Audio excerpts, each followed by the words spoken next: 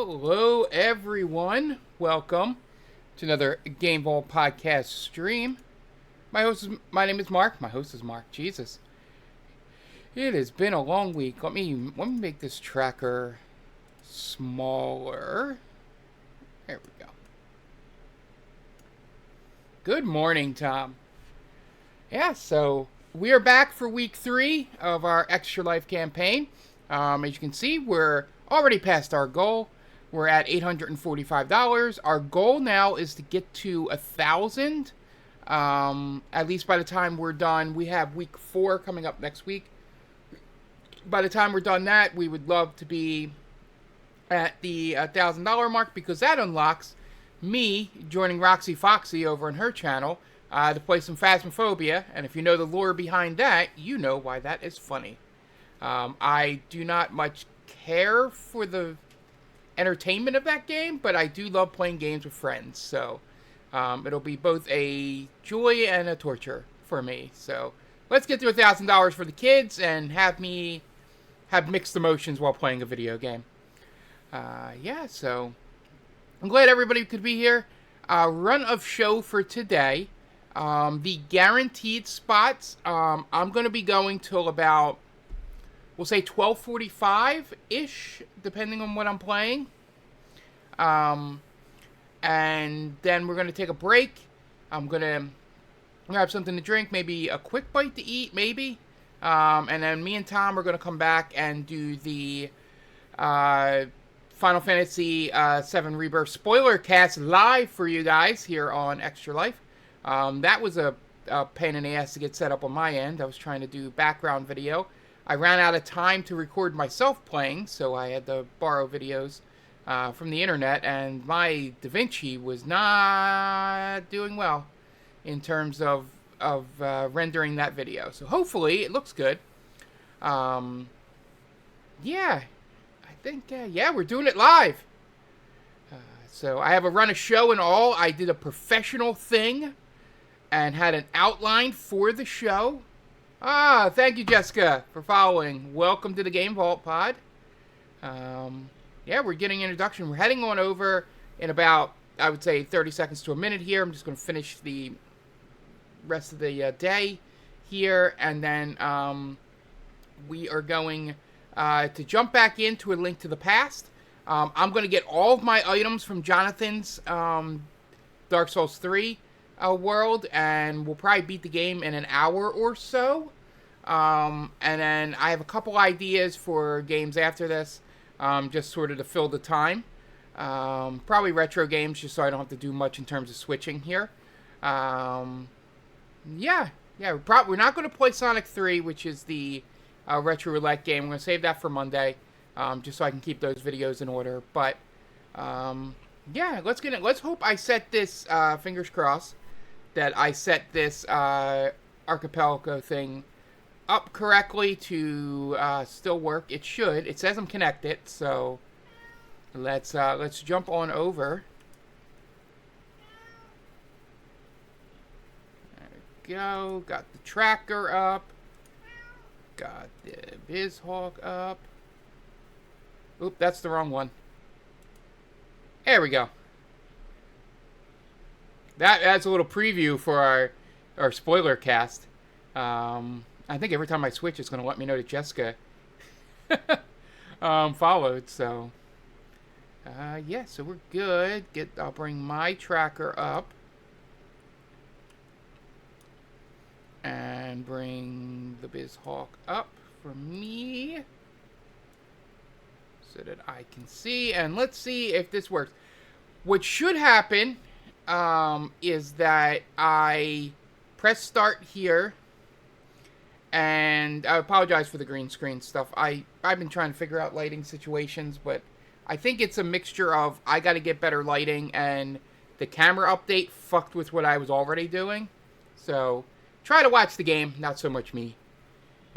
So what should happen is I press start here, and it should pop in all the items from Jonathan's game into my thing. So most of my stuff should fill up for the things I need, and then we should be in go mode from there to finish off the dungeons that have crystals. So let's get into it. Let's start at my house. Alright. This is going to take a while. Flippers.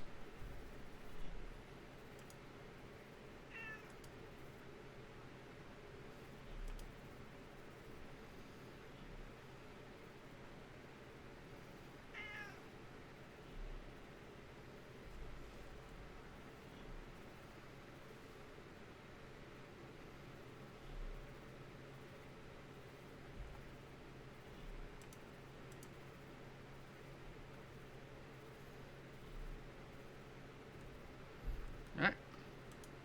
Got all my bottles.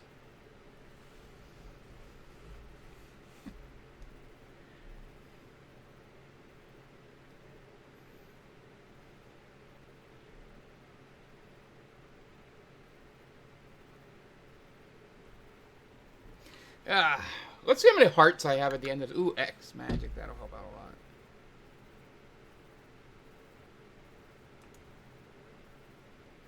Boots. Where are the boots? Boots. I'm going to have to press start to make sure I got everything in my tracker. Here.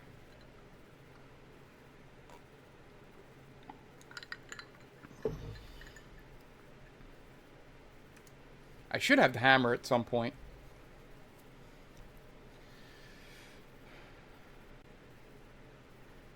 I might end up with full hearts.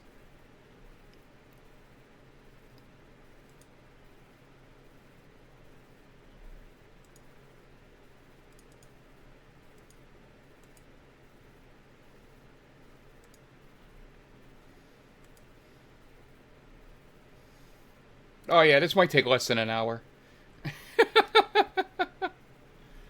I'm basically going to be 100% almost. Alright, let's see if I missed anything.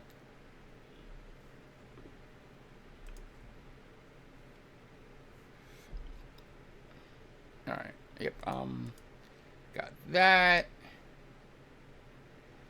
Got all that stuff. I'm missing this. The book, which I think is hidden for something for me. No shovel. At least I don't think I have the shovel.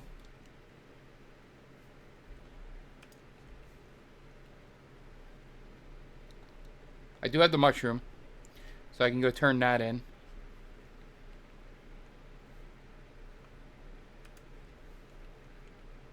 Nope, no shovel. It would be there. Okay, I think we are good to go. Next thing I gotta do is once I get out of here, I gotta do my map and see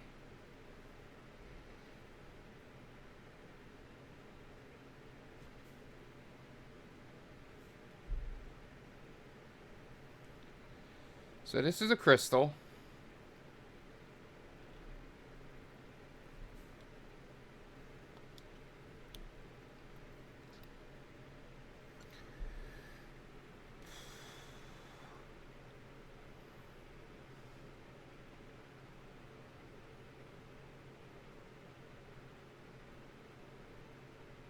Alright, I gotta go in the dark world, see what I have done.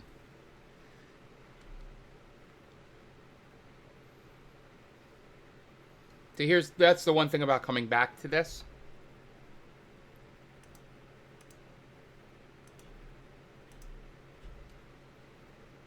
Alright, easiest way to the dark world is down here.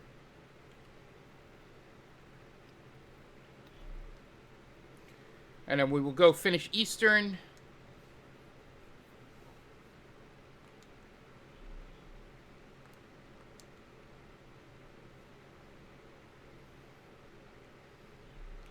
Alright, what do I got done here?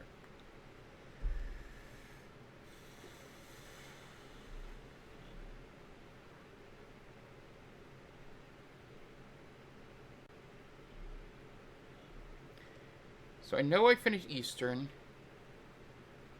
We can say Eastern was...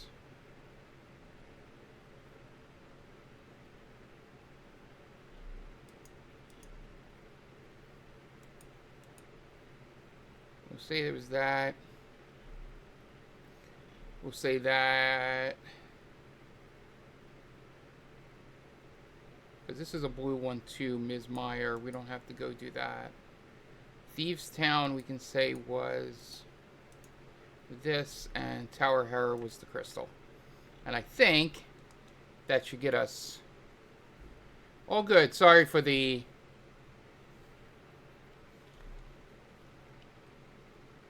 Right, we have a crystal and 2 pendants. Oh yeah, okay. Let's mirror back. What is the quickest thing I can do here?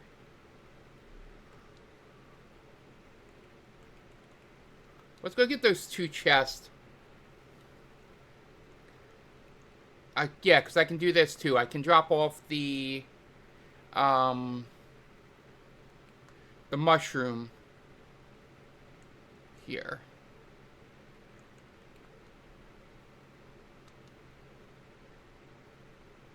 And then we can go get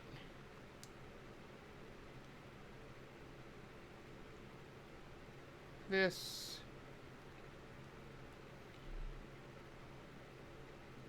There's going to be a lot of things I'm just going to send to Jonathan. But I think I need the book. For sure.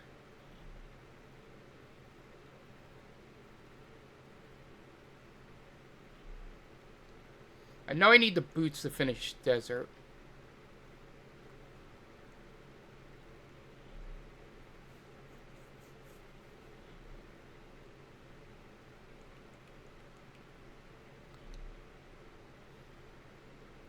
Let's go finish Desert, because that is a crystal. And we need to do it anyway. And without the book, I gotta go the back way.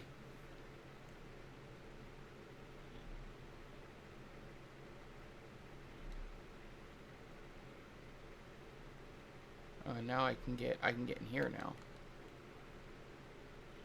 Get this treasure chest. Where did I already get this one? So many things I forget. Yep, I already got these. Alright.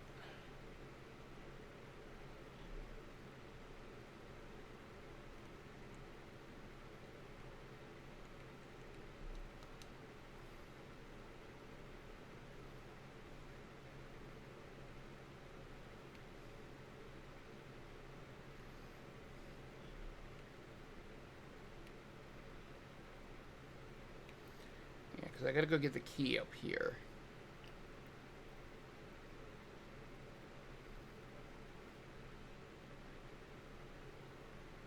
And I'm just gonna double check that I got everything in here.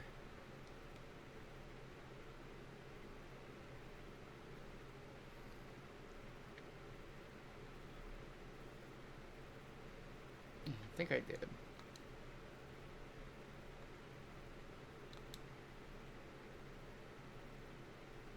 I got the big key. I don't need the map or the compass. So we're good.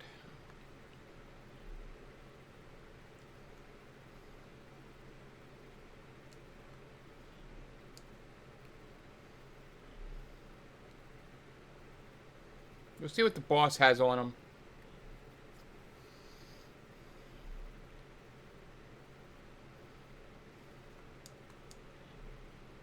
Oh.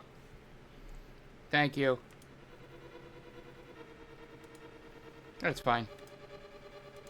Should be good now.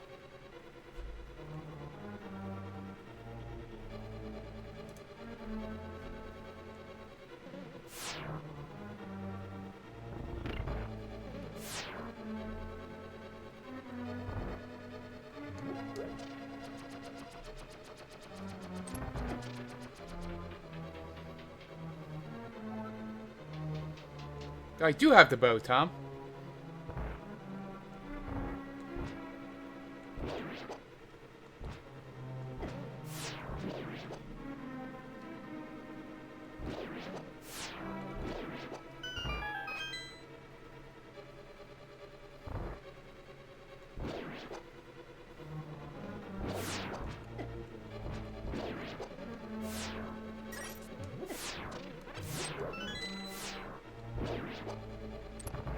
Alright, let's see who's in this room.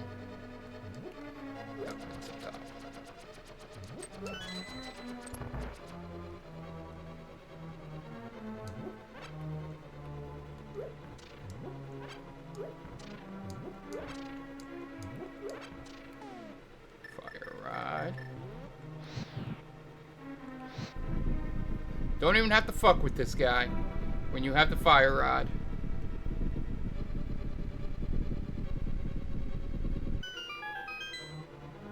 Alright, let's see what boss this is. Oh, it's him again. Except this should be very quick. See, this is the best arena to have him in. There's like no... There's no traps. I have the butter sword, as it's called, so these bosses should be all inconsequential.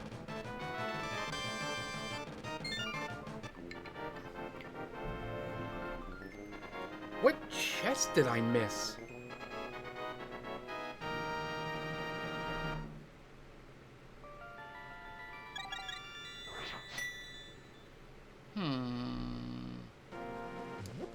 Alright, I'm going back in. I missed one chest. Oh. If I miss one chest and I don't have the map's in that chest. Right? Yeah. Alright, so I got that crystal. So...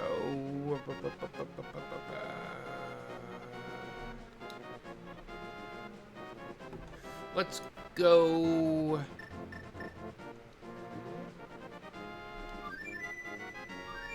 This takes me to the sanctuary, right? No, I'd have to... Oh, let's go back here.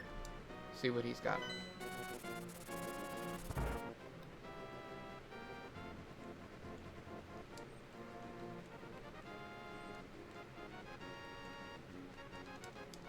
Oh, the item must have been for Dark Souls, so I won't get it. Okay. I did bring you a mushroom. But I'm guessing that was a Dark Souls item. Alright, let's save and quit. And go to the, sanctuary.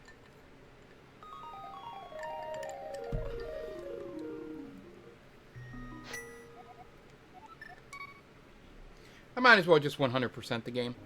Since we have 4 hours. Go check every location. Go do the king.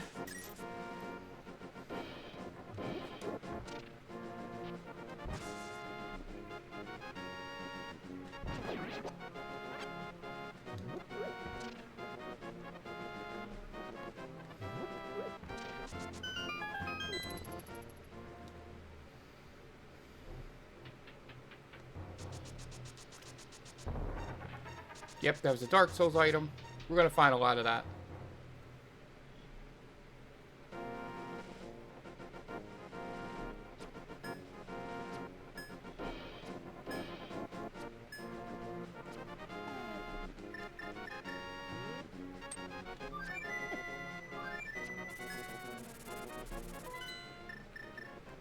Yeah, let's just go do Hyrule Castle.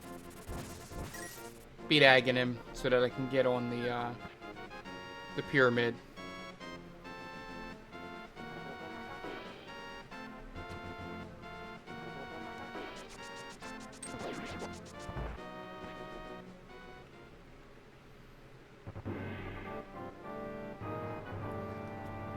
And then we'll go just stay in the Dark World for the most part.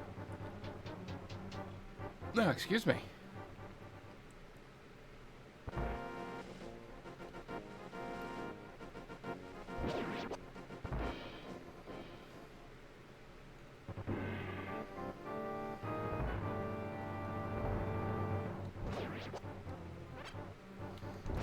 One-hitting enemies.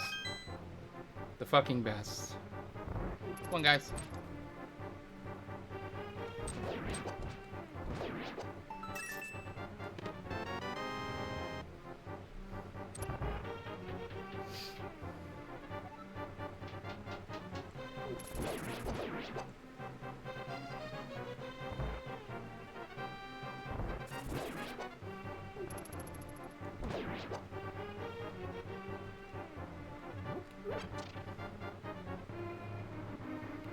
Oh, there's something in that chest for me.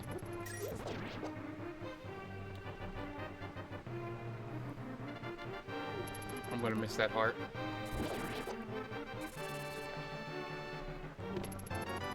The key. That makes sense.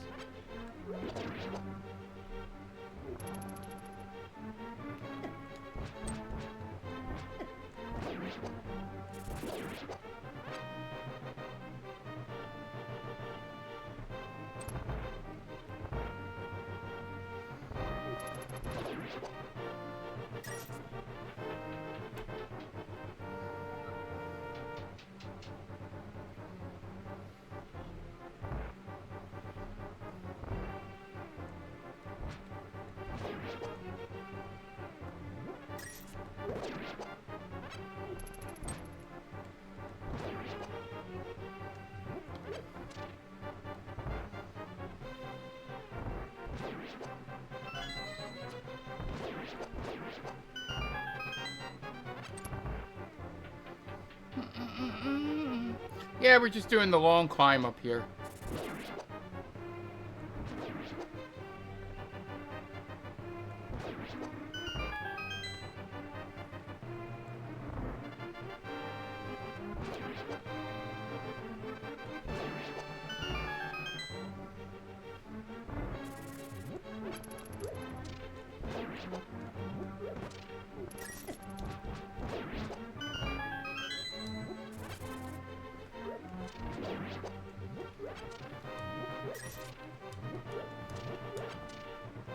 How's everybody's Saturday going?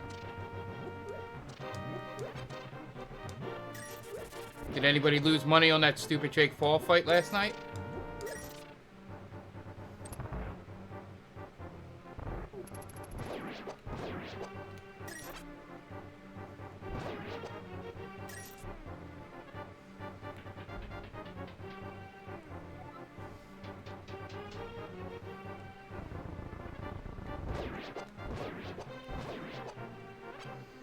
Right now, I'm just trying to get hearts. I didn't want to fight you on the thin platform anyway. Not that I need them, because this is the absolute easiest boss. The trek up to Aghanim is the harder part of this part of the game.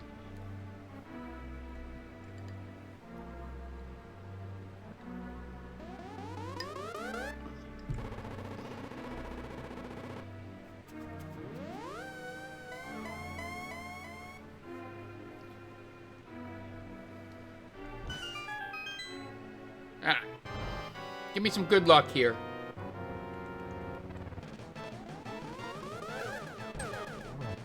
One. I need 6.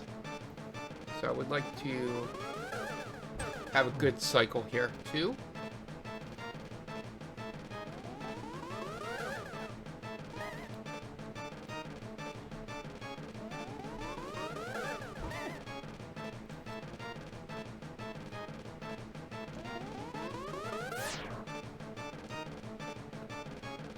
Two's not bad. I'd like to have 3. That means we might go 3 cycle.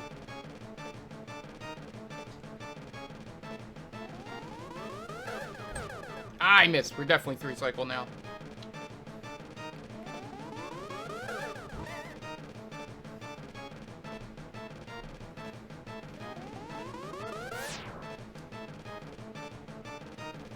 That miss might even put us at 4.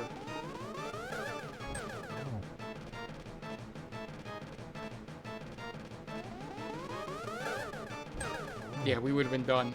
That would have been the end.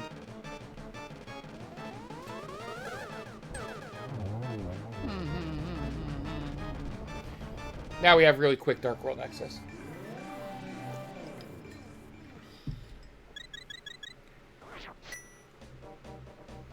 Alright, what is on the shelf over here? Oh, $5.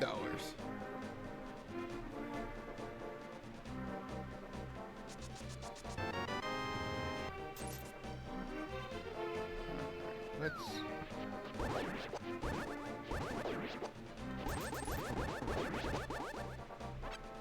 Alright, let's go do these castles in order.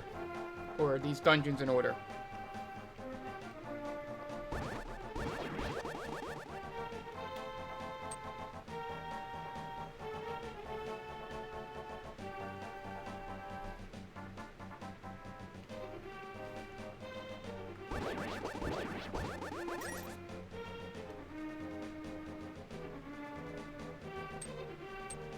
Nope, I went the wrong way.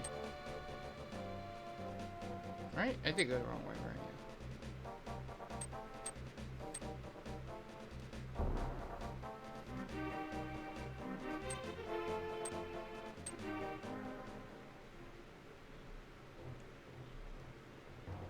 There's nothing back here, right?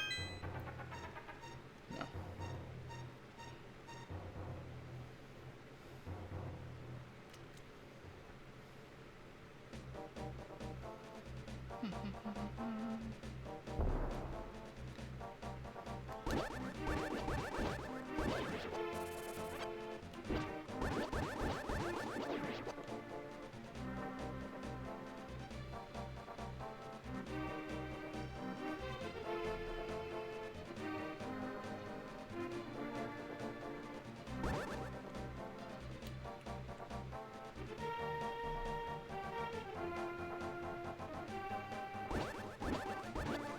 That's Mark forgetting how this puzzle works.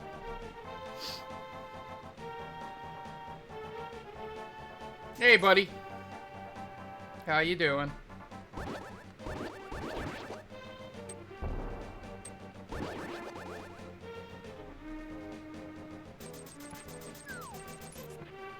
Yeah, it costs $100 to get him to let you in the dungeon. Palace of Darkness, here we go. Yeah, the only one we don't have to do is Ms. Meyer.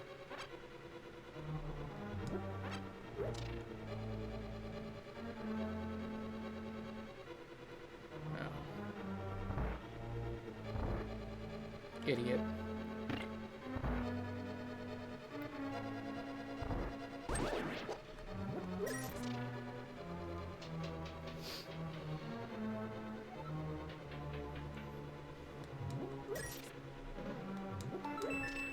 Alright, not open. That is the key.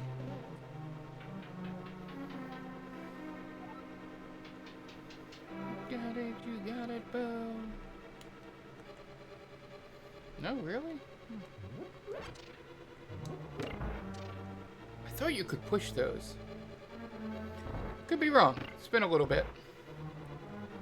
I think the last run I did not need to do Palace of Darkness. Because it was a,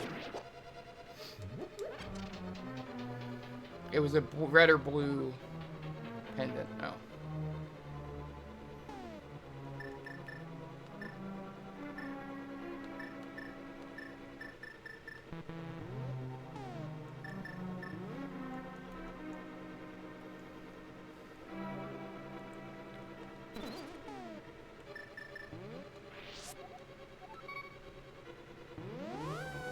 Trapping those fairies.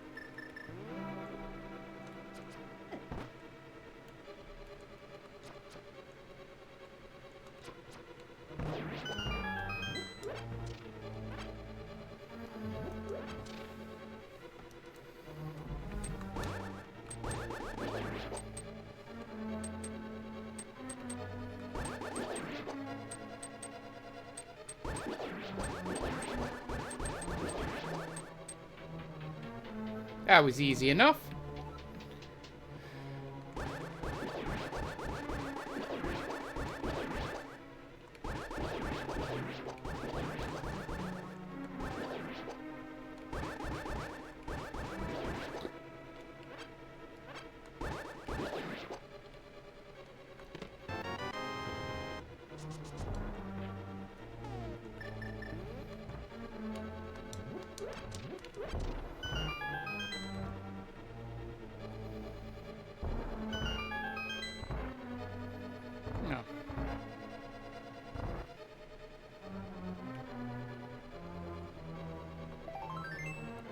Piece of heart.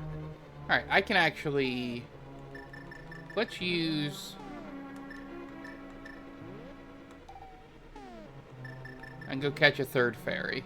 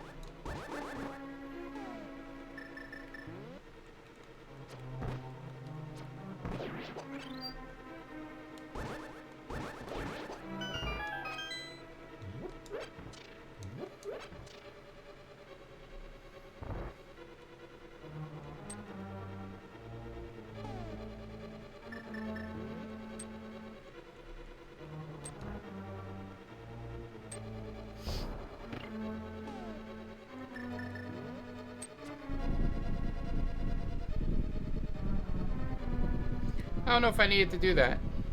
I might have just fucked myself to have to go back to the beginning. We'll see.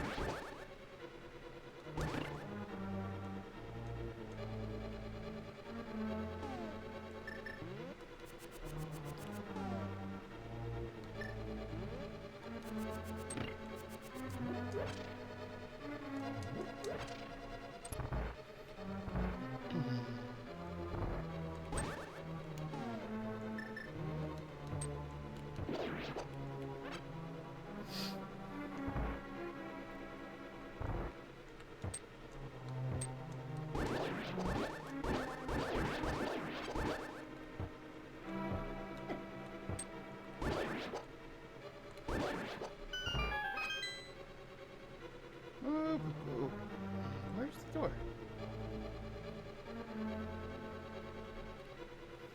I was like, which side is the door on?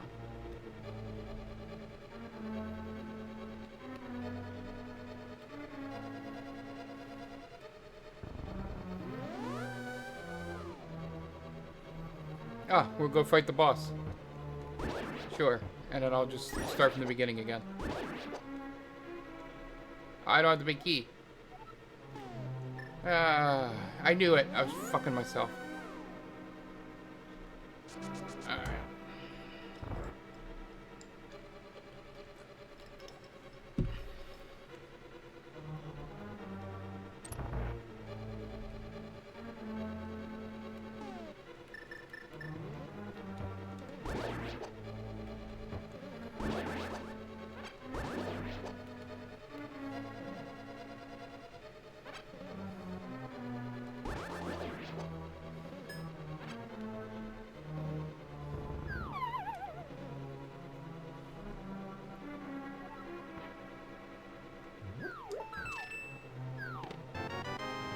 Now I can finish it.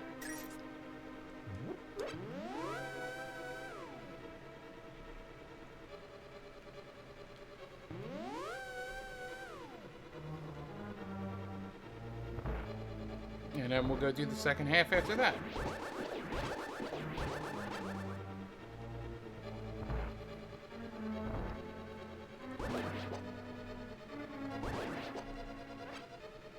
I actually don't think I need the book. So we'll just remember...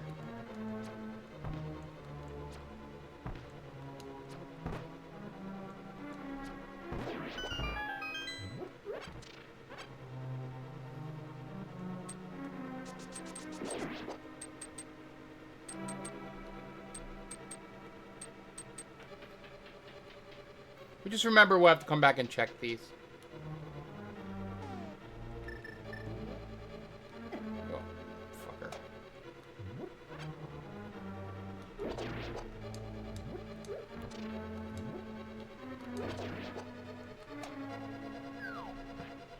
think the left side is hearts.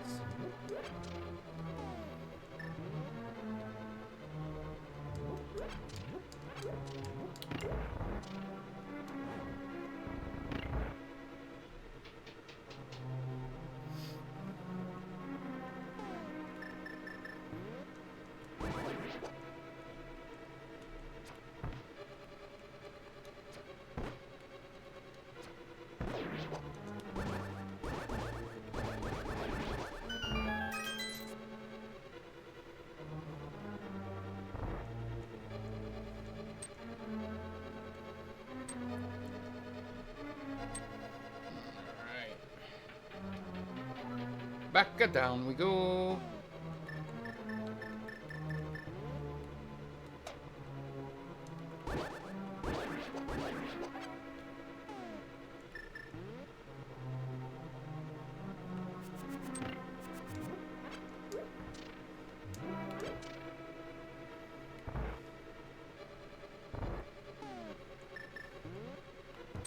Should just have my hammer out.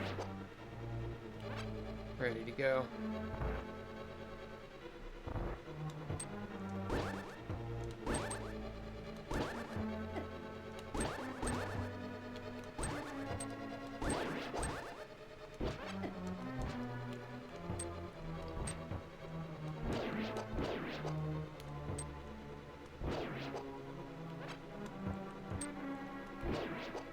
Alright. I'm curious to see what boss this is. Oh, for those of you who didn't tune in the first time, I have it on Boss Shuffler, so I have no idea what bosses are in each dungeon. We had a great thing that happened last time where I was trying to beat the swamp part. Oh, it's blind. Fucking blind is terrible in here.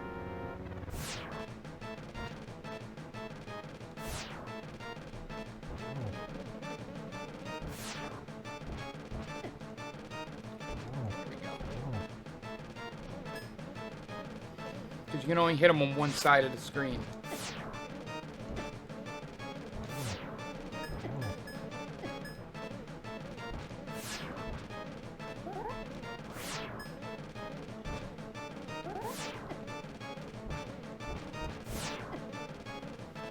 Sucks.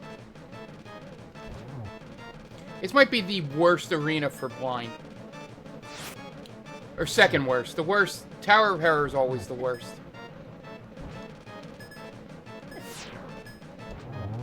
Got him. The butter sword helps out a lot in these fights. Still got 9 chests to check out here. That was good that it was the compass. So now I know. Now I know what I have left.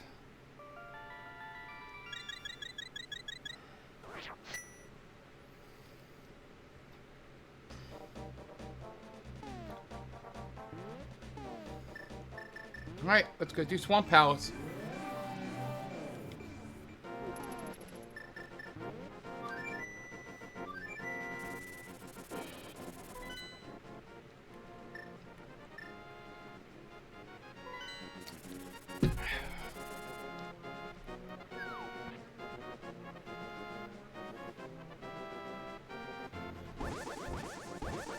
Oh, we'll go do Hype. Yeah, we'll just go do Hype Cave.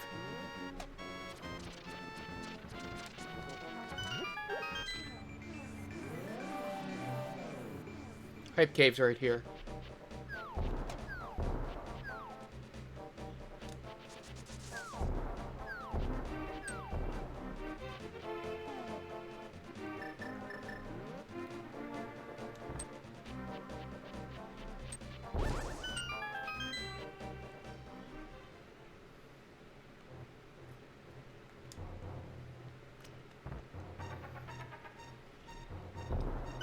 Alright, let's see how many of these I have to open. None of them!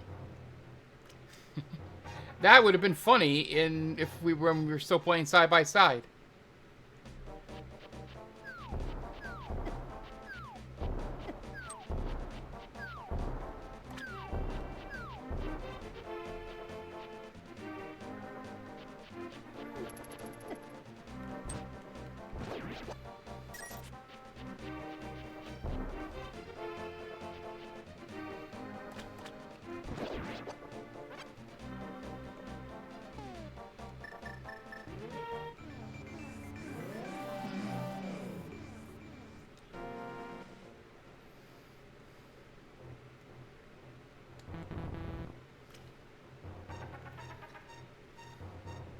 So glad I have the mirror.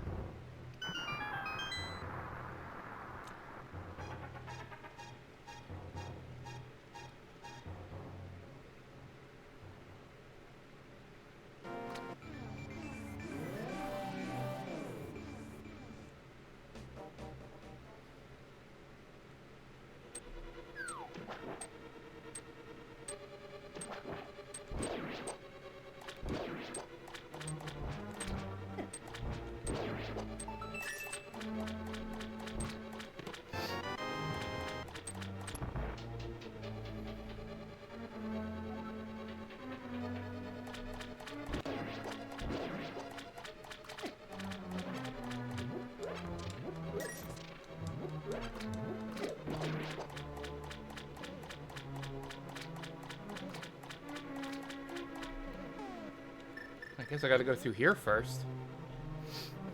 I always thought there was a key there. But I'm guessing this has the key.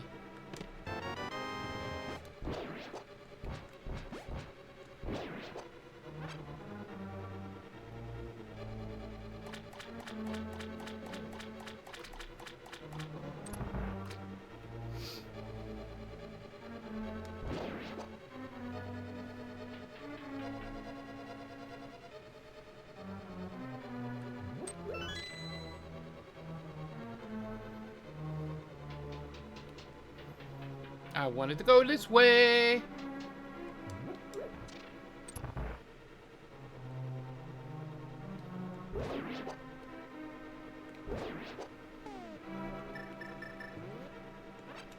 think this is like... I think this is a money room. Nope. Oh, essentially it is. Alright. Let's turn the water on.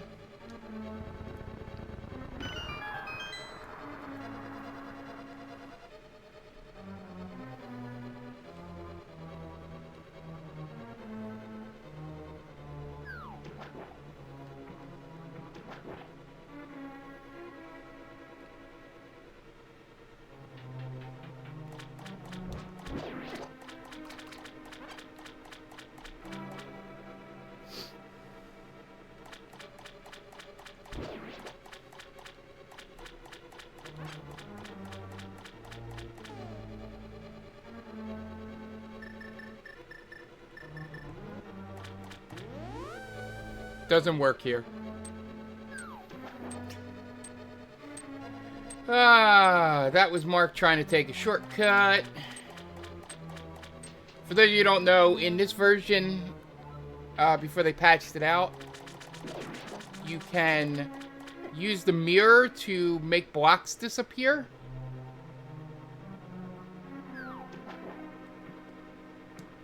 So you don't have to push them.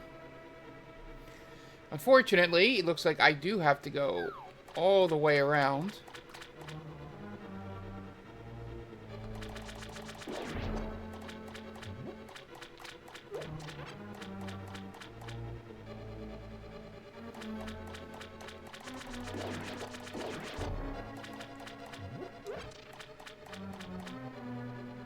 I thought there was a chest in here. Maybe not. Oh yeah, there it goes. Bombs! So that was useless.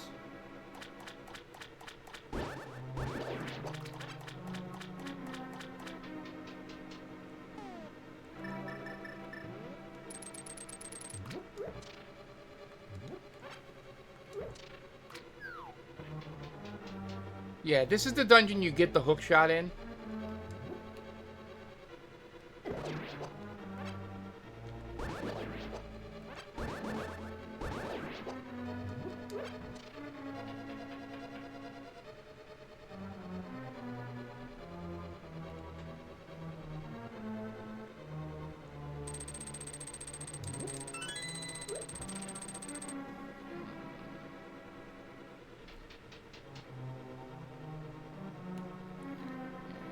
This first.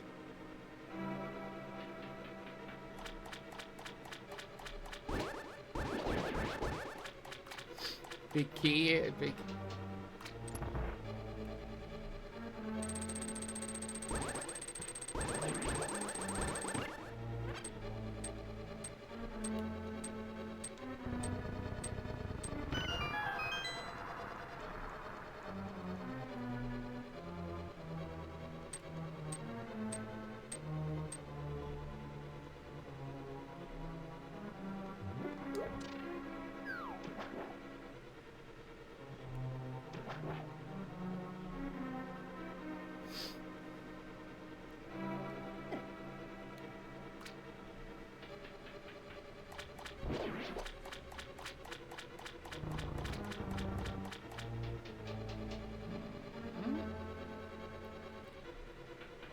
Just trying to figure out...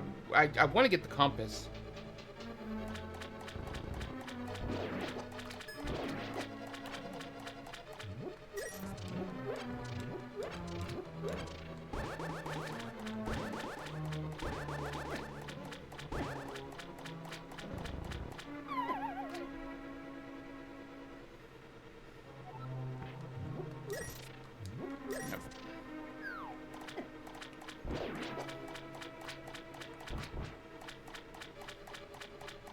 Wrong one. I'm supposed to go in the one to the left first.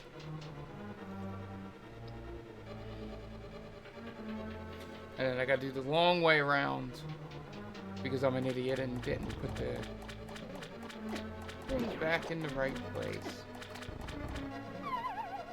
Let's go see something in this chest. There's the big key.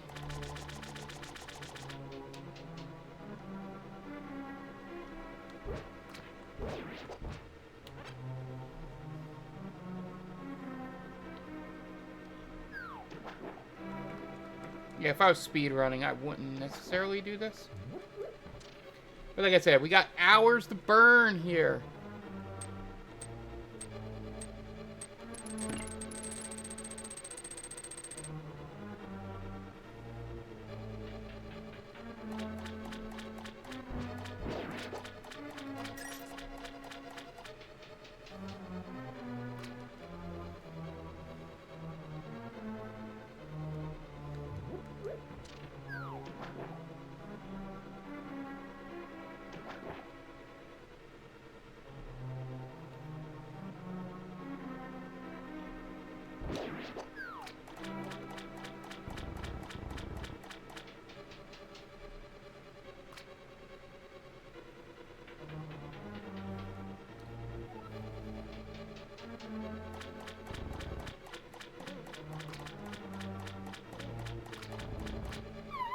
Ooh, I did that without getting hit. Nice.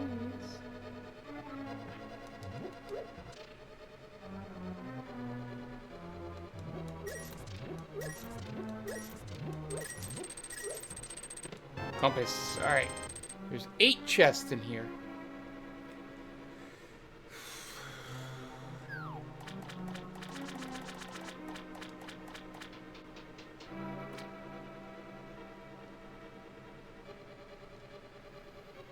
There's a right side to this, right? I'm just gonna go double check that. I really do hate that I have to do Ice Palace.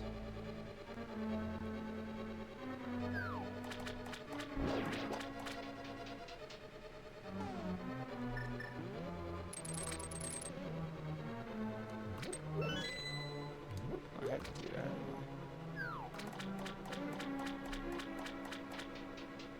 No, I think we're good.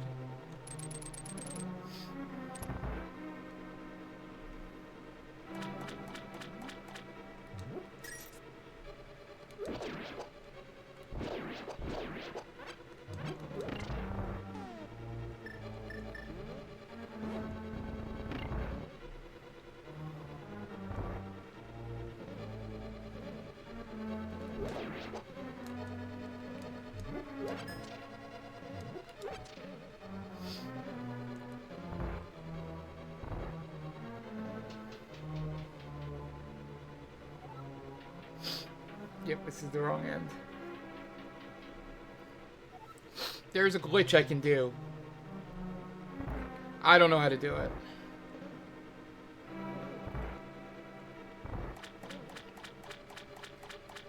There's only one glitch that I'm going to try.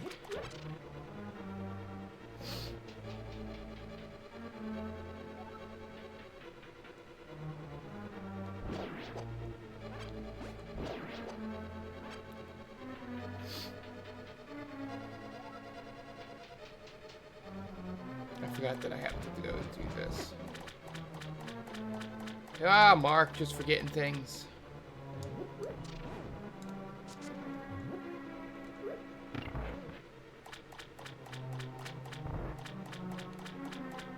Can't do that, it disappears. That's right.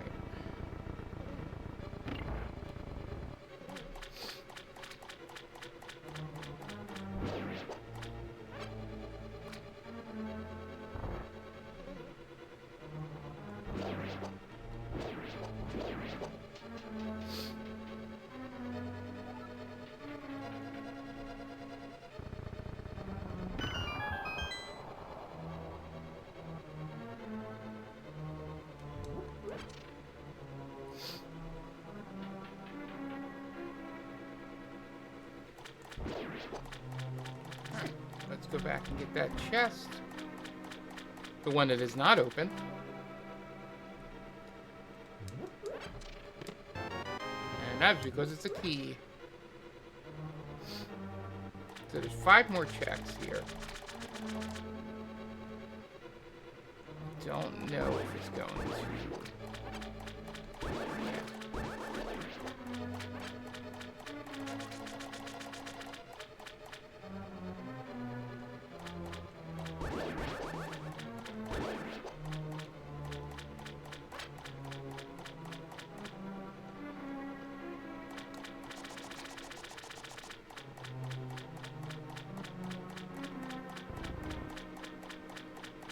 I guess it already counted it.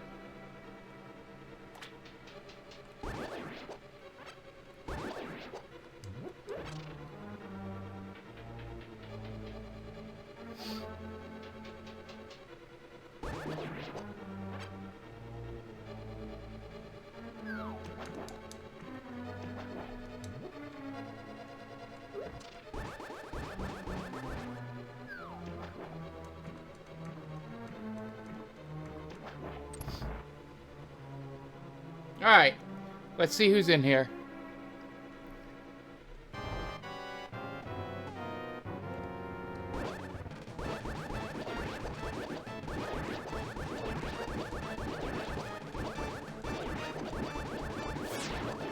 Ooh. Ooh, I missed it both times. Fucking great.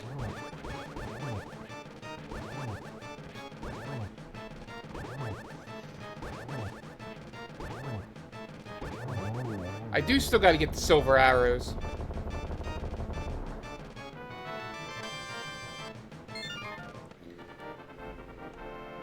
So I might need to jump back into these things. Once I get the silver arrows are essentially go time. If I was like speeding it. For me at least. Because I can't...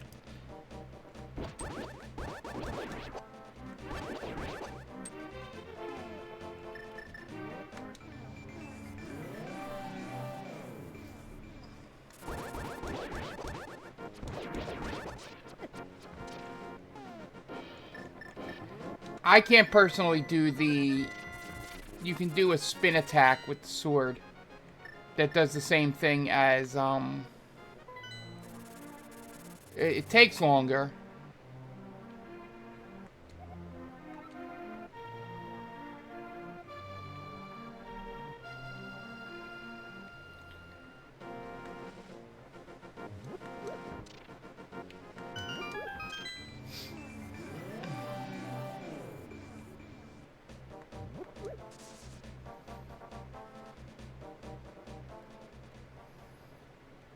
Alright, let's finish out this dungeon.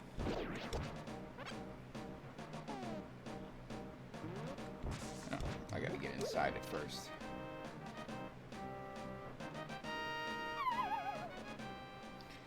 Let's see if I have the big key.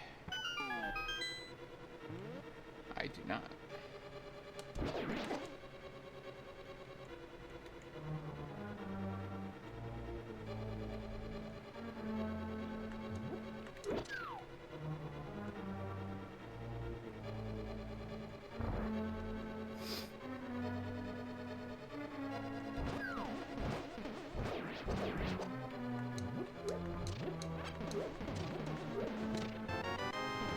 Key.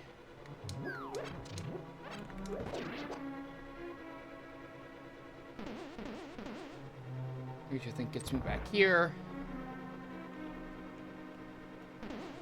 Fucker.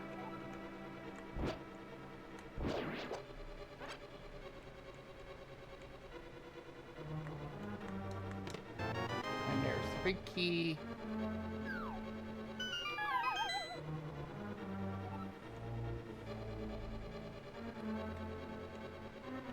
Which I don't even need for that.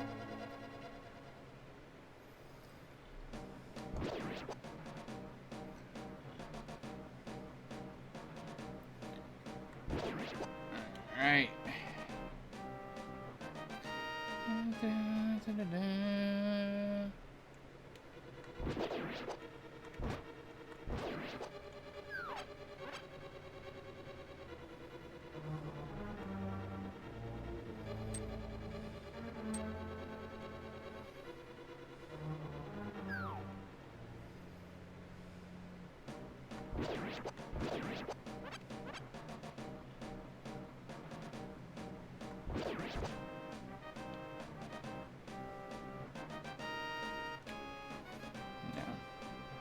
Alright, let's just go to the back half of this dungeon now that we have the big key.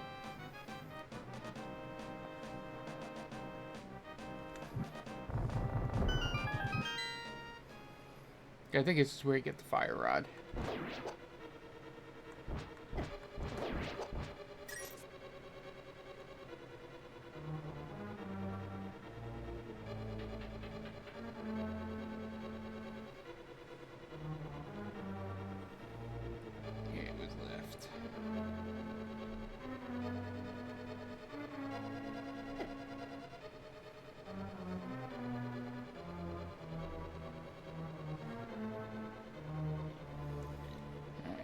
Chest down here.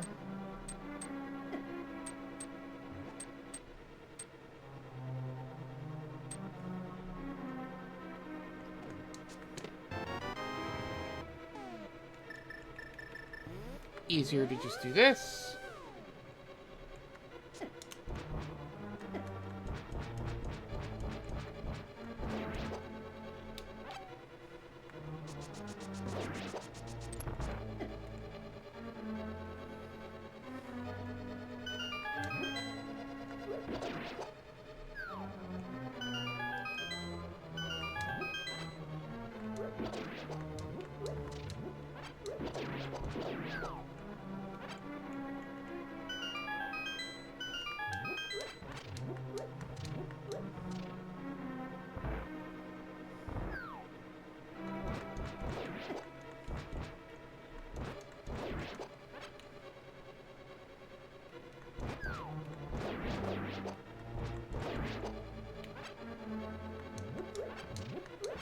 All right.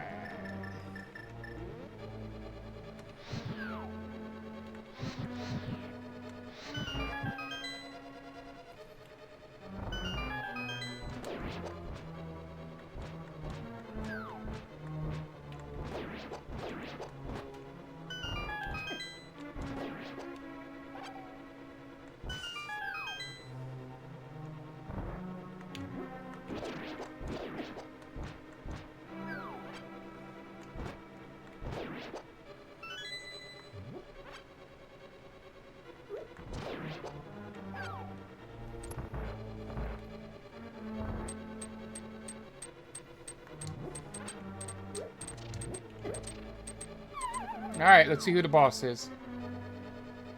Oh, it's him. It's Vanilla.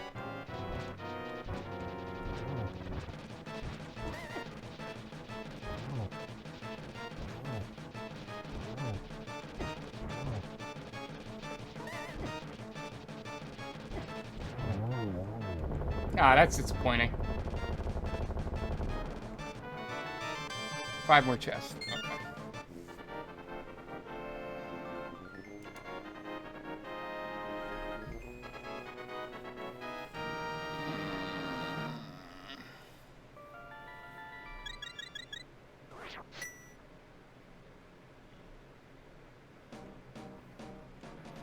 Alright, let's go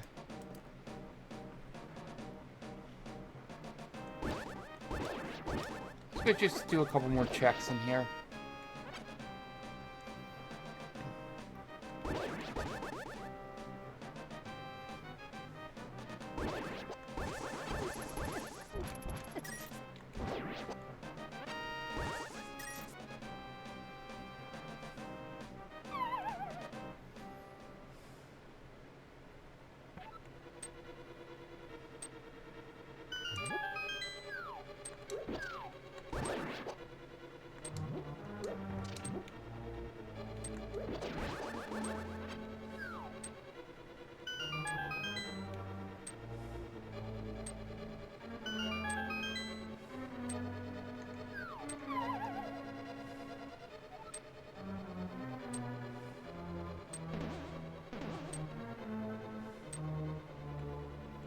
Alright, let's see what's up here.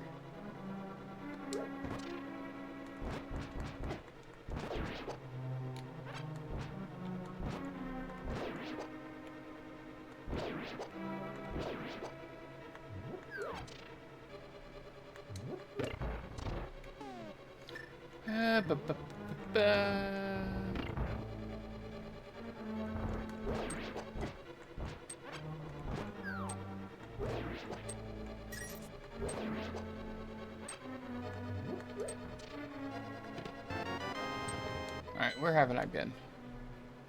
Alright, the room right next to this one.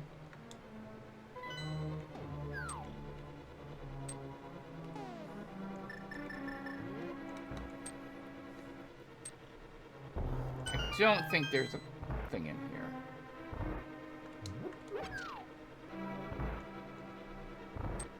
Alright,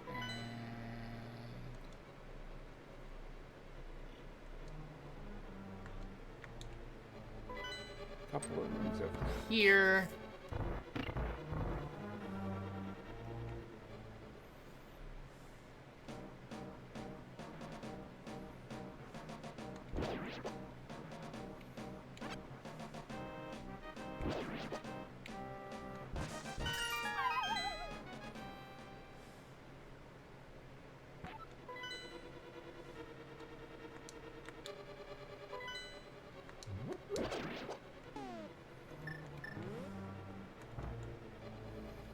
I think this is the room to get to the big key. Yeah.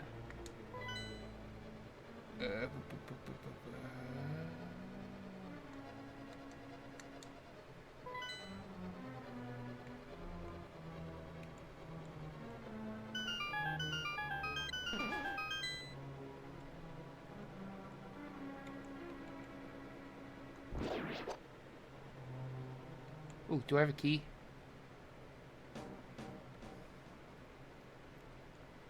I do not. Okay.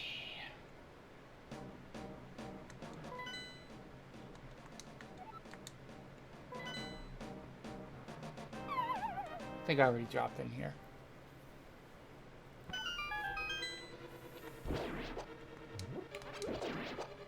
Could have sworn there was something around here.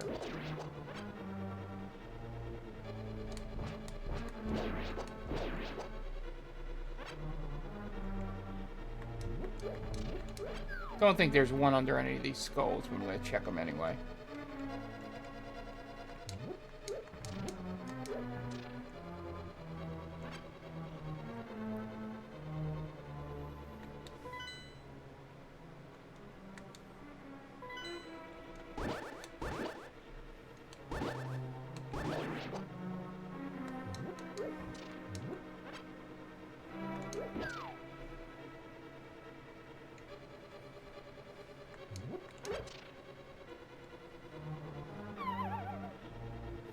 Could have used that heart.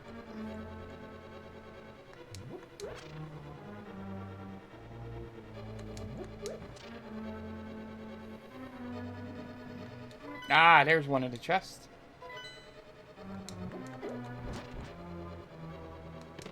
That's a key.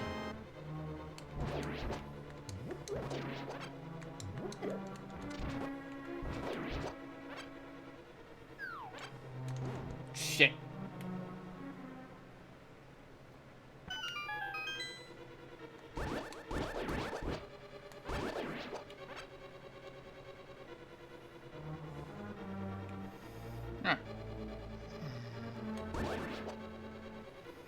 That.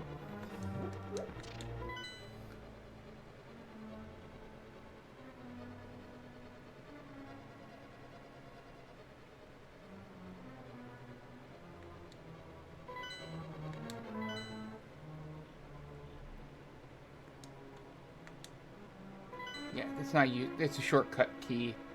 There's another key that I need that I know of. Gotta remember how to get there, though.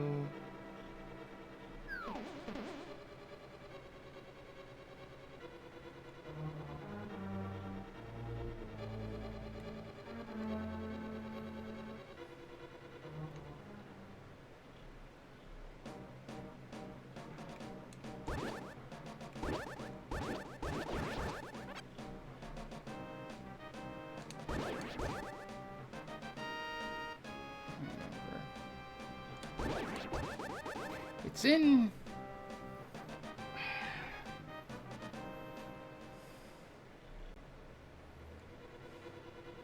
I think it's this door up here. Once we get through this.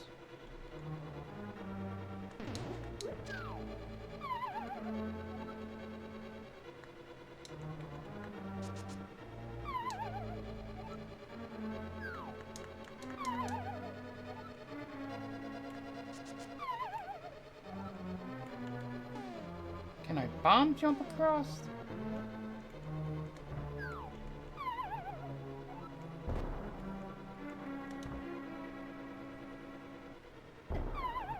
No, because it does a diagonal. How do you get in there?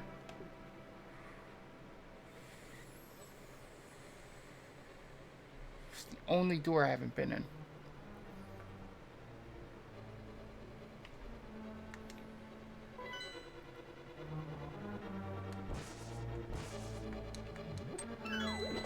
Here's the key for it.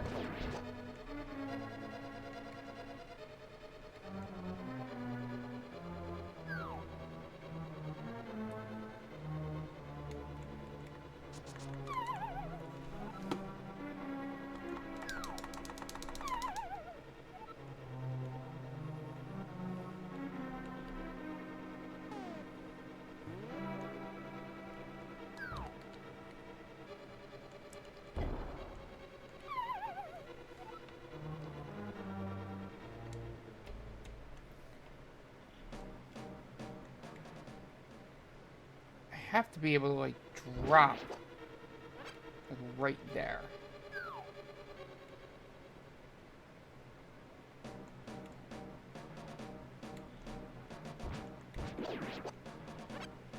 The drop here.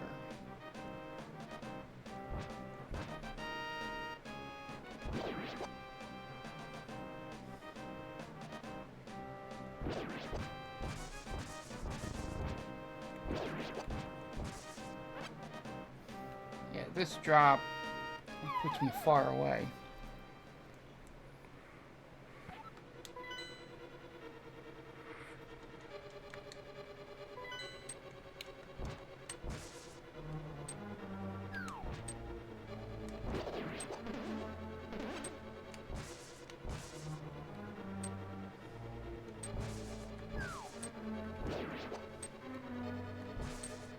Like racking my brain trying to remember how to get into that room. It's like a drop-in.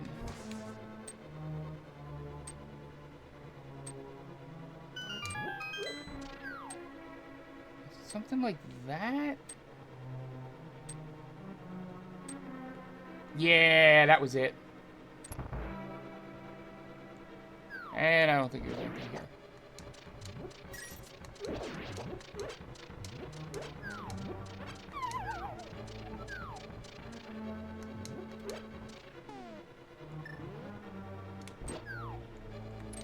Alright, all that time for nothing.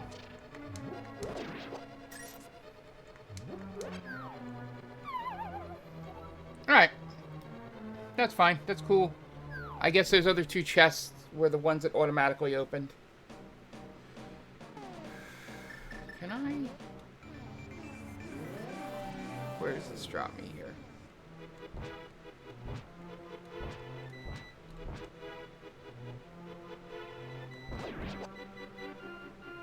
I don't have the book yet.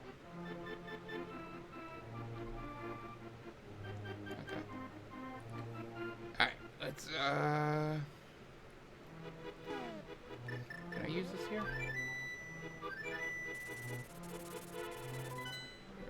Alright, let's just go do Ice Palace.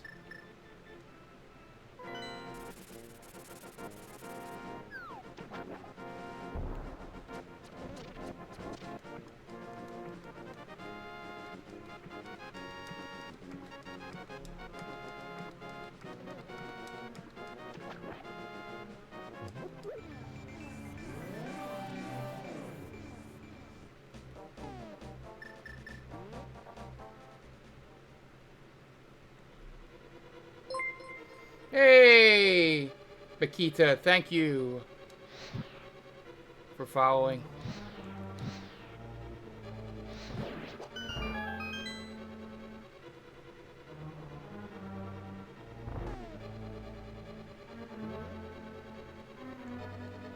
Hey, Tom, if you're around, can you look in the chat?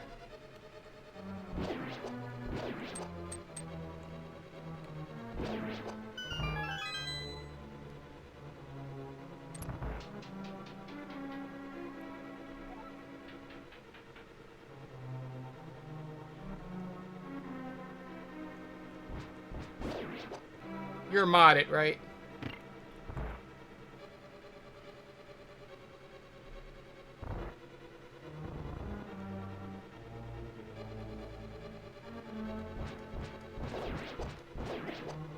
Can you see that chat that just came in before you?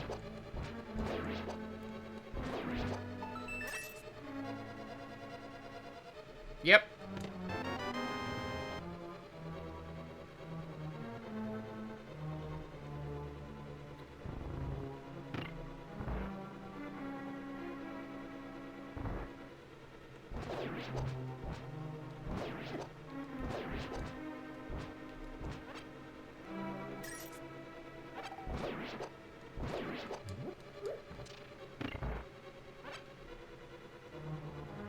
Thank you, sir.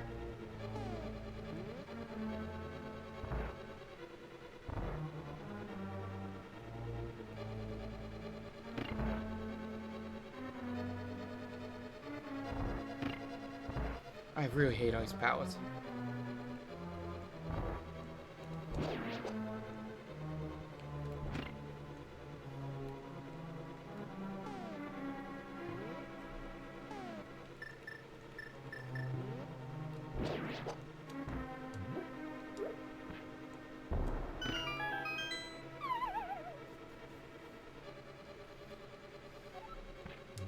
Good old killing two birds.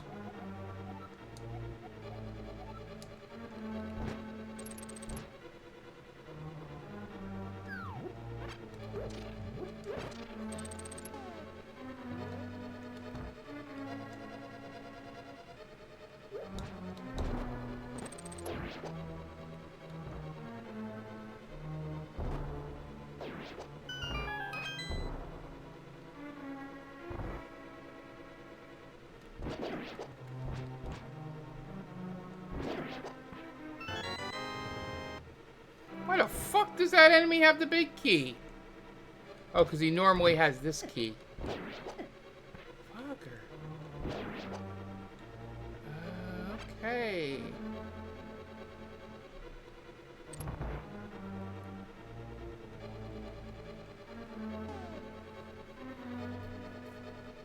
Let's see if I remember how to do this.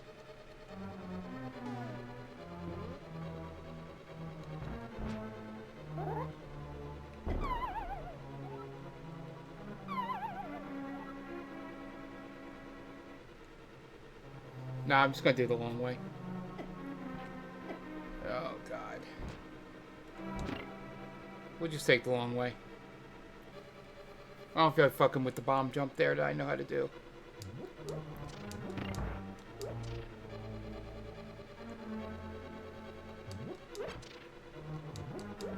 I'm too unpracticed to do that.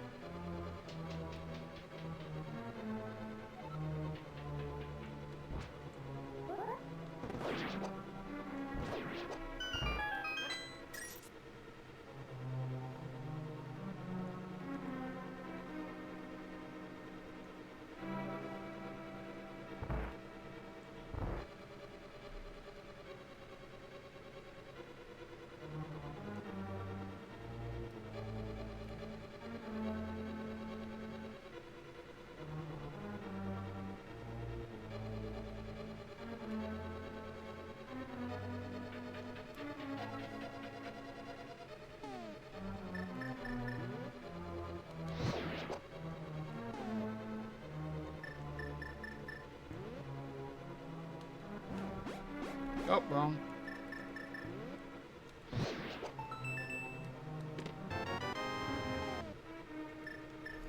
It's the map. I'm the map. I'm the map. I'm the map. I'm the map. I'm the map.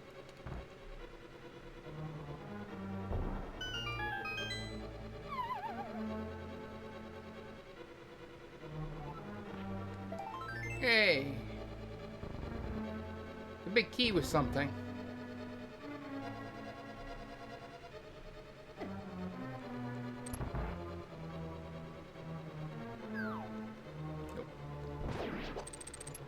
Can't do this yet because I need a key. Or wait, is on that? I don't think any of them have the key.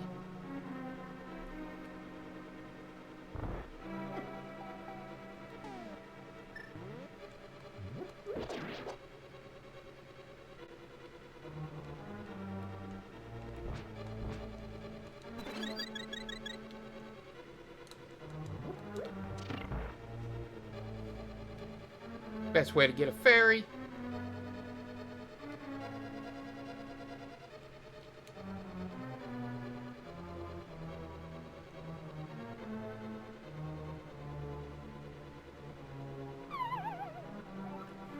Oh, I hate ice.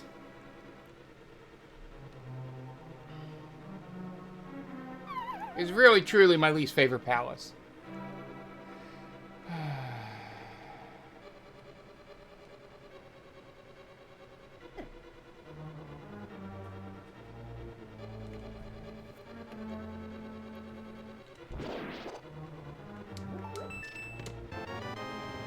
Alright, 6 of 12.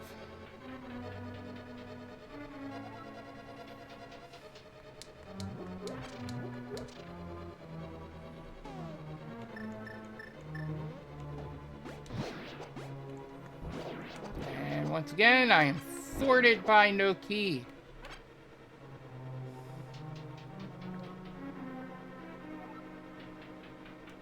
Alright, I'm just going to warp back to the beginning.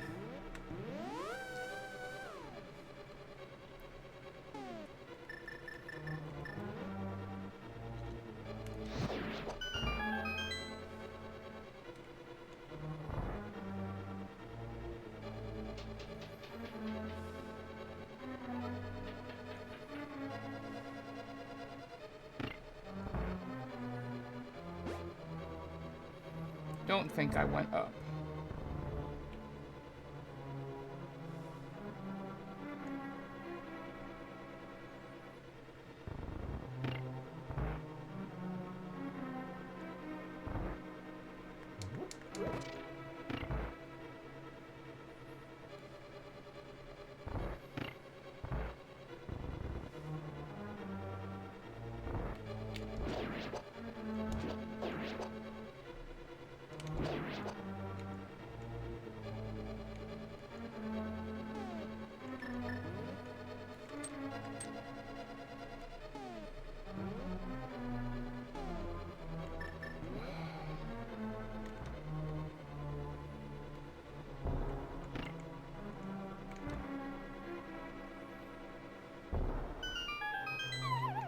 I think these will give me bombs down here.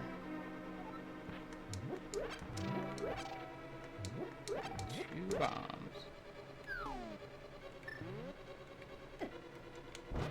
You better give me a bomb.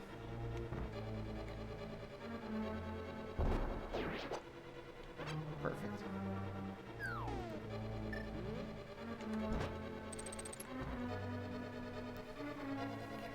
That would have been bad game design if he did not give me a bomb. Ooh, he's giving me 4 bombs.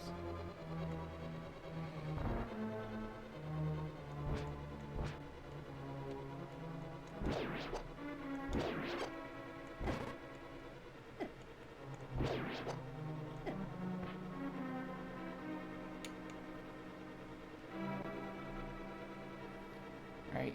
Okay, it's down.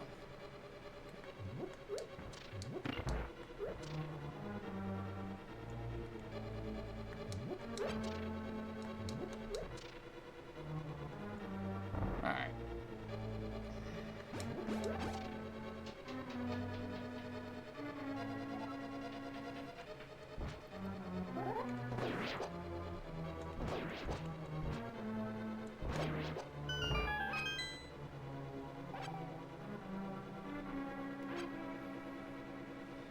Alright, stocking up.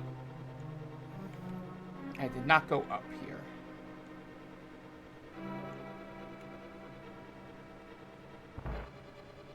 Because it's nothing.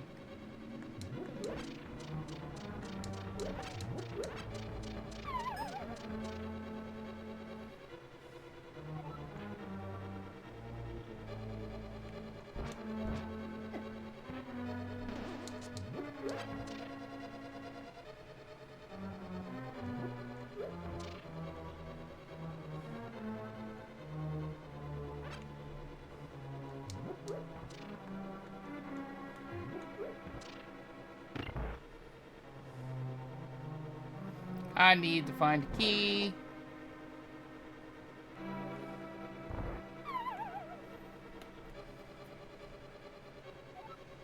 Alright.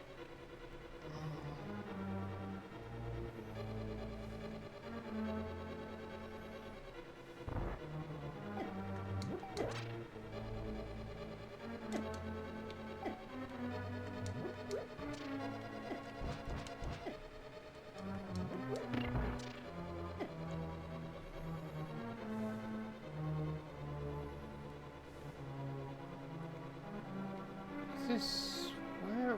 Okay. I have to consult my map.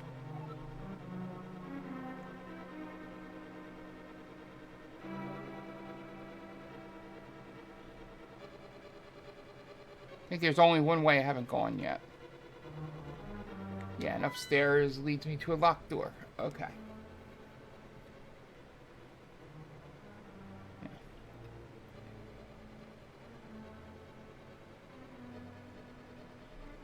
Alright, I gotta go back to the beginning. Ah, this is annoying. I hate Ice Palace.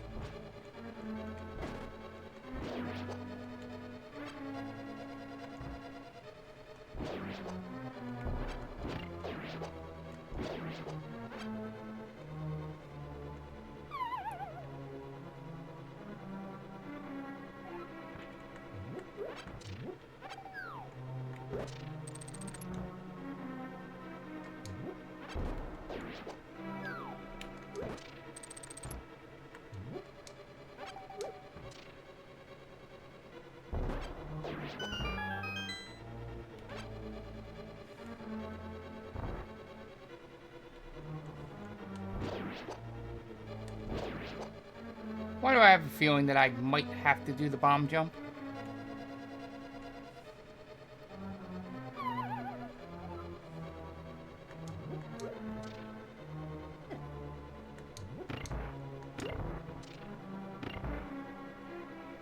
I think I might have to do the bomb jump. We'll see. I got one last room to go into.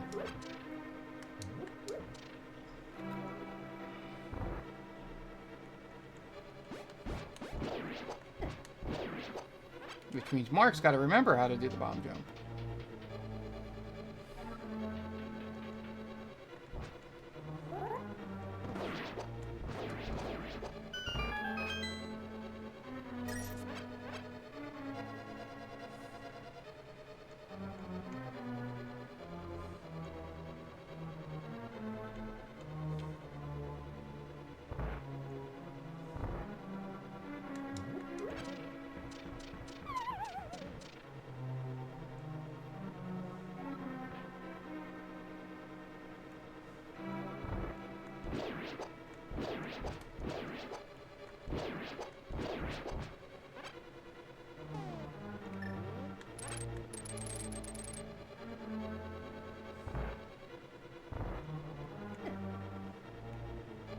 I'll take that hit. Alright. Yay, there's a chest.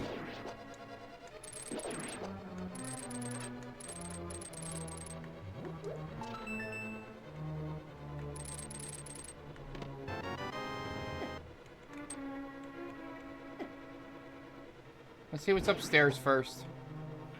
Before I open that door.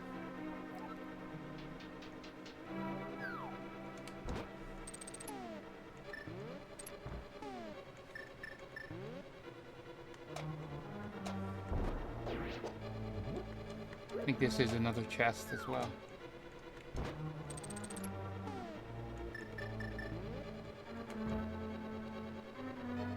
Ah!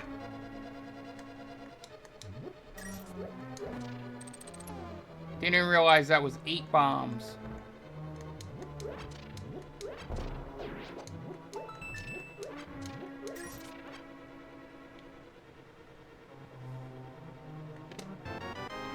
There's another key. Okay.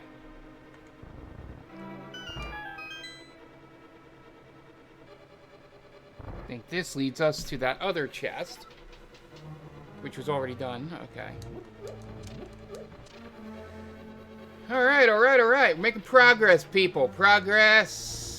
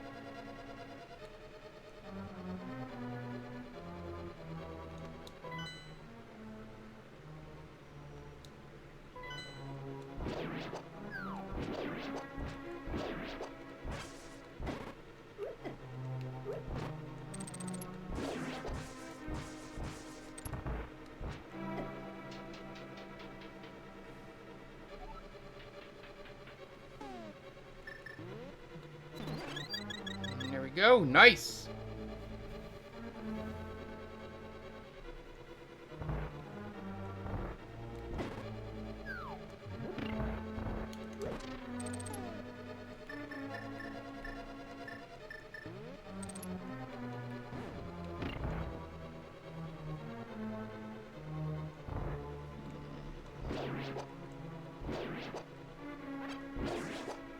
If I remember correctly, this should lead to the boss. I think.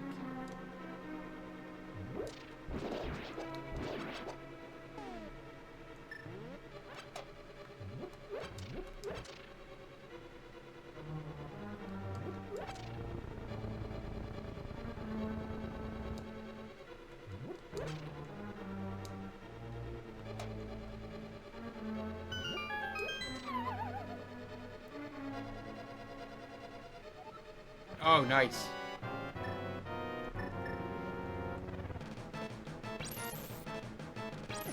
Oh, this is... Which side? Okay, now I know which side is which.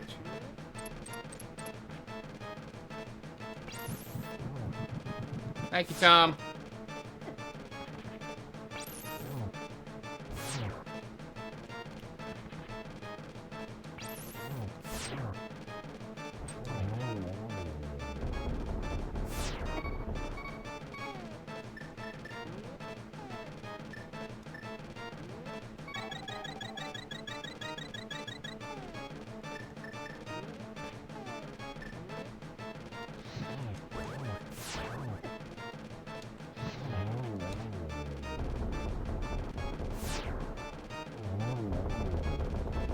Nice getting Trinex in here.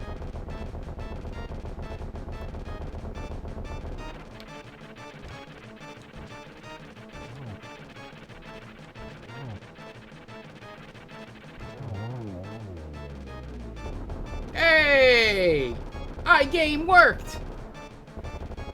Nice!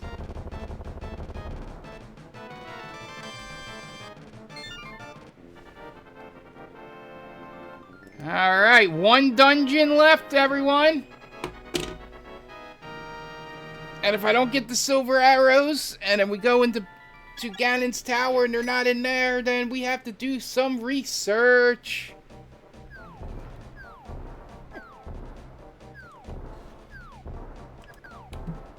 Fucker, give me that arrow back.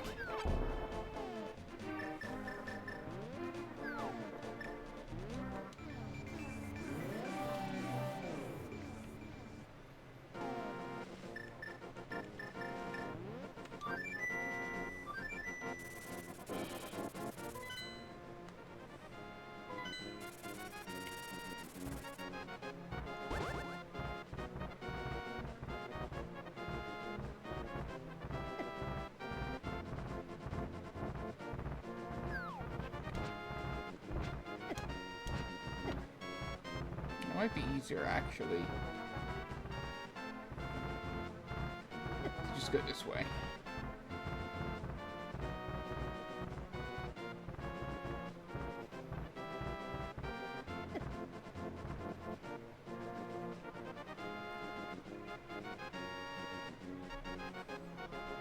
I don't want to have to go in Ms. Meyer.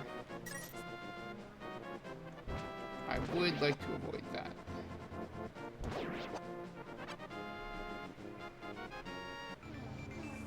Think.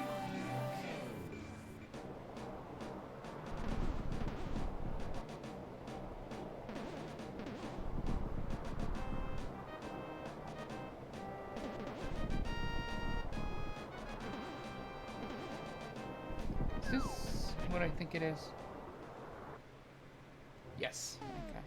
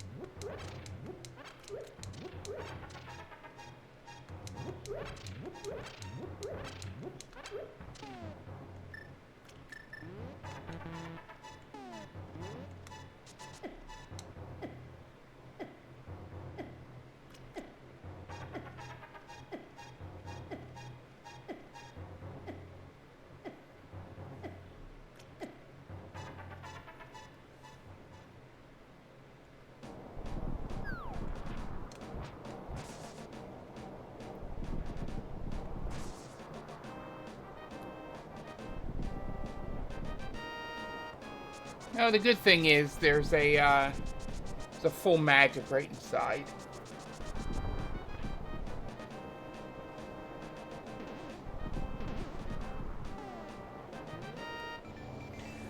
Right inside, Rock Palace.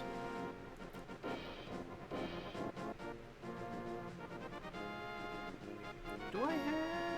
I can do the big bomb, too. Check those two. But let's at least finish this dungeon so that we can get into Ganon. And then see what Ganon's tower has for me.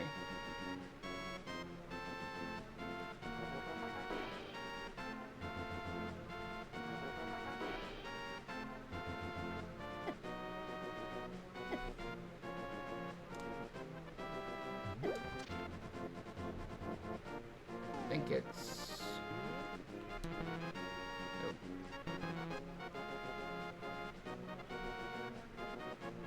It's the other way.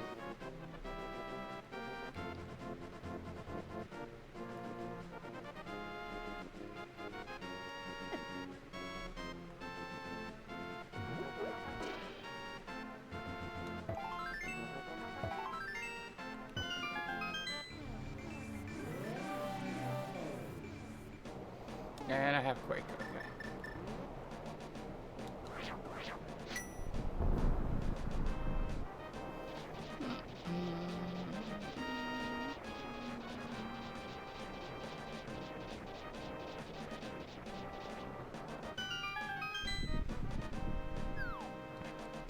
All right.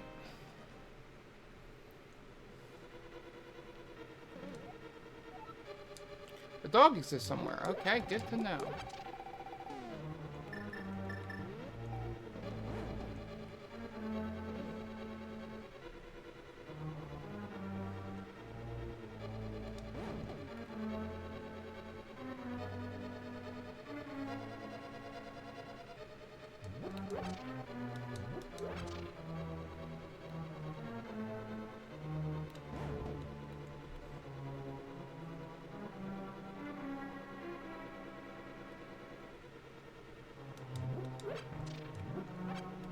Yeah, should have been something I got later.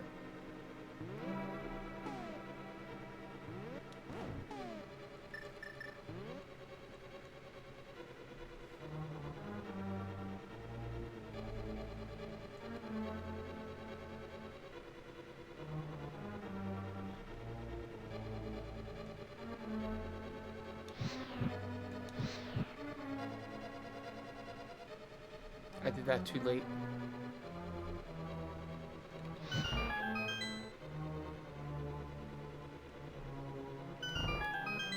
Yeah.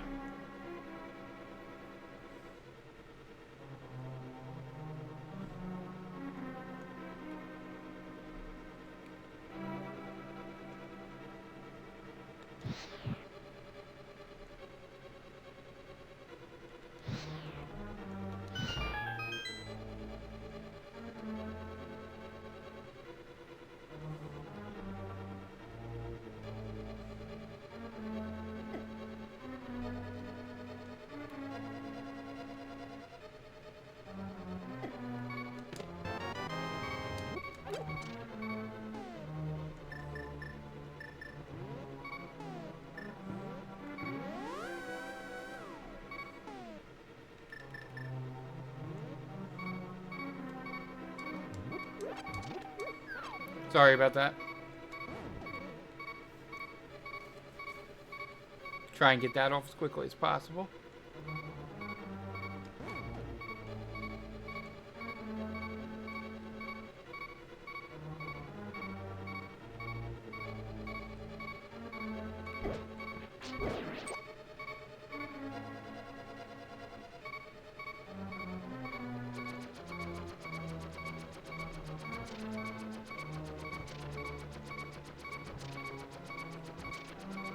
This is probably useless. I don't ever remember doing this.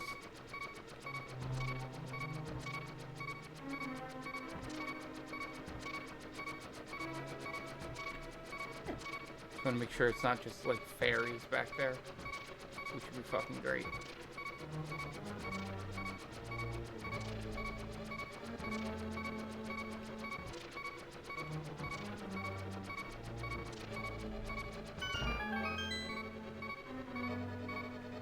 Yeah, fairy. Worth it. It's worth it for your guys' ears.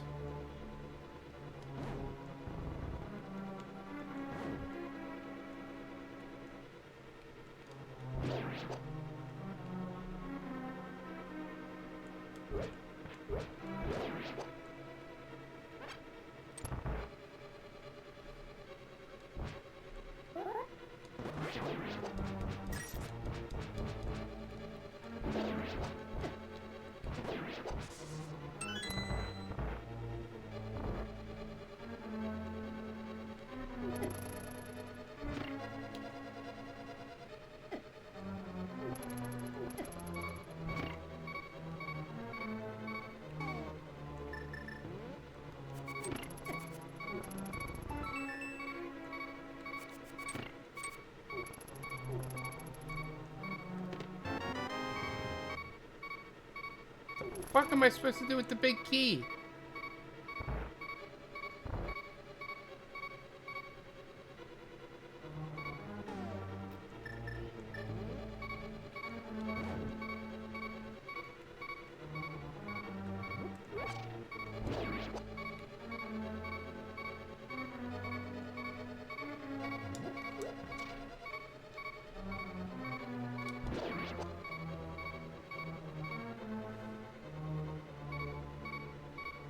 Yeah, this better have a key in it.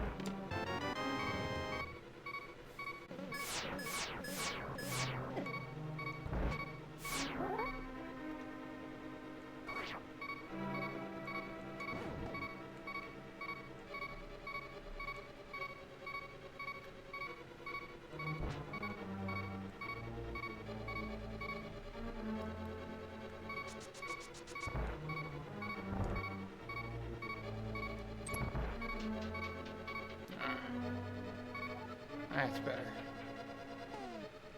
Powder time.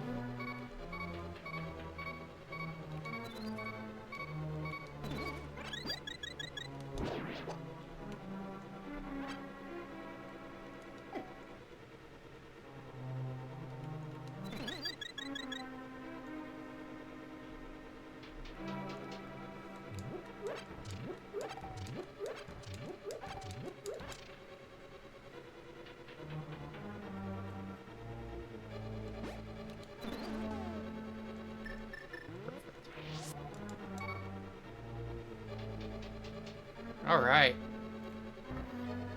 We're back in business. We're cooking with gas, or whatever the kids say these days.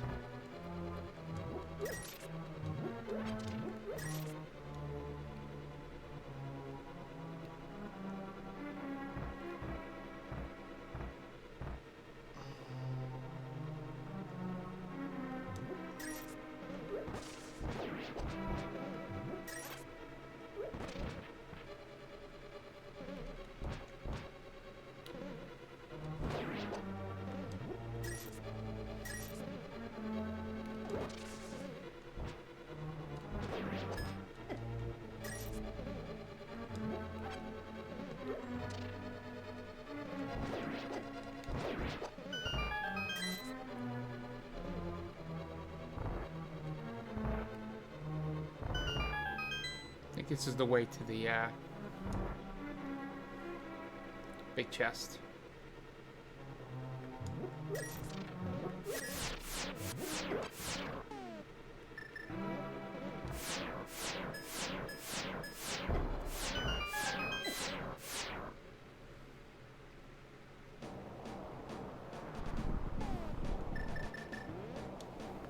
There's also a cave here.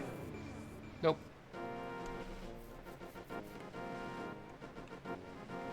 Oh, you gotta be kidding me.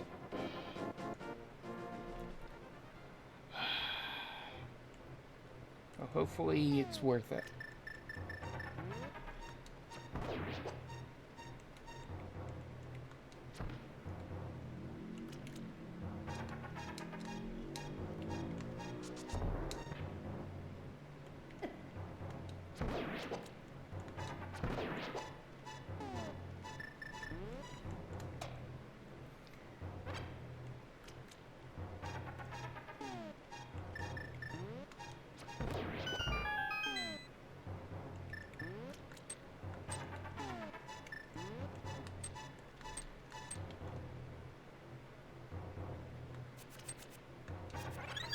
Got it. That's not even worth it. Oh, you gotta be kidding me. And I can't get back into this thing.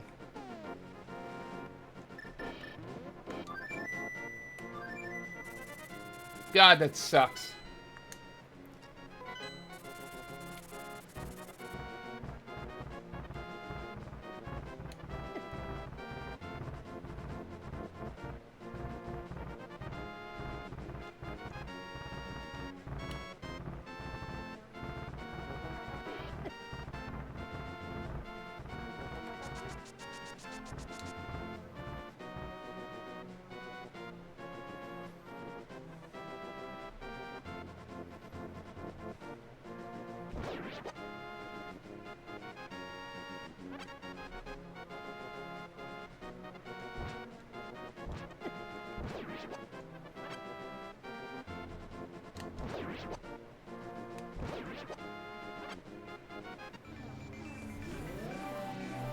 One more step over and I wouldn't have to have done this. I don't know why it didn't automatically send me back to the Dark World. It normally does that when you put the the mirror in a place that you can't get to.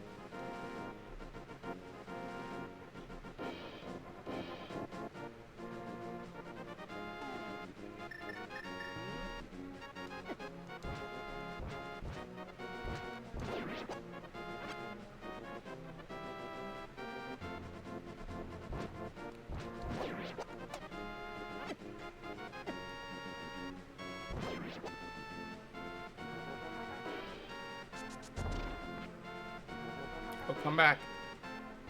Fairy!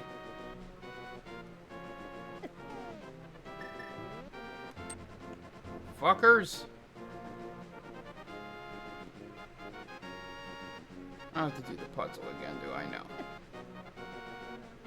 But I do have to do the puzzle of avoiding these fucking squirrels. Or whatever they are. Alright, back in business.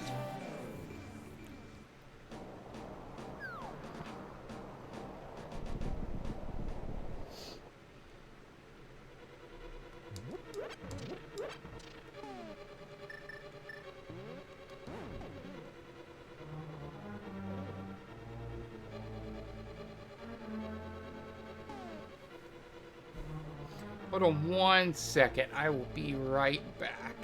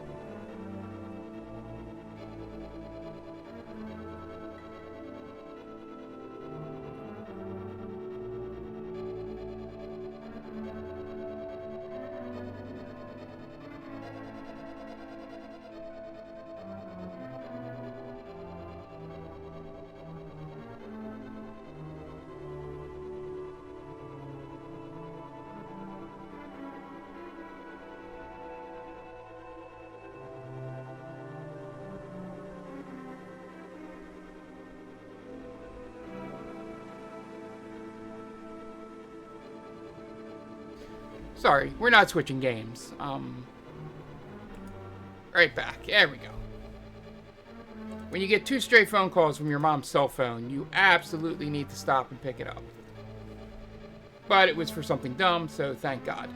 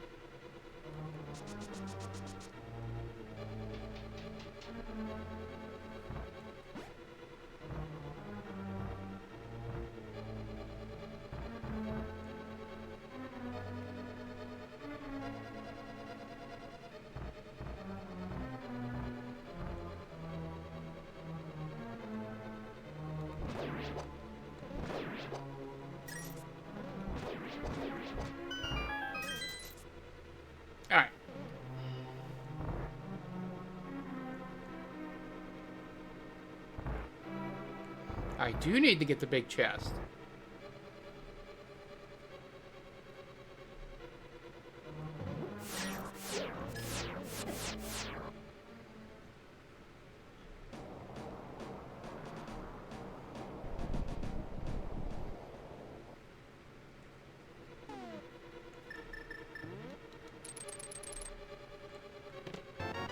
Yeah, there's a key in it. Alright, awesome.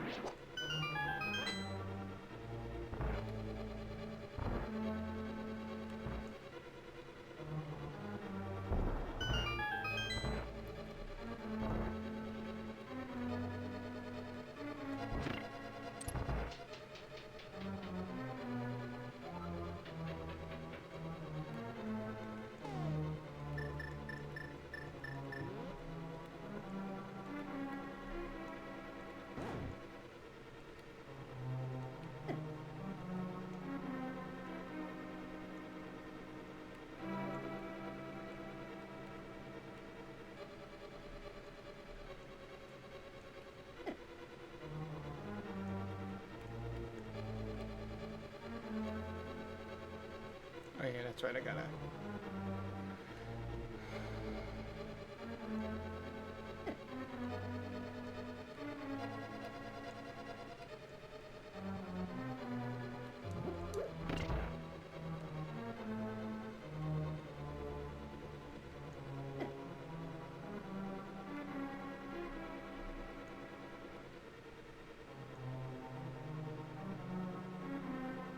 There we go.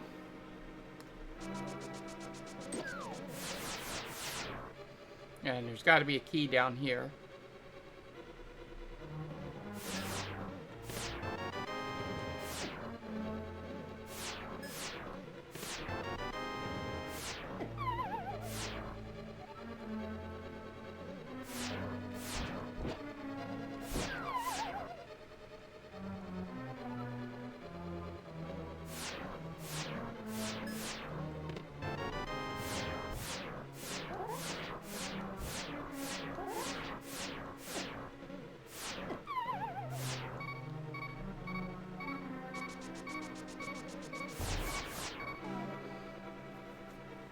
That is the map.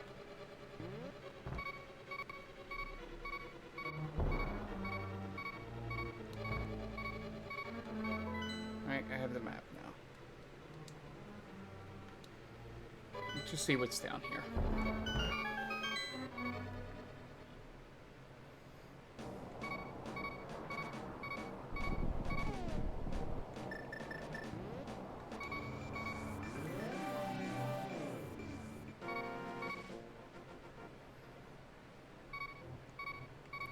I already did this one. Okay.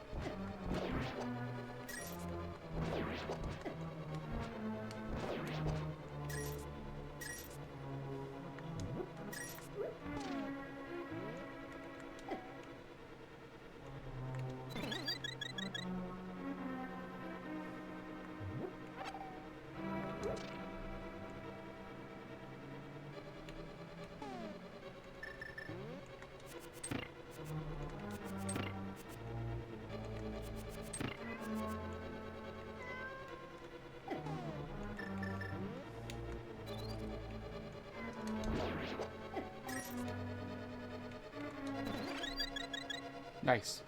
Full health.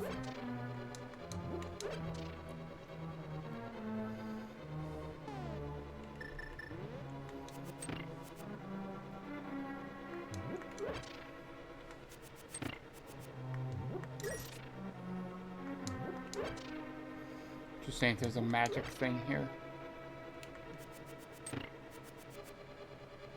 There we go. I think there's magic in one of these.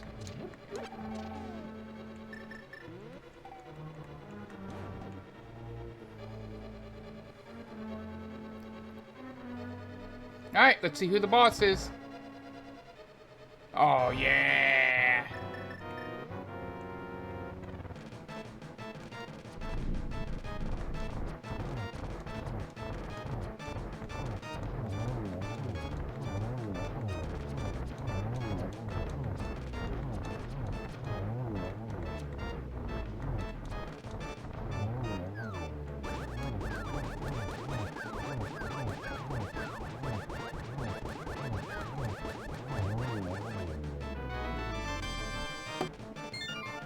Alright, no silver arrows yet.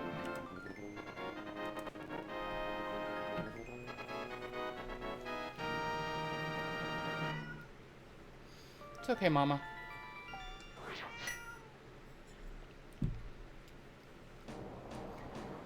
Alright, let's see what's in Ganon's tower. I'm hoping there's silver arrows. Yeah, I don't have them yet. Stop.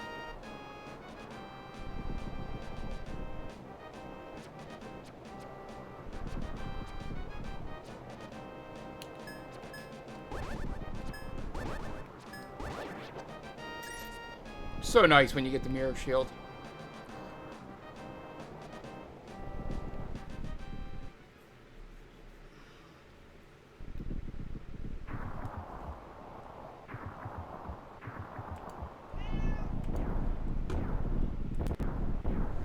Still not officially go time.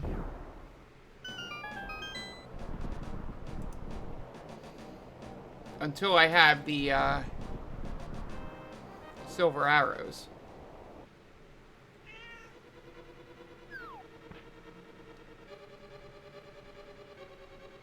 Yeah, let's go left first.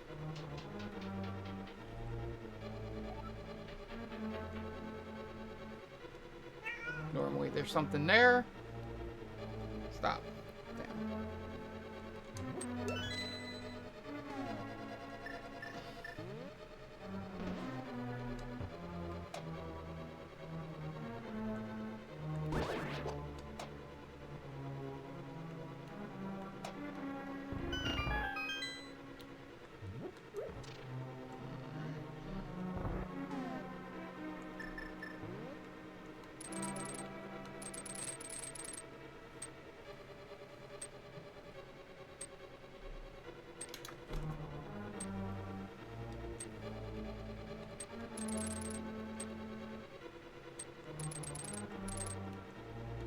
Alright, let's see what's up here. One chest.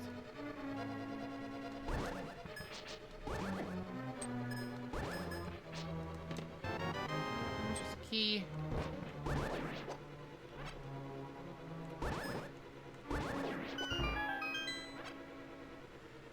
Alright, got 2 keys already.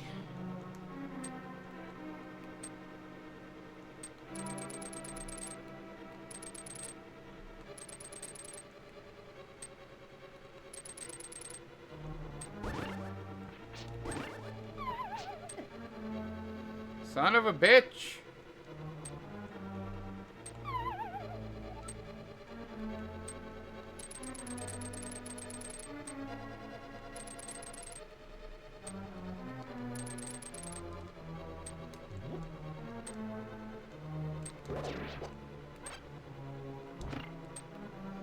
Let's see what's down here.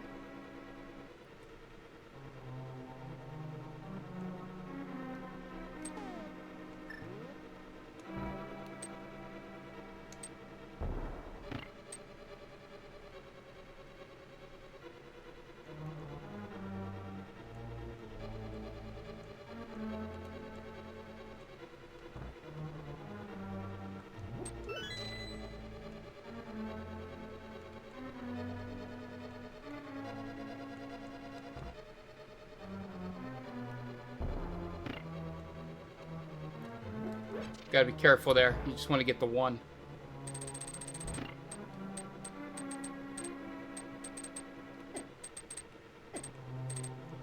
Go in there. Jesus.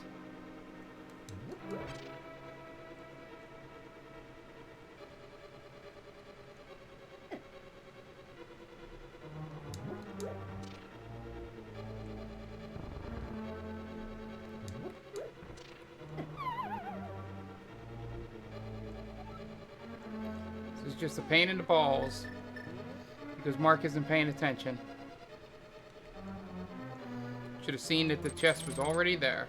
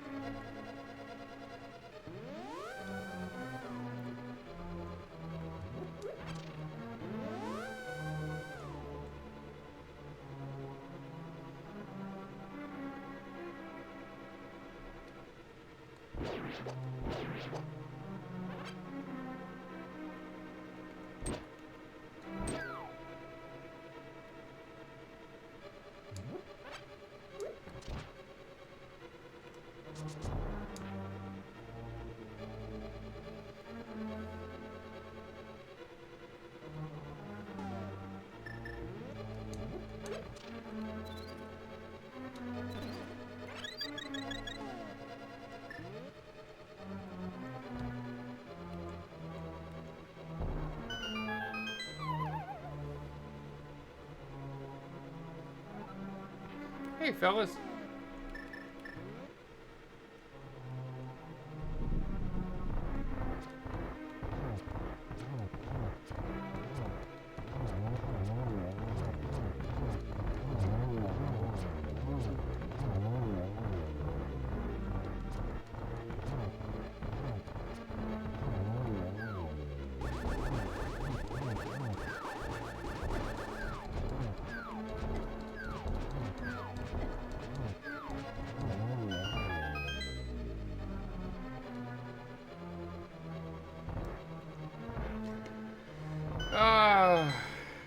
I think I'm gonna have to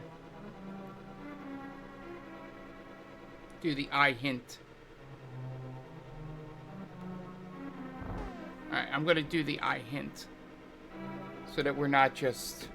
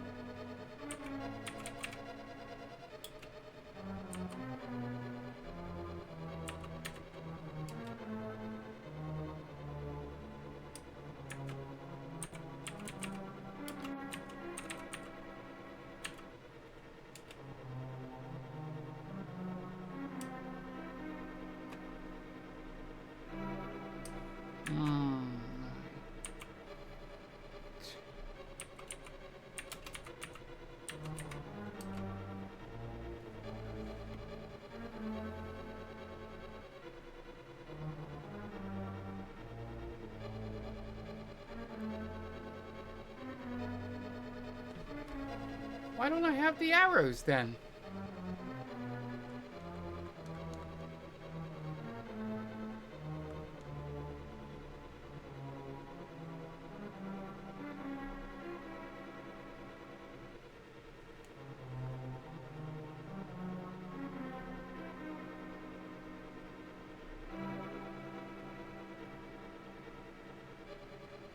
Hookshot Cave, top right.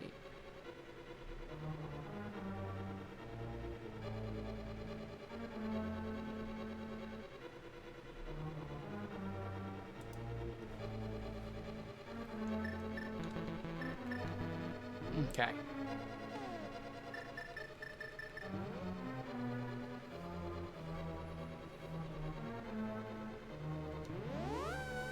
Let's get out of here.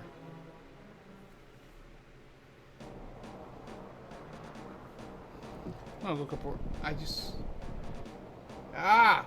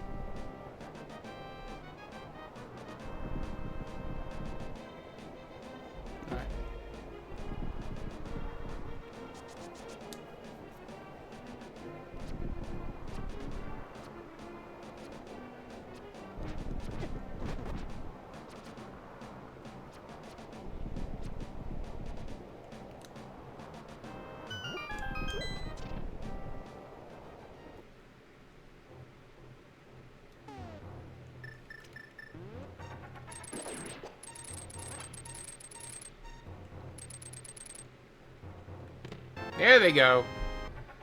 All right.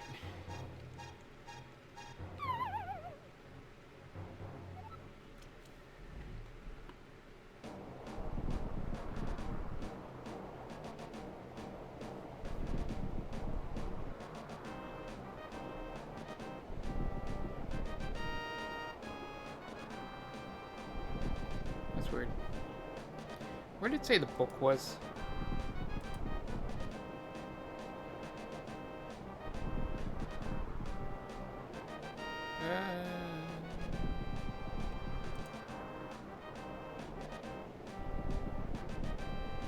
Peg Cave.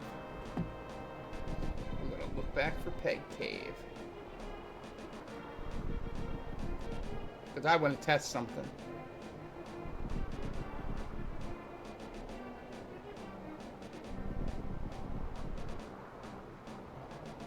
Oh, okay, I know where that is. Alright.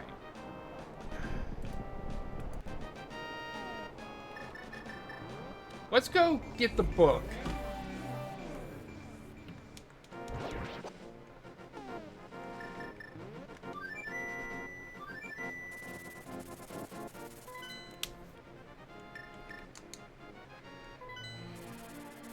I want to test something, because I think I just saw something really cool. Unless if I had fucked it up. And had already given myself silver arrows on the screen. But this is a test.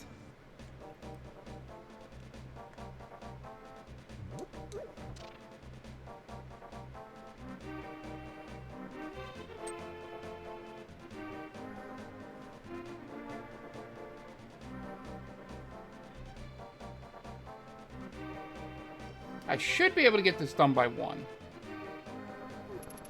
I literally just had to finish Ganon's tower and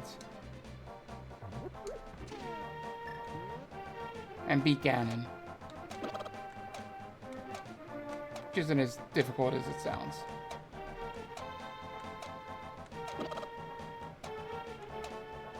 Especially with 4 fairies.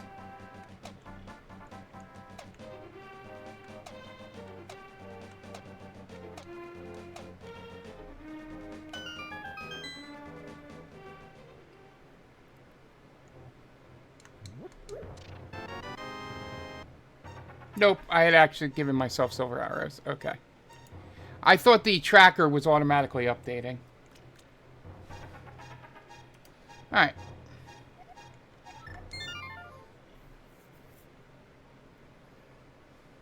Alright, let's go beat the game. I should do it in under a half hour.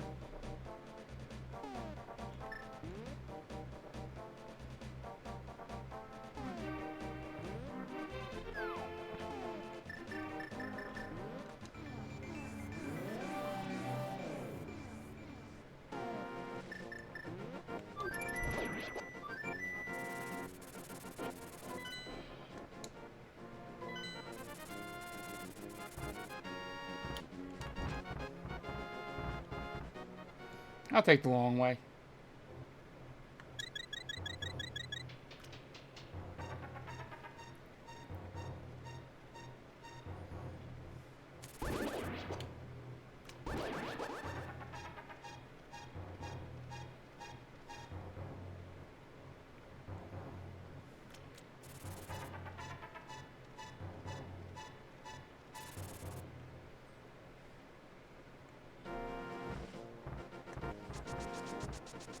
I just didn't want to get hit by the rocks. Then I still got hit by a rock.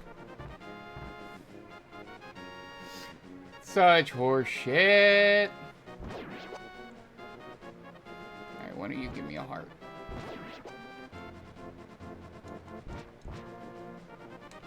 One of you jerks give me a heart.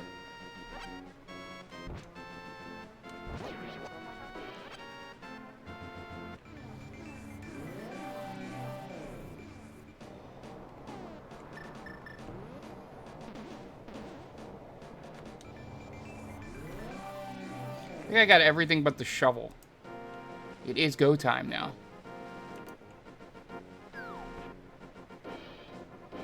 Let's see what's in here. Unless it's already crumbled. It's already crumbled.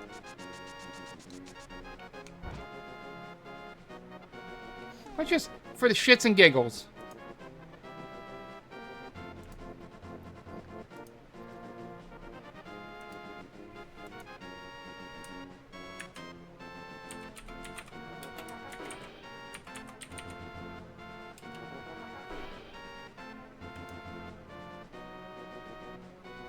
No, I'm going to get it here. So we're going to 100%. Okay.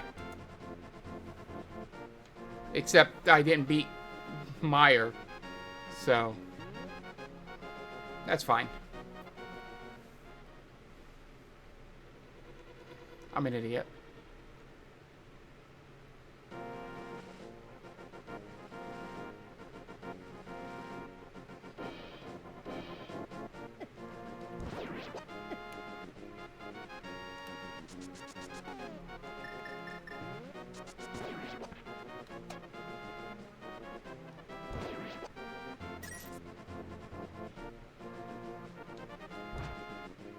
Awesome, I got both of them.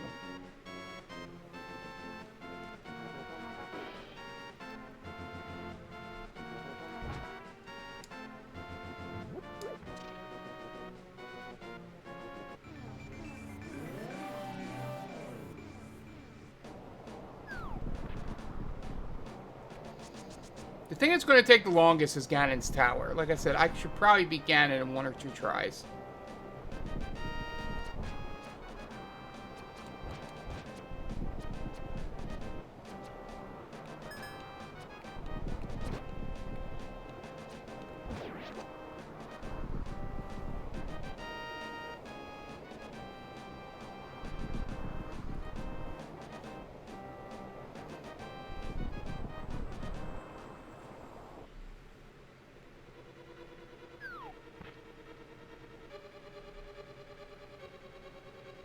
I don't have the big key, right? No, I still gotta go downstairs.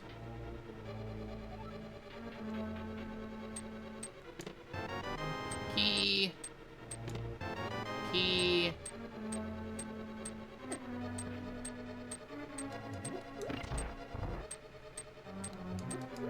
I just want to officially get the shovel.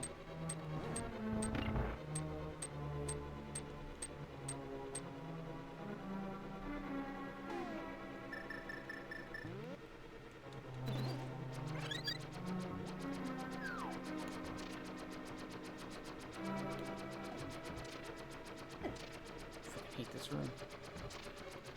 There's a chest in here, unfortunately.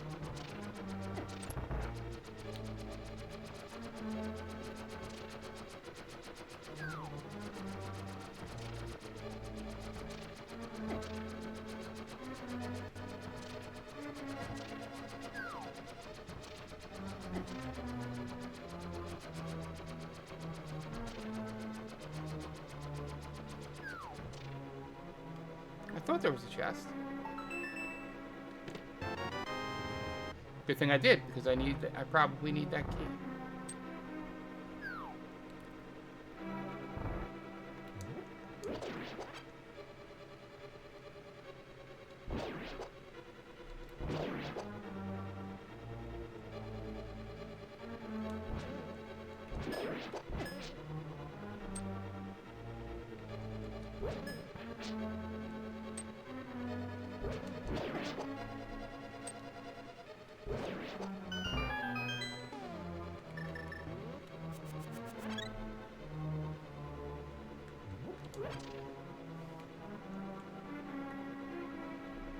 Go.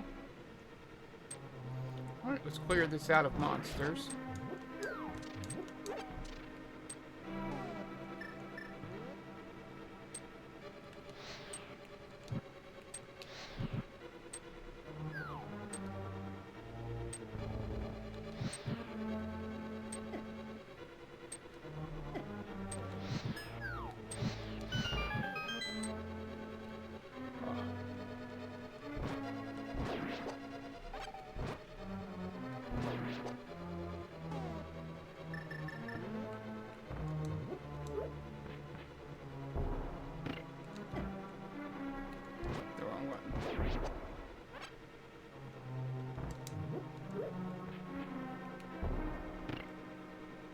Perfect.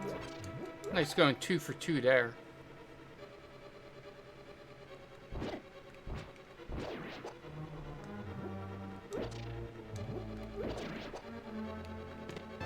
There it goes. 100%. All items.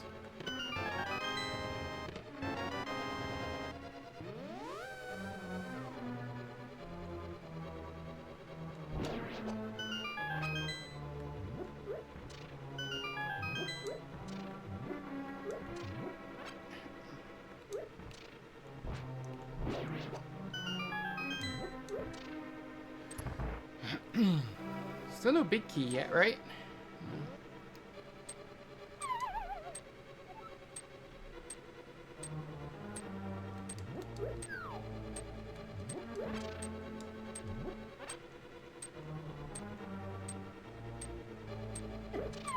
Oh, you gotta be shitting me.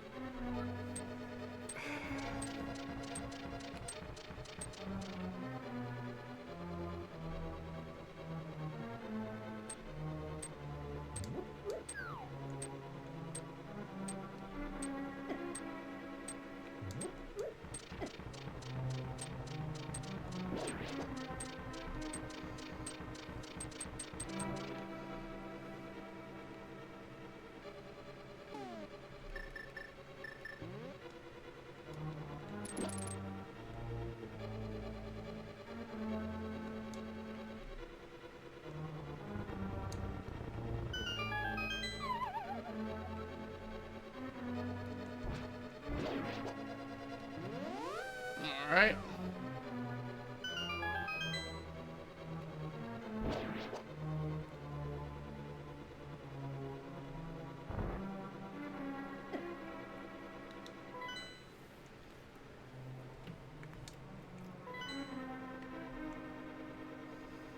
It's easier to come from this way.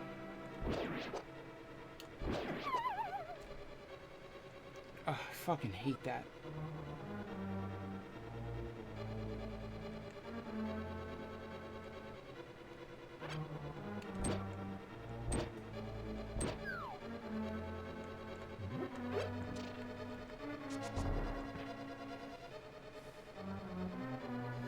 Alright, I think this is where we stopped last time. Right around here.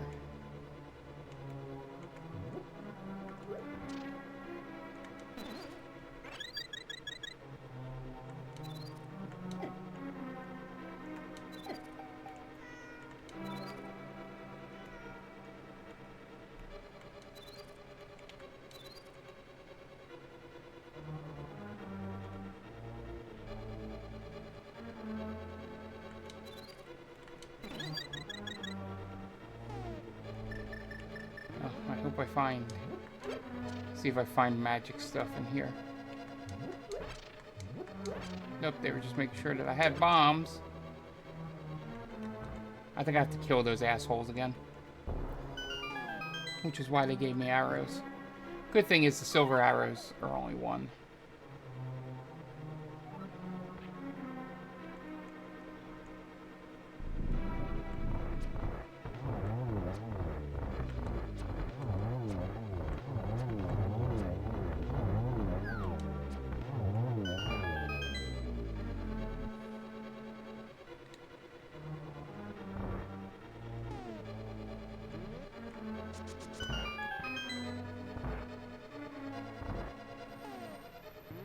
need them. Alright, let's head upstairs. There's a big chest, but we don't have the big key.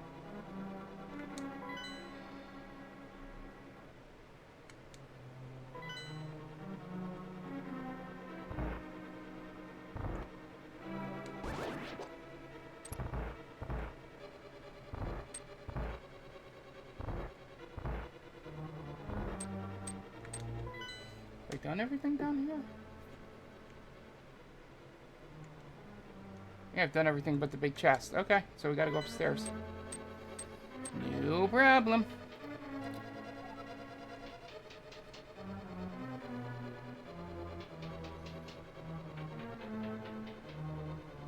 I don't even think we need that chest unless we need another.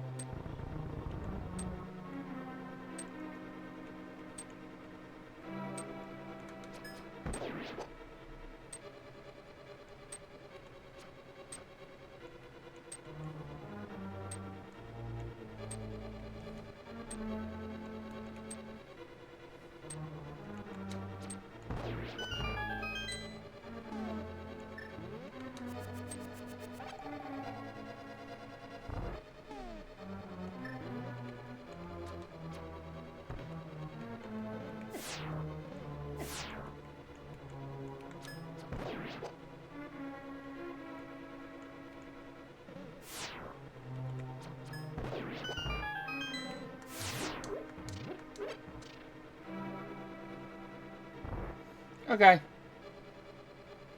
Fuck.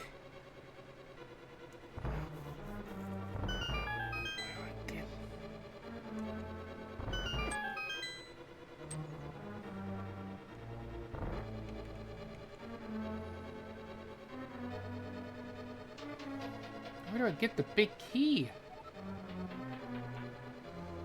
Alright, let's go down this way.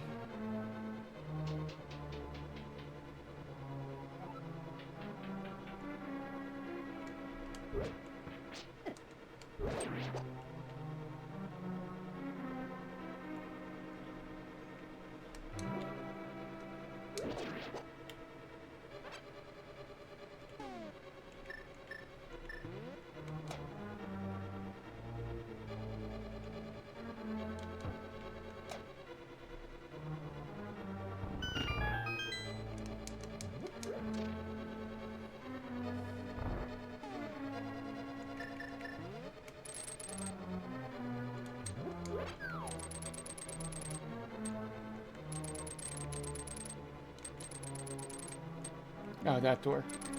Which I think just leads to something that I've already done. Oh no, I have not been in this room.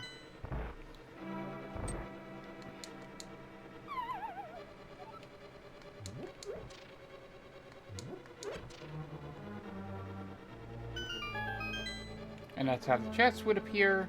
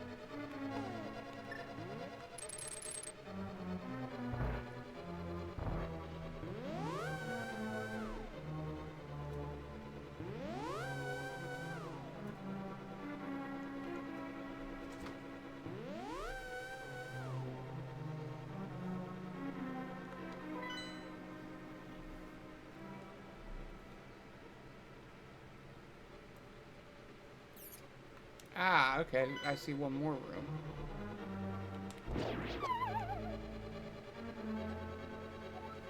Okay.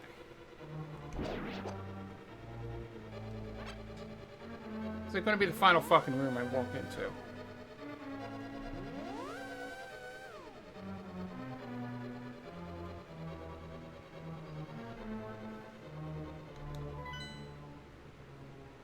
Up and to the right.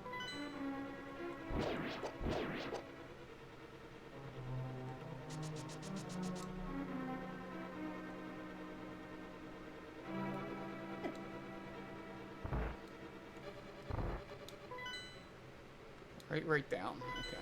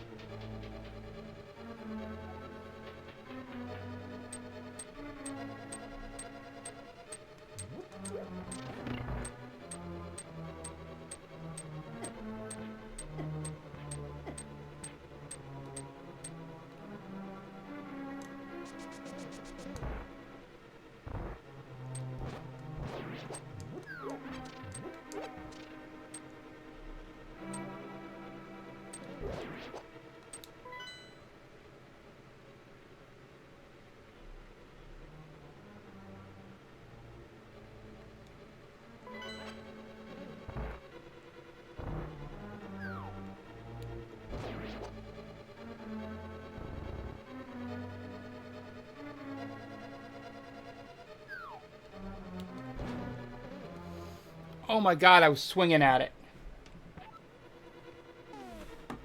Let's see, does the hint system let me know where it is?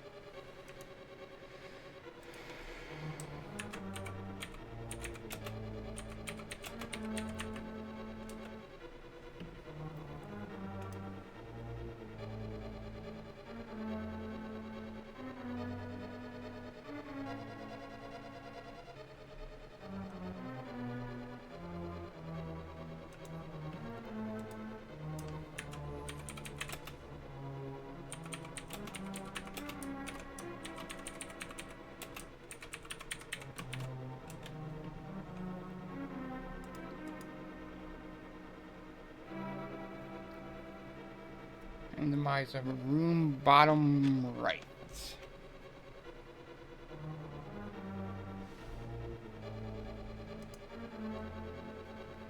I think it's the room I'm in.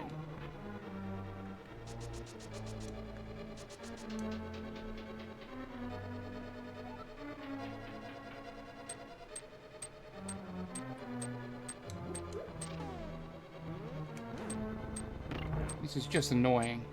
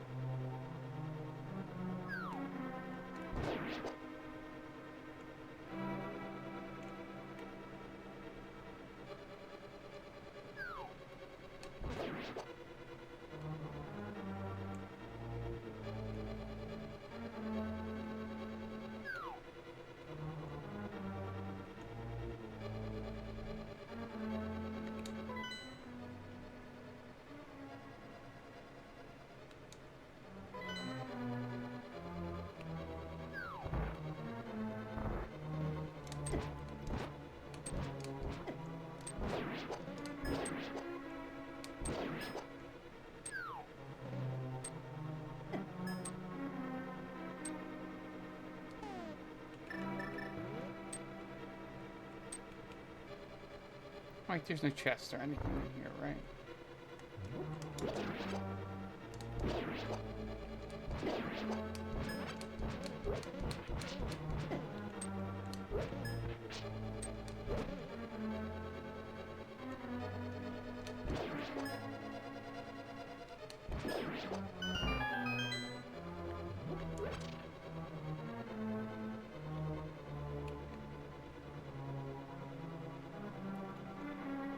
Alright.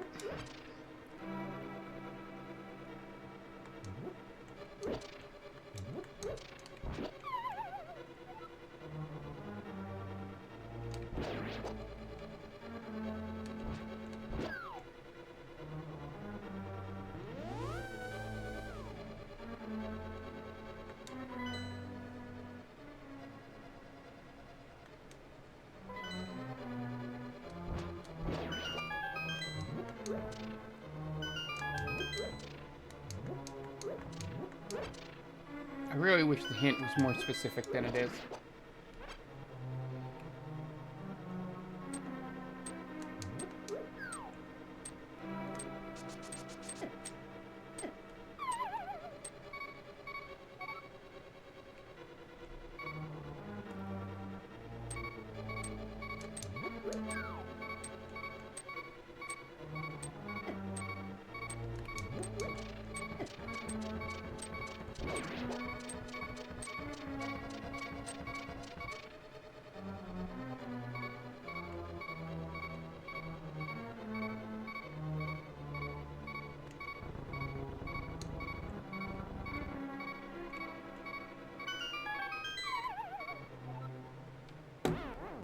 Oh, I'm gonna lose a fairy.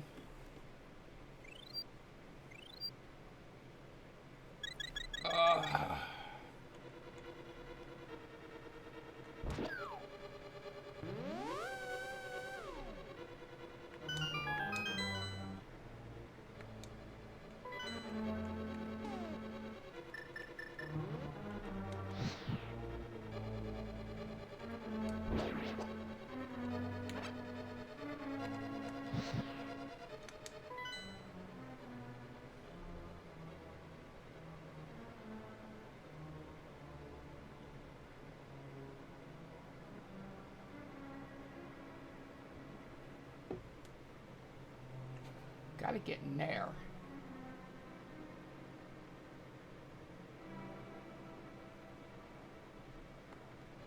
What room is that?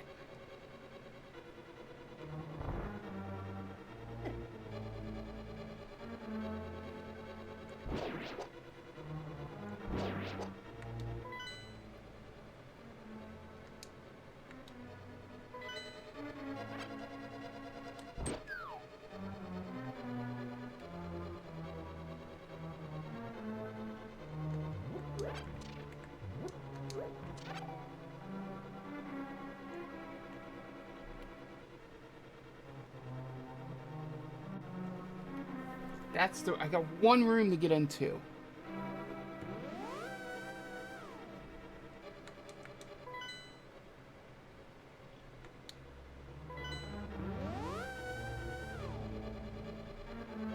Let's see if that resets.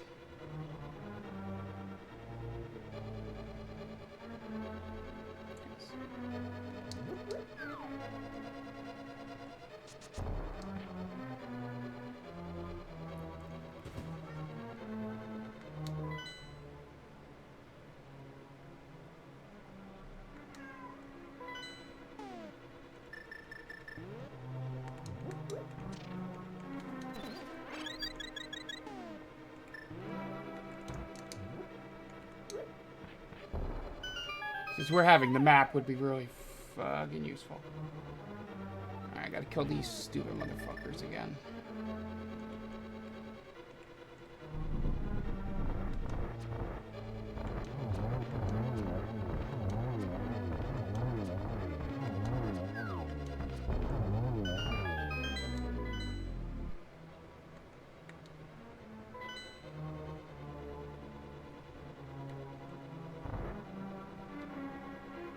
Awesome.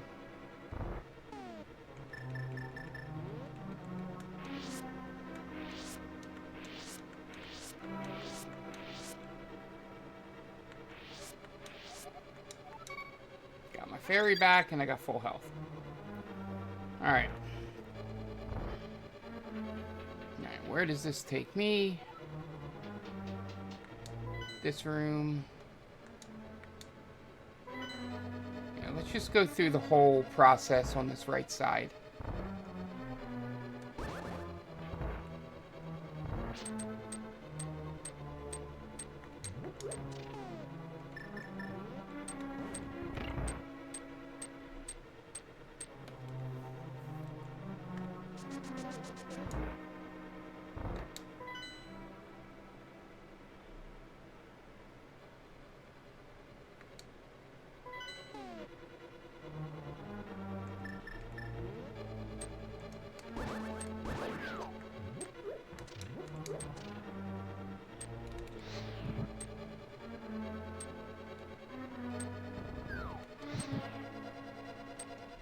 Pretty sure I know what room that is.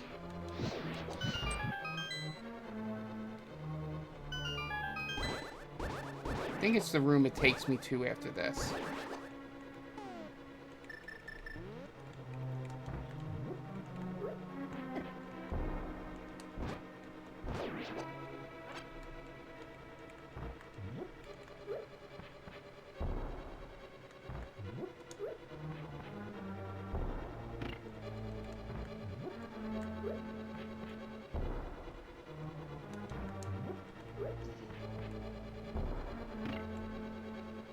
That was close.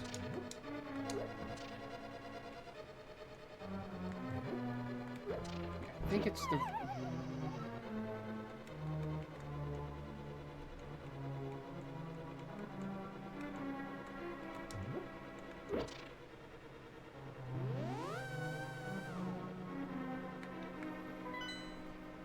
No, it's the other room. Oh, okay. Let's go back to the beginning.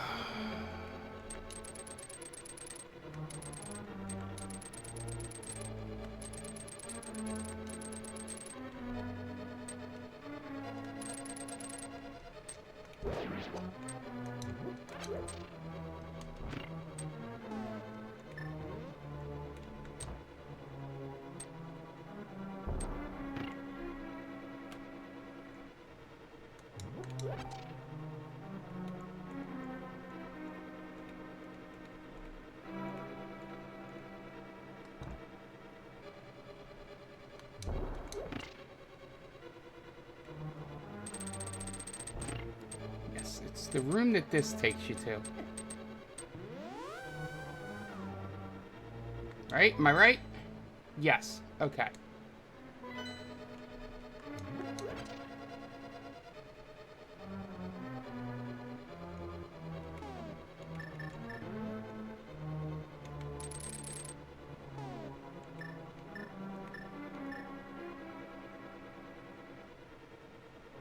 I don't have any bombs.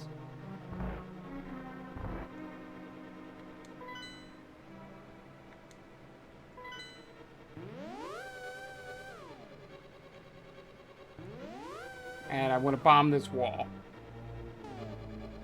I don't have a bomb. Oh!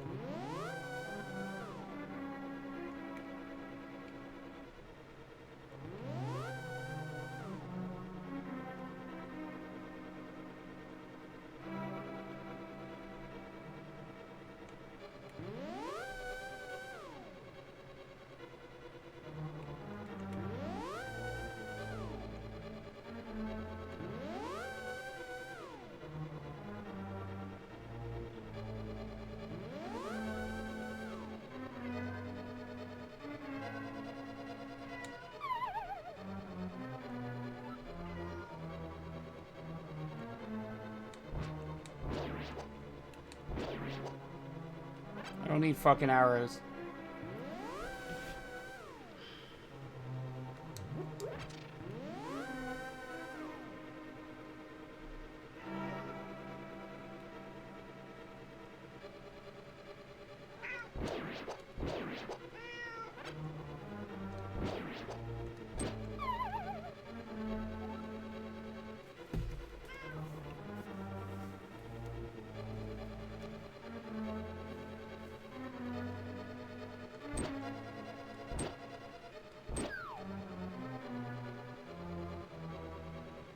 I need like multiple bombs. I need at least...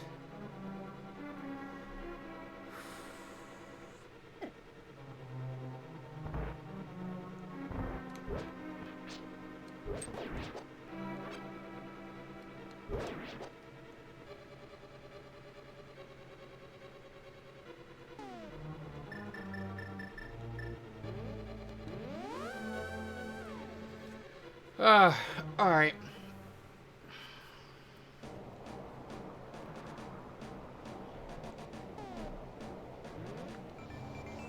Little detour.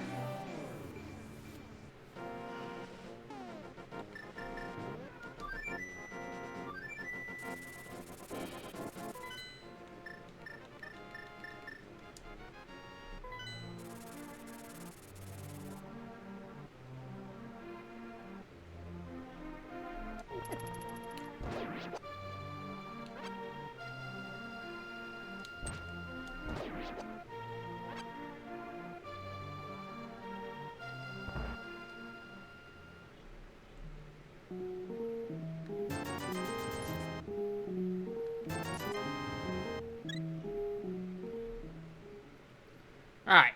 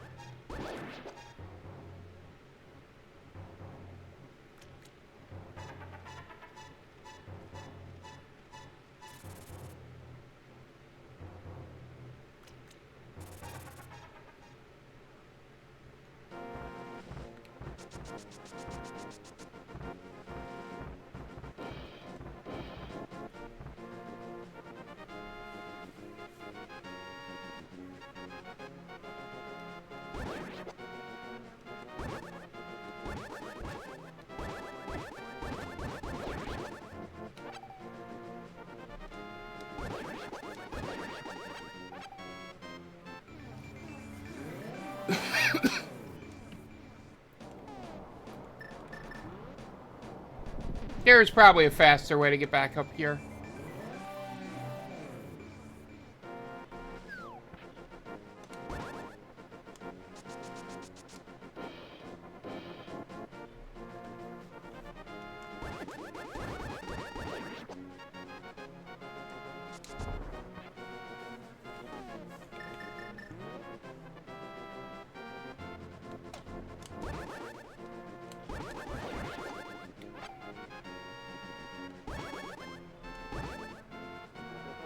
Not messing with them anymore.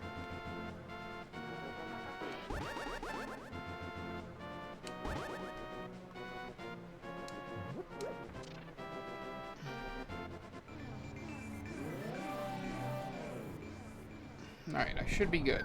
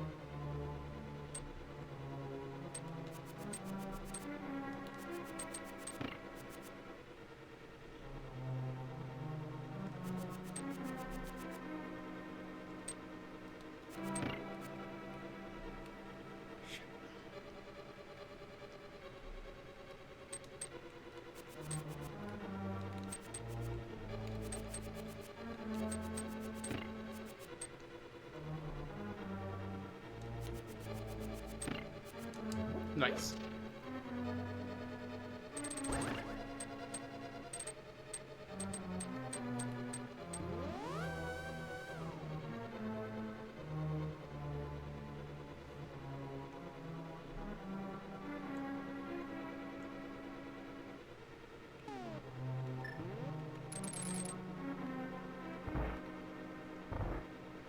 All right. Didn't even need to use any bombs on the way.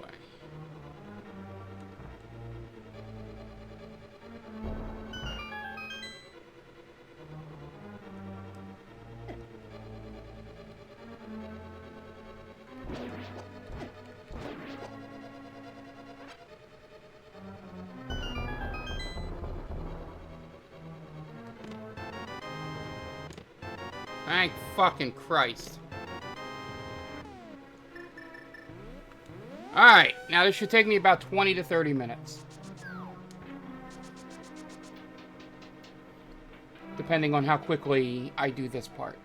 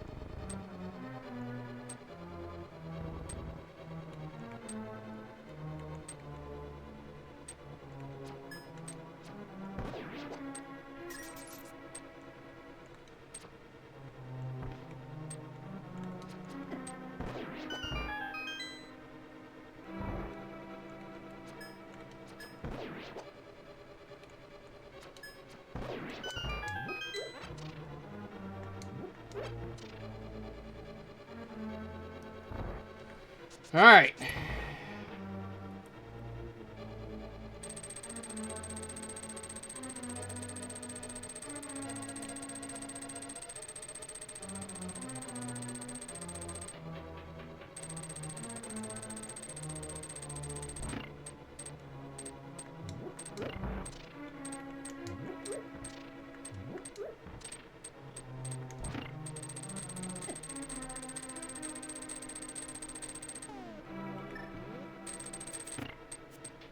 Just in case. I don't know if I needed to leave that open.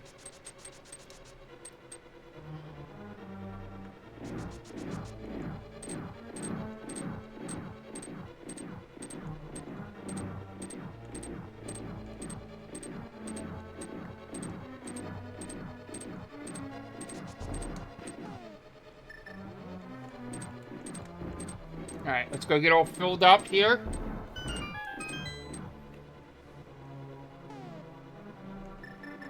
Right, I'm all full here, right?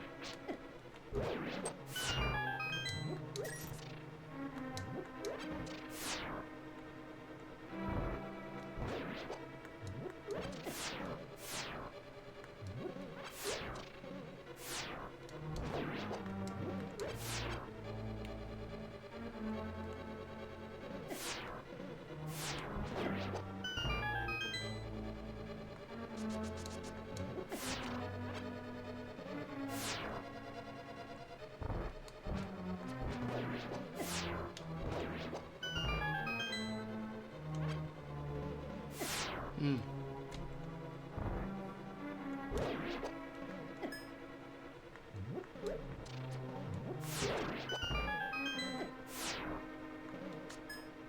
Hey, can you hear me? Hey, I got you. Tom, welcome to the show. Hello. I'm finishing up Ganon's Tower. Aw, fucker. These are switched too. Well, it's a randomizer. You should be ready for anything, Mark. I thought it was only like the end of dungeon bosses, not the mini bosses in Ganon's Tower.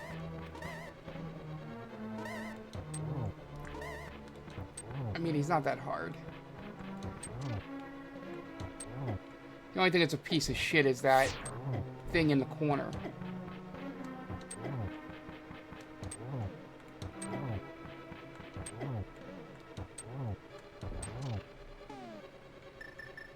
Yep, well.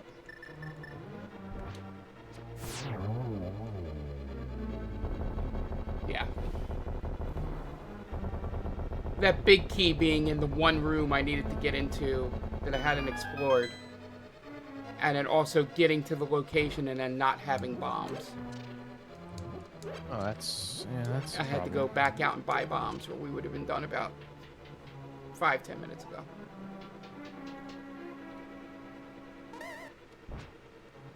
Oh yeah, I gotta do this.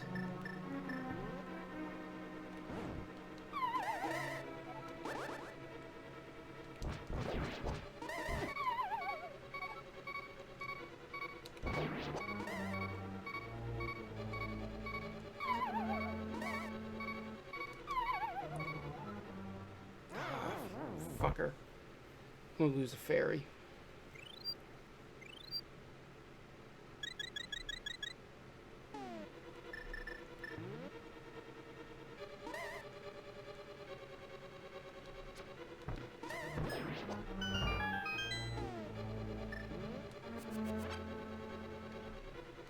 Go. All right.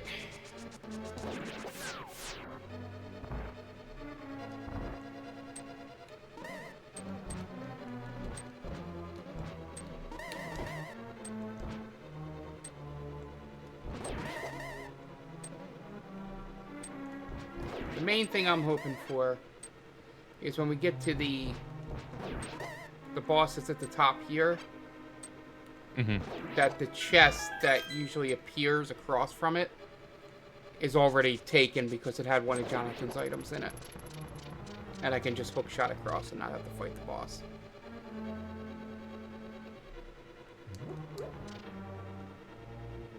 That would be nice.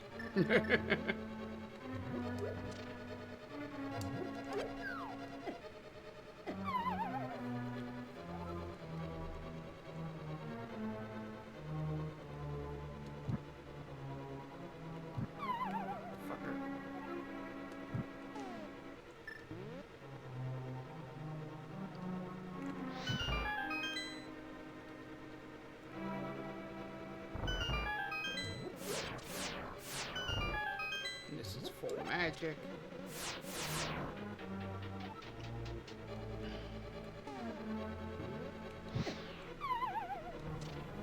Ah!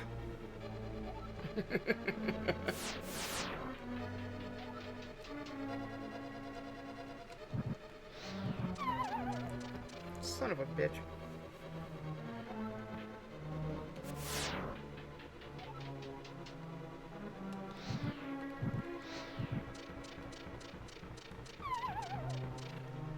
I guess should go the other way. Just nope.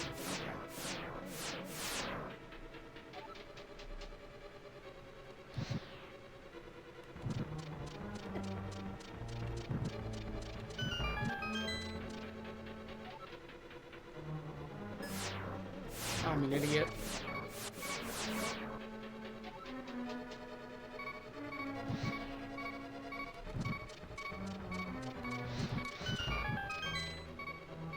It opened the door, not the ladder.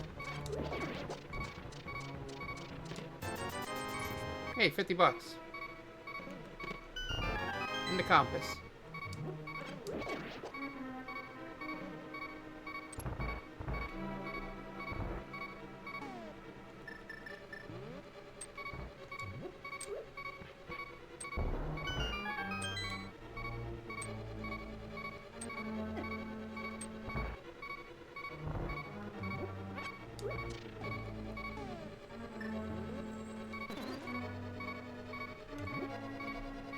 Come here.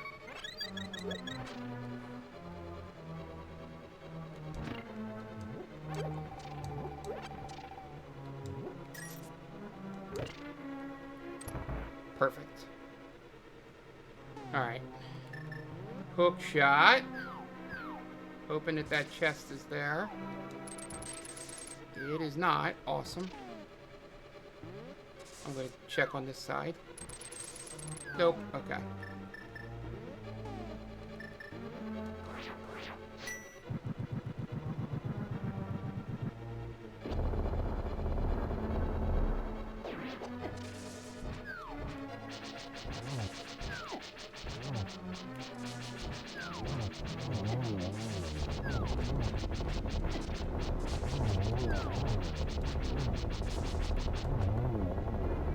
Oh, we couldn't get so lucky.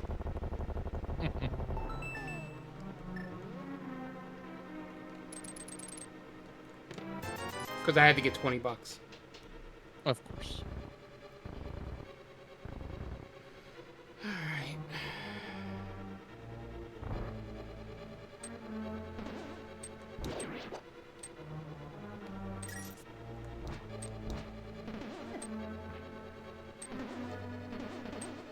This is the absolute worst. There we go. Ice, conveyor belts, and spikes. Alright. Agging them too.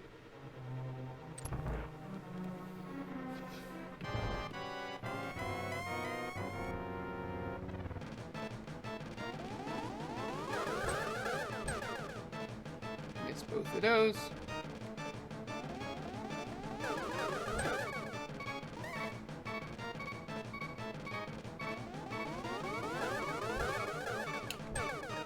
One.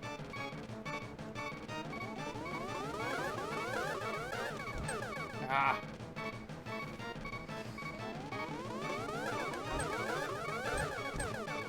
2.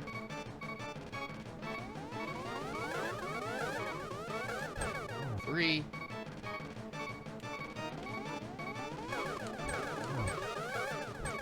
5. Would have been 6 if I had better accuracy. There we go. I like fighting Ganon.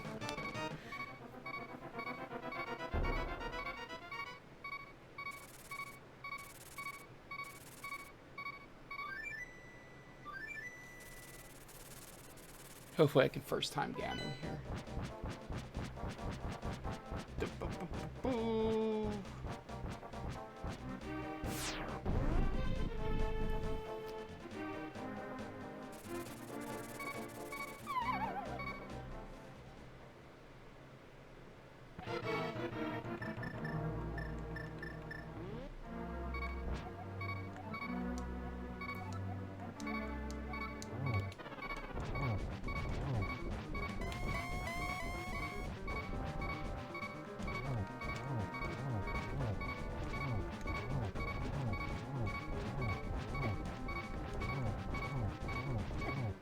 That's fine. I'll sacrifice one of the 3 fairies I have left.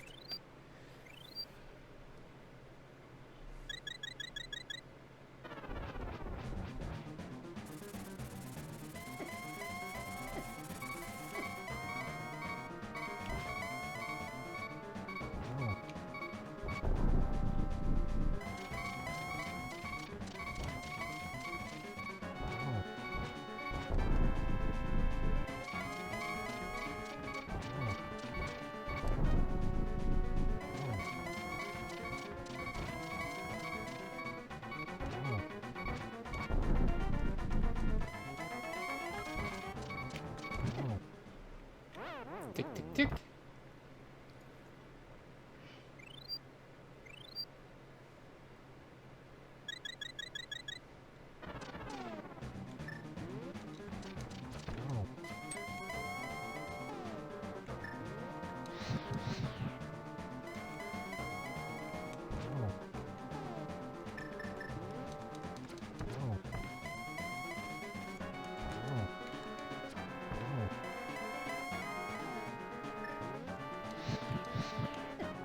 No!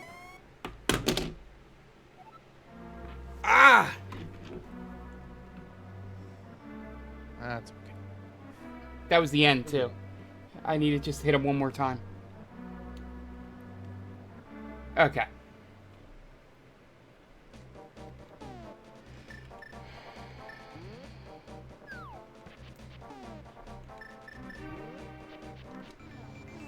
Alright, that'll be about 5 minutes. Oh, fuck. Oh, no.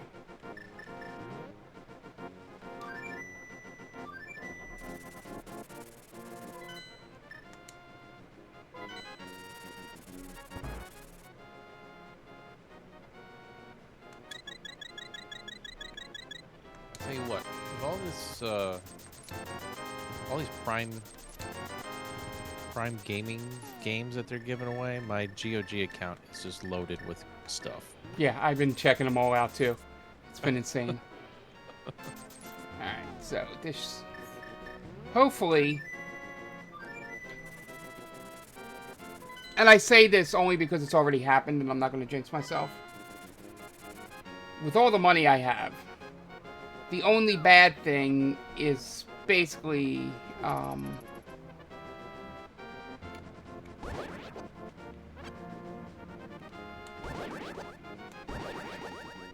is falling off the tower.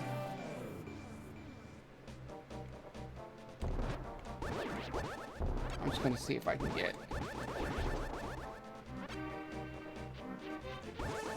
5 arrows to make me feel better.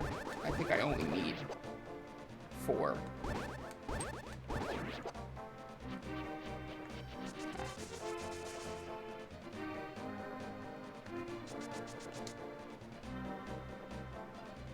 But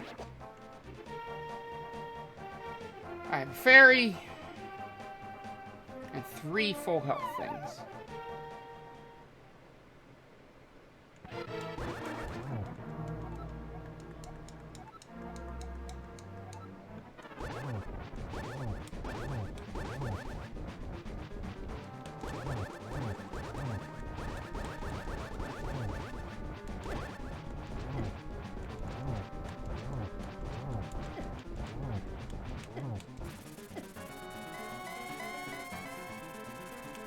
Alright, already got him in.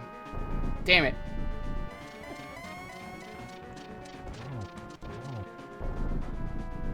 I want to hit him so those things don't come out.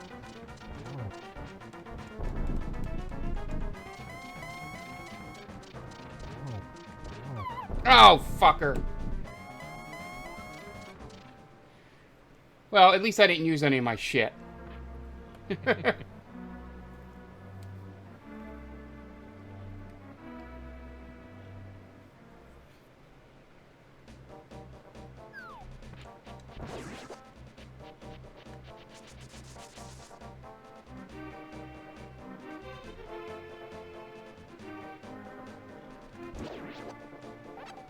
That'll help.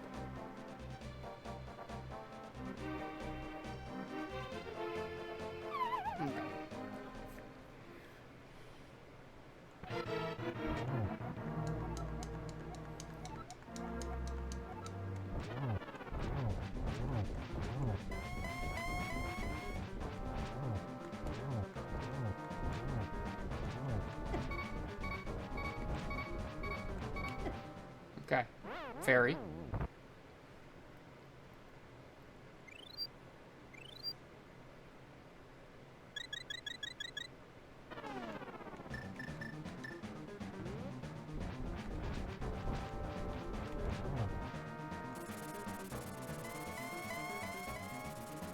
Oh, I didn't hit him enough.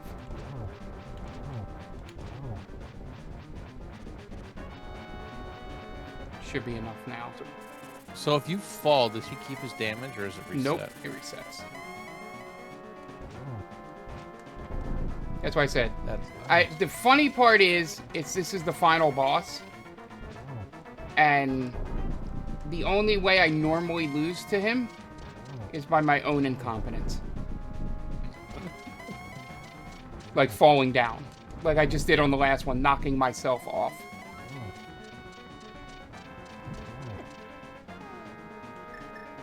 Oh, whoa, whoa. Damn it.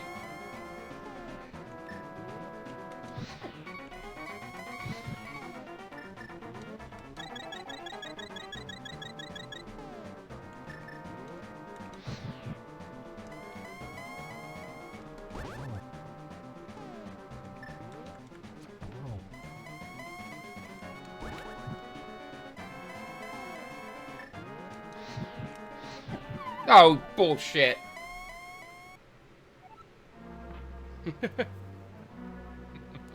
He spawned right on me. And instead of knocking me to the center of the map, it knocked me off the map. Of course.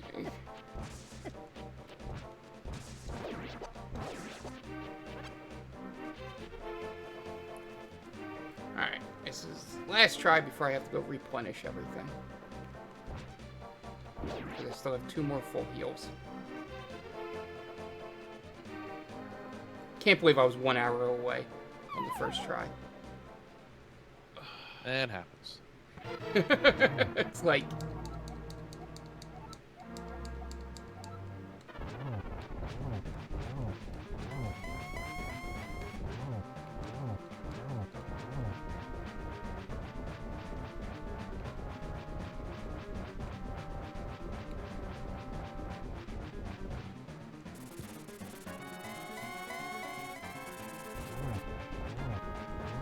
I think that should be enough.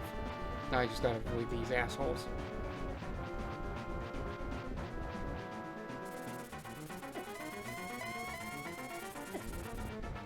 Nope, it wasn't.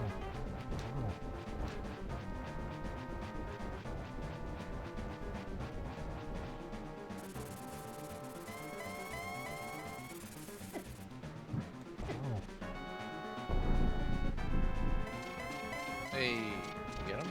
Nope. Just jumped. Yeah.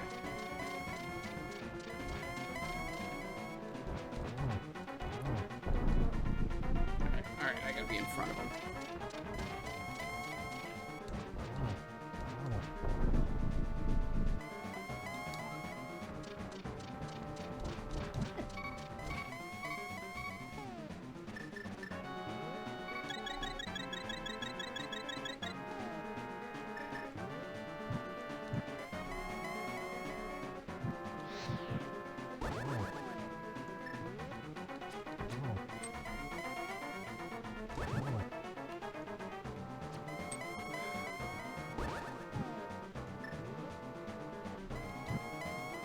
Stay away from the edge.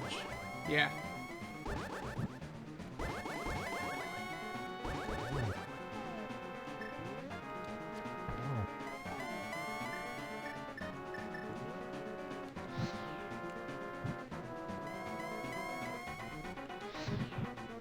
They do this part on purpose. So you get close to the edge. No. Putting the things right at the edge. Yeah, that's what I mean. Oh.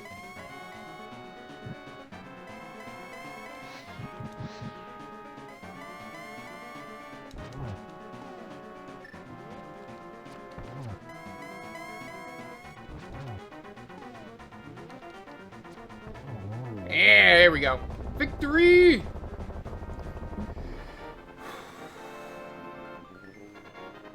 Oh, man.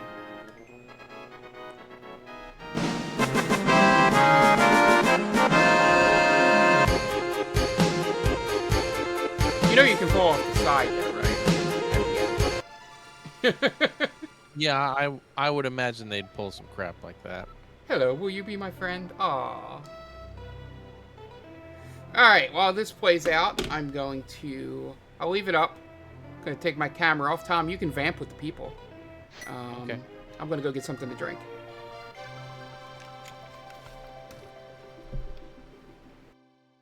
So Marcus saved the Triforce once again. That's great. So coming up, we're going to be doing our long-awaited Final Fantasy VII Rebirth spoiler cast. Mark had been waiting for me to finish the game, which took way longer than anticipated, and then life gets in the way, and we had to wait till now to get something scheduled. So as soon as Mark gets back, he may go through all of what we're going to talk about, but he's got a full-blown show notes ready to go for everybody, for me and for him, so we don't get lost along the way.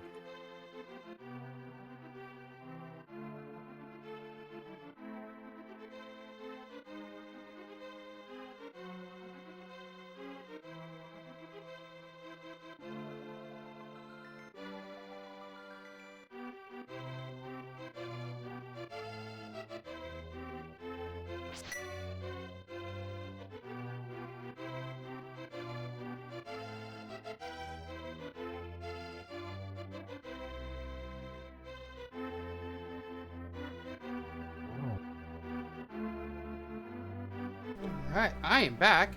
Yeah, we'll let this play through because this will give me all my stats, and this can also allow me to set up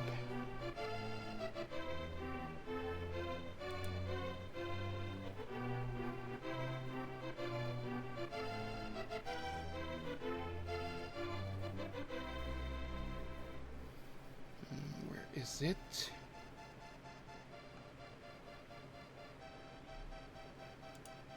And if I am talking less than normal or quiet, That's fine.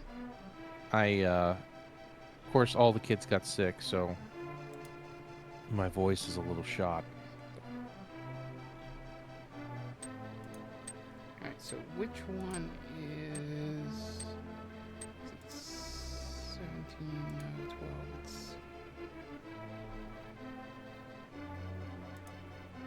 18, okay.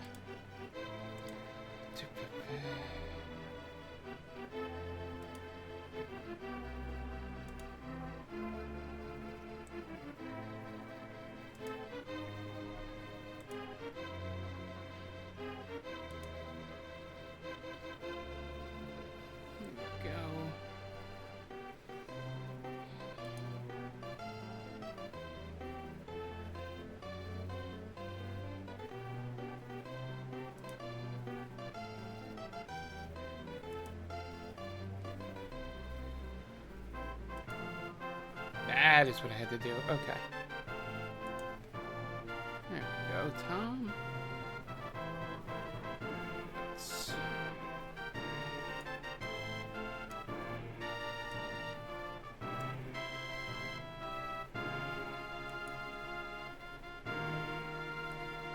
And the Master Sword apparently was a thing for Jonathan.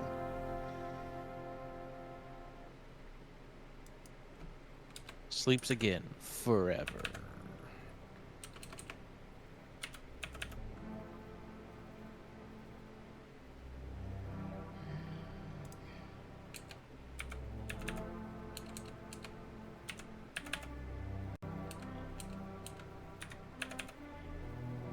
So, Mark, I have to go back to work on Monday, and I'm really not happy about it. Can't tell. I'm not thrilled. That'd be like 550. Yeah.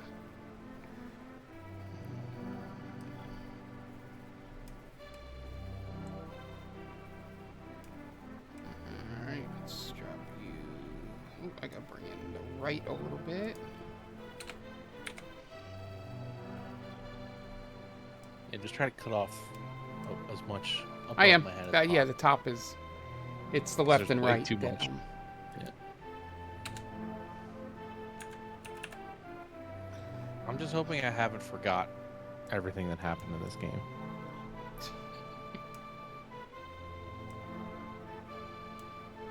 All right, let's put you. Let's do a little more from the right.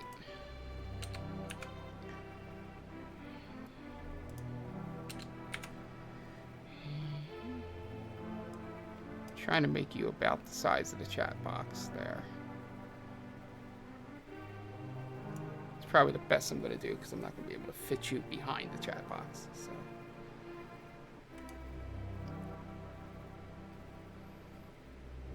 Alright, we're good when I switch over.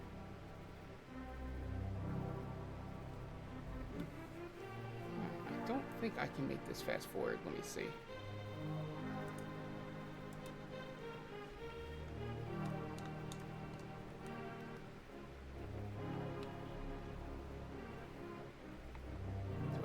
Fast forward tool. There should be a fast forward hotkey in the emulator.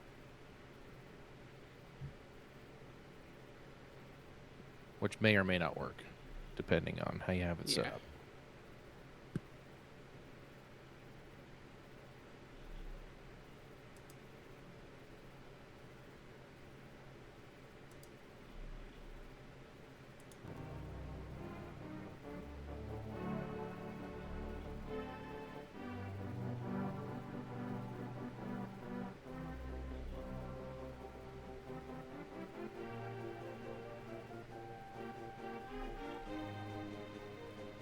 I didn't look for that beforehand, so okay.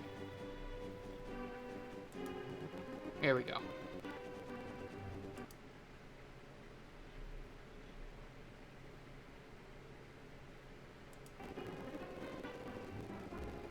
That's as fast as it can go. Alright, got the Pegasus boots at 4 hours. That's nice. Only died 7 times. That's pretty good. 7 hours and 15 minutes. Not bad. Yeah, not bad. Especially since I had to... a bunch of that was waiting for Jonathan. Yeah. Ooh, I just noticed that I forgot to turn something off in this one, and you were behind me. Right here. You're right here. Oh, yeah. I'm hiding back there. There you go. Bye. Bye, Tom. All right. The angel or devil on your shoulder. Yeah, let's close all of this stuff. It's not bad. That archipelago thing was pretty cool. It's interesting how it works in tandem like that. Yeah, the only downside was a couple times I said to him, all right, we're going to switch to the BRB. We'll still talk as I get situated here and get the notes up and stuff like that. Where I'd say to him, hey, like we can do the hint system.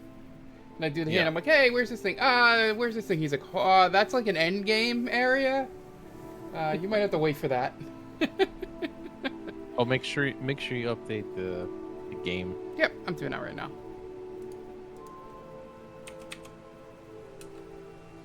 That was part of the getting situated. Part of the going away.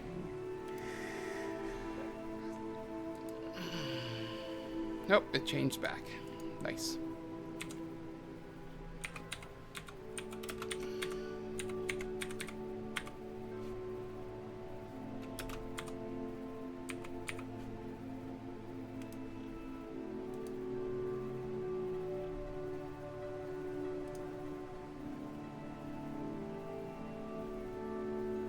All right, let me type. There we go.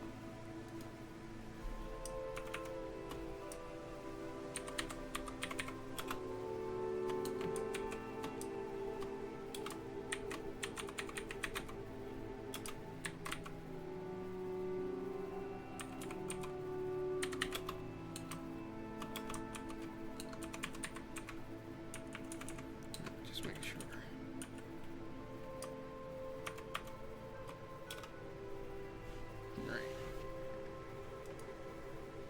Alright, just make sure I put this is a spoiler cast into the thing. Not that most people should have probably beaten it by now, but alright, it's I'm gonna go to the start screen, start recording, and then I'll get into it.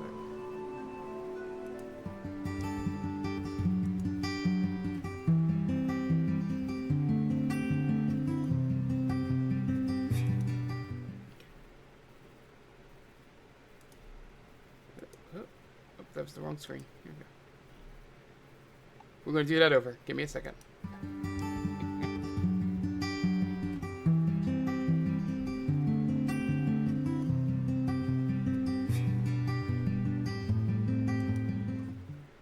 Hello, everyone. Welcome to another Game Vault podcast stream. We are doing our Final Fantasy VII Rebirth spoiler cast. As you can see below me, we have Tom. Hi, Tom. Hello, everybody. Yeah, well, yeah. It's been a long year to get to this. As you can see on the right, I just have some video playing. It's the start of the game, basically. So no big spoilers over there while we go through the first half of the game. Well, there's going to be a major one right away, but that's fine. I put all the spoiler cast stuff all over this. But yeah, so I had finished the game a little bit ago. And Tom had, having children and things like that. Took him a little bit longer, so he just finished up recently. So we thought we'd use this little bit during the Extra Life campaign here to do our spoiler cast. This will also go up as a separate podcast. I have not decided if I'm going to do a separate video just because of the video to my right here. Not wanting to get hit with anything. But I'll decide, but it'll definitely be an audio podcast for you in the feed. But yeah, so first off, I finished it about 110 hours in this game was my final hour total, roughly. It's somewhere between. I was somewhere similar. I was probably 110, 120. Yeah, I was going to say, or maybe close to 120. I did go back and try to do some things after beating it, so I don't know if that just added to the hour total. But yeah, I'm somewhere in that range. It's the length of a Persona game, which is something I'm used to. And yeah, probably a shock to some people that are used to playing. Most Final Fantasies run in the range of 40 to 70 hours on average. They don't usually cross the 100 threshold. So yeah, yeah, that's I think that's all for stats up front here. We'll get into the nitty gritty a little bit sooner, but yeah. So I thought for those of you that were not here for our Final Fantasy other spoiler casts that we've done for Remake and 15 and things like that. Start off, Tom. Just a brief history of your Final Fantasy. We all know you love Final Fantasy VII on the channel here. But for people that might just see this and want to pop in, just, short and simple here, sort of, so people know the history that you have as you discuss the game here. Sure. So Final Fantasy VII was the first RPG that I played and finished as a child. It's since become my favorite game of all time. Um, so I've beaten the game numerous times. It's led to me getting into and playing way more Japanese RPGs. Gone through Legend of Dragoon, Final Fantasy 13, 15, 16. Um, I've played and gotten through a good number of them. I haven't finished quite a number. Like I've played 6, I've played 9, I've played 8, but I haven't beaten them. But I would consider myself a Final Fantasy fan. All of the newer games I've beaten. Well, at least the mainline ones, 13, 15, 16. I have not beaten 13-2 or Lightning Returns, but at some point, maybe, if I feel like putting myself through that. You only have to play one of Um, those 2 games.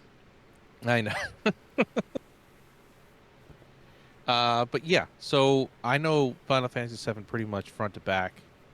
I do casual playthroughs all the time. I own the game on pretty much any modern system, as well as emulation consoles and misters, and Yeah. so Yeah. um, Yeah. So basically, needless to say, I've been waiting for this game for a long time. needless to say, Tom is the Final Fantasy VII expert on here.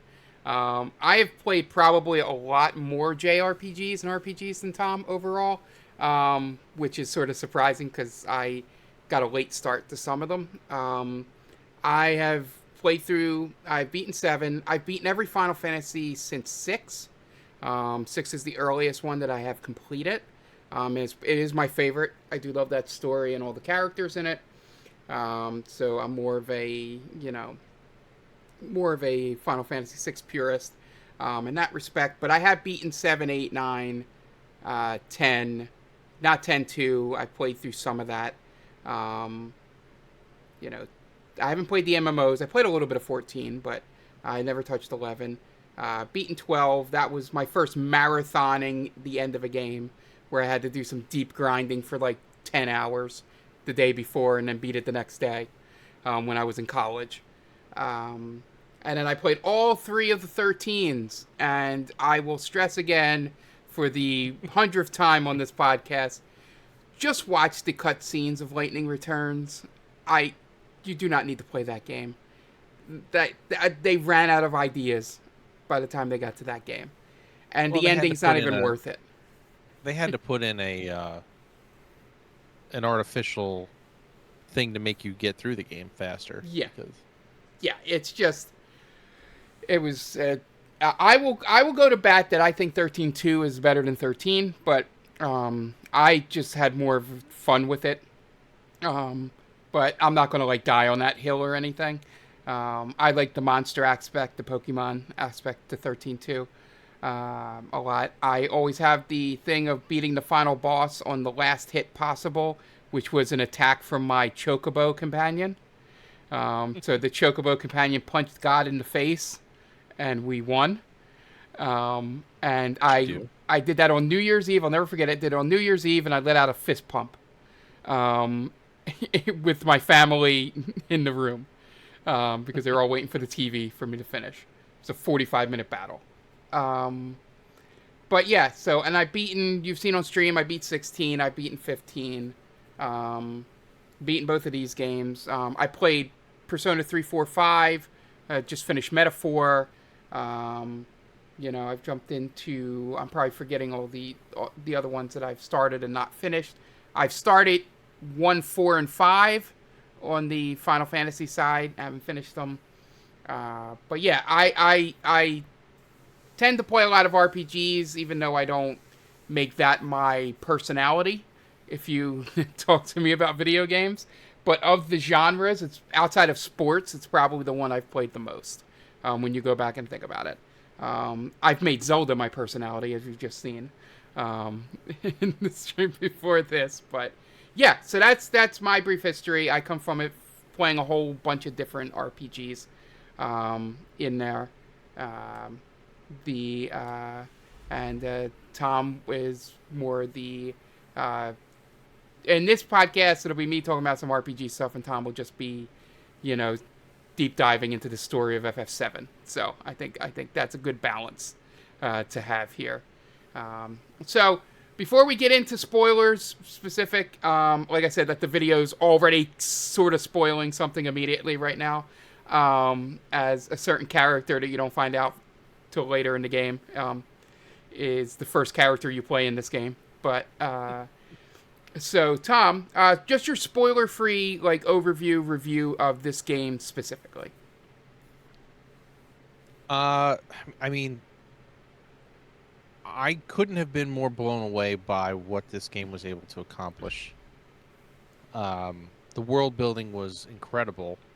You know, it's people were worried that they weren't going to be able to fit all this stuff into a game, and I think they did a great job making it small and big at the same time, if that makes sense. Like there's plenty of places to visit, but at the same time, it feels like an enclosed space when you're there.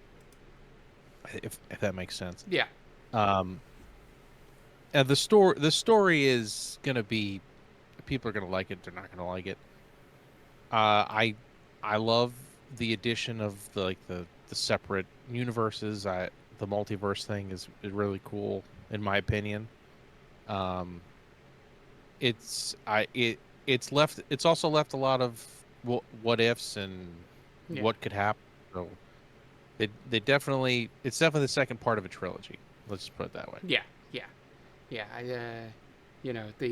It's always the second part has the dark end to it. And usually because you're supposed to prevail in the third part of the trilogy. It's your typical Empire Strikes Back. Yeah. It's like your typical 3-act structure sort of thing. With it. On my end, this game, from mechanics, far exceeded Remake in terms of the things they did. All the combo attacks, all the other things at your disposal in battle made it much more engaging for me in there. And I'm a guy that does the turn-based, just hit a button and something happens. But when you're going to go the action RPG route, it's something that our friend Jonathan always says, is I don't want to just hit X to win in the action RPG. And I think this game, I can't imagine what it's going to be like on hard. I haven't tried to touch hard yet. And it makes you use as much of the things in the combat as possible in a fight. Like, you're not just spamming certain things. Like, especially to beat the summon bosses. You have to... Some of them are slightly gimmick, where you have to learn things about the battle system to be able to win it. Odin, for instance. You have to figure out how to stagger very quickly. Because he basically has a deadline. And he also... His deadline speeds up. I don't know if you've noticed this or read up on it, Tom. But his deadline speeds up. If you don't learn... If you block instead of dodge, or dodge instead of block, it's one or the other. He doesn't like you not engaging with him. So things like that, just making you learn all the intricacies of the combat. I love that. The design of the characters were amazing. It's everything you wanted on the next step PS5 exclusive to this. Even as we'll get into some characters in the next part of this. That are spoilers that I'll leave out of the spoiler-free thing. Just the look of them, having to update some of them for specific reasons, which I'm sure we're going to talk about. And just the way they kept the world so much more... I don't know if you have thought of this, Tom, how the world felt more lived in a little bit, in that the fact that there was a Republic of Junon, sort of thing, and it wasn't so sterile. Yeah, and go ahead. In the original game, there were only so many people you could have in a town. There was like 4 or 5 people you could talk to in a town. So they have to expand these areas greatly, and then make it look like people live there. Yeah. It's I think they did a very good job of bringing out, communities yeah. in these areas. Yeah, I think the biggest thing that might just be a personal thing for me from an aesthetic standpoint is I enjoyed adding the craters around Junon to make it so that you can understand that a battle and a war had taken place in this land and Hmm. not just, they do a great job in the original with Corel and stuff like that, and sort of letting you know the destitute and all that town is taken. But Junon doesn't have that in the original, and just expanding the story that way, and just the simple thing of craters and ruined buildings and things like that, without talking too much about what they specifically are, you kind of get it. So atmosphere was great. The end atmosphere stuff far exceeded what I could have imagined they could have done from the original game to this in terms of the look of the last two locations. Um, Yeah. and the other thing is, we'll get into it a little bit later in the podcast specifically, but I thought they did a really good job with a lot of the mini games. They made one that should be its own fucking game, without a doubt. They should just put it on Hopefully it will phones be. and make it a Hopefully it will game. be. Um, and yeah, that I went back and watched some people play like original 7, like Golden Saucer minigame stuff, and I'm like, it blows it away. This, obviously new technology and all, but it's like, in certain way, the funness factor in these mini games compared to those. I thought the Chocobo racing was much better this time around. They made it a little Mario Kart-esque, but you know, I think all that put together, and we'll get deep dive into the story. I think the story is really good. I think there's parts where it falls apart and a little weak, but they're trying to, they got to stretch things out. They're moving things around, and uh, things that you probably were expecting here are probably not going to be till next time because it doesn't really fit with the way they change things. But yeah, I thought overall, like I said, it's definitely going to end up. It's the last few years I've had a fight in my top 3, and this one is definitely in there with it for sure. I wouldn't have played it for 120 hours if I thought it was shit. But well, no. Then again, I've played some games that I have. But yeah. So that's all the spoiler-free talk you're gonna get if you're just listening to the podcast here. If you want to move on from here, fine, and come back once you've beaten it. We understand. But because I know the next category is going to have a very, very spoiler discussion in it. So I want to make sure all the spoiler people are out. Yeah, so we're going to move on to our favorite characters in the game. You can do one, you can do multiples. I have a couple. But I basically set this space here so that Tom can either have his excitement or rant about one of the characters that show up in this game. So I'll let you take it away, Tom. Here. If anybody has seen my uh, my avatars on Discord or things like that, you'll know that Vincent is one of my favorite characters, and I think they did an excellent job with Vincent, and I'm glad that he showed up in this game. Granted, he doesn't get to do a whole lot, but we kind of already knew that. Yeah. We knew going in that we were only going to have so many playable characters. I'm kind of sad that Sid and Vincent were not playable, but you got to cut it off somewhere. Um, you know, I as I've gotten through the remake and Rebirth, I've grown to like Tifa even more than I already did.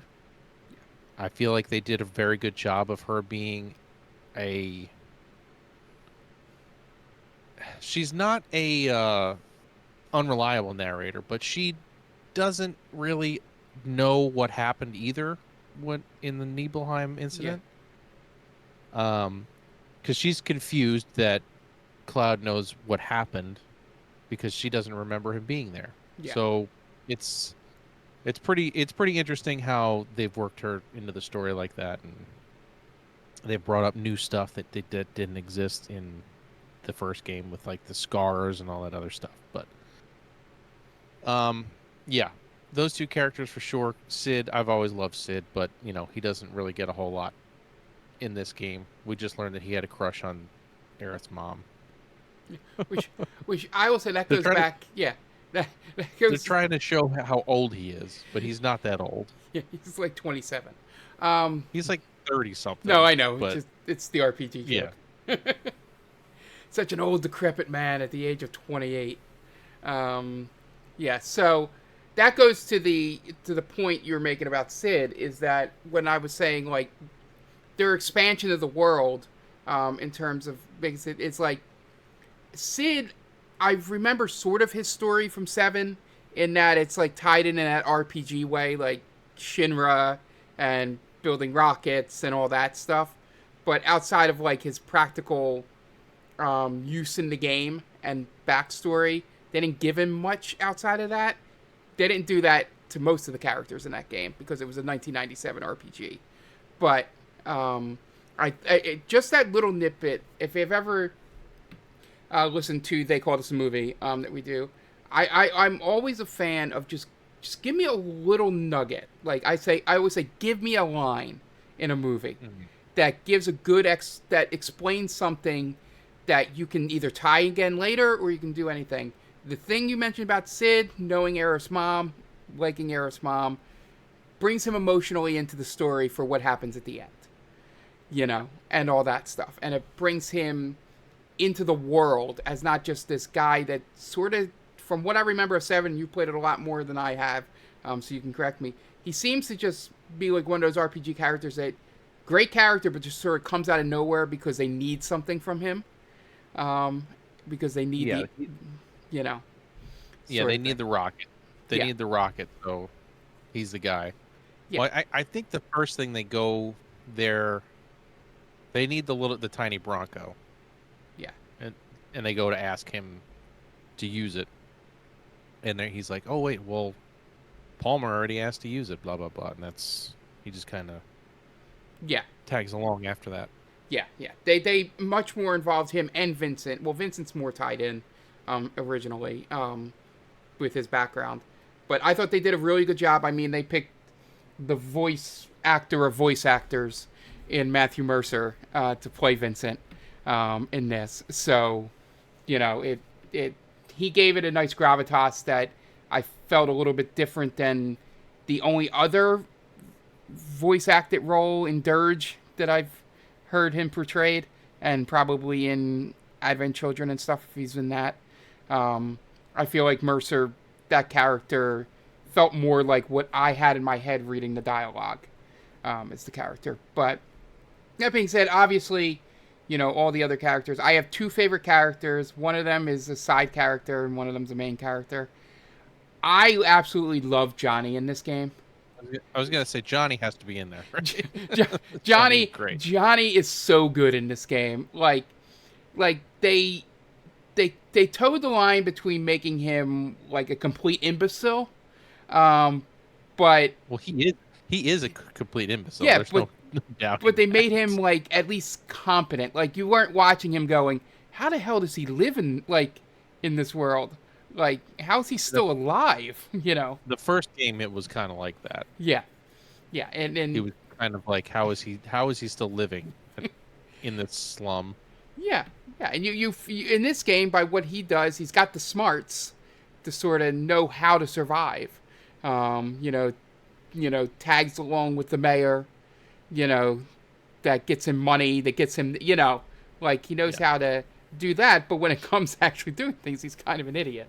And the fact that they create multiple Johnnies for that one quest might be one of my favorite side quests in the game.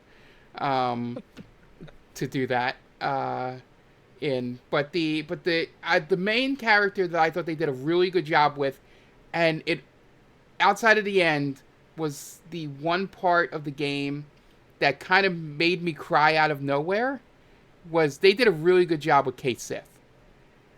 Like, making him involved. But yeah, he's a hard character to root for after what he does, but he kind of redeems himself, and then you find out it didn't matter anyway. Yeah, like I teared up a little bit, even though you're not supposed to. Um, when he turns on them and they all leave, and then he sort of regrets it, you know, Yeah. and you realize that he did start thinking of them as his friend, but he had this job to do. Um, that made me tear up a little bit, even though I'm like, you're not supposed to feel for him, in this. And then, like, the end, when he saves them, quote unquote, in the Temple of the Ancients. And then it turns out to not be that big of a deal. But that was the part that made me have tears down my face while he was saving them. Because it's such a good redemption arc there. As they do it. But yeah, doing the Scottish accent or Irish accent, I think it's Scottish, it's supposed to be. But Scottish. Yeah. yeah, to tie it into the cat she, you know, the thing where that monster, that mythical character comes from. It was a nice tie-in, and it makes him stand out in this. But yeah, I thought they did a really good job with him. His battle stuff is fucking nuts if you figure it out. He's broken. He's broken. 100%. Yeah, once you figure out how to do it, which I only was watching people figure it out, and they start doing shit. I was like, oh, you combine that stuff with this stuff that other characters are doing, and it's just like, running up like tearing apart the health of the summoned creatures, and it was just fun to watch. Yeah, so I think they did a really good job expanding the characters. I think we'll get into it later on, much later, because it's going to be a big part of the discussion I want to have at the end. They did a really good job with Cloud's mental health in this game, as compared to, obviously, there's not much you can do without voice acting in a voice, a text-based RPG, but just certain things that, theories you can have on the last few chapters really play into some mental health things that I think is a good way to go with his character into the next game. Yeah, so before we get deep dive into certain things, yeah, do you have an exact? It doesn't need to be. That's not one of the major scenes. Let me cut that. Do you have like a moment or a thing that happens in the game that's not one of the major plot points? Yeah, there's a moment in Gungaga when they figure out who Cisne is, and I thought that they handled that really well, and I thought that was a cool little nod to anybody who's actually played Crisis Core or has any idea who Cisne is. Yeah. I think they did a pretty good job there.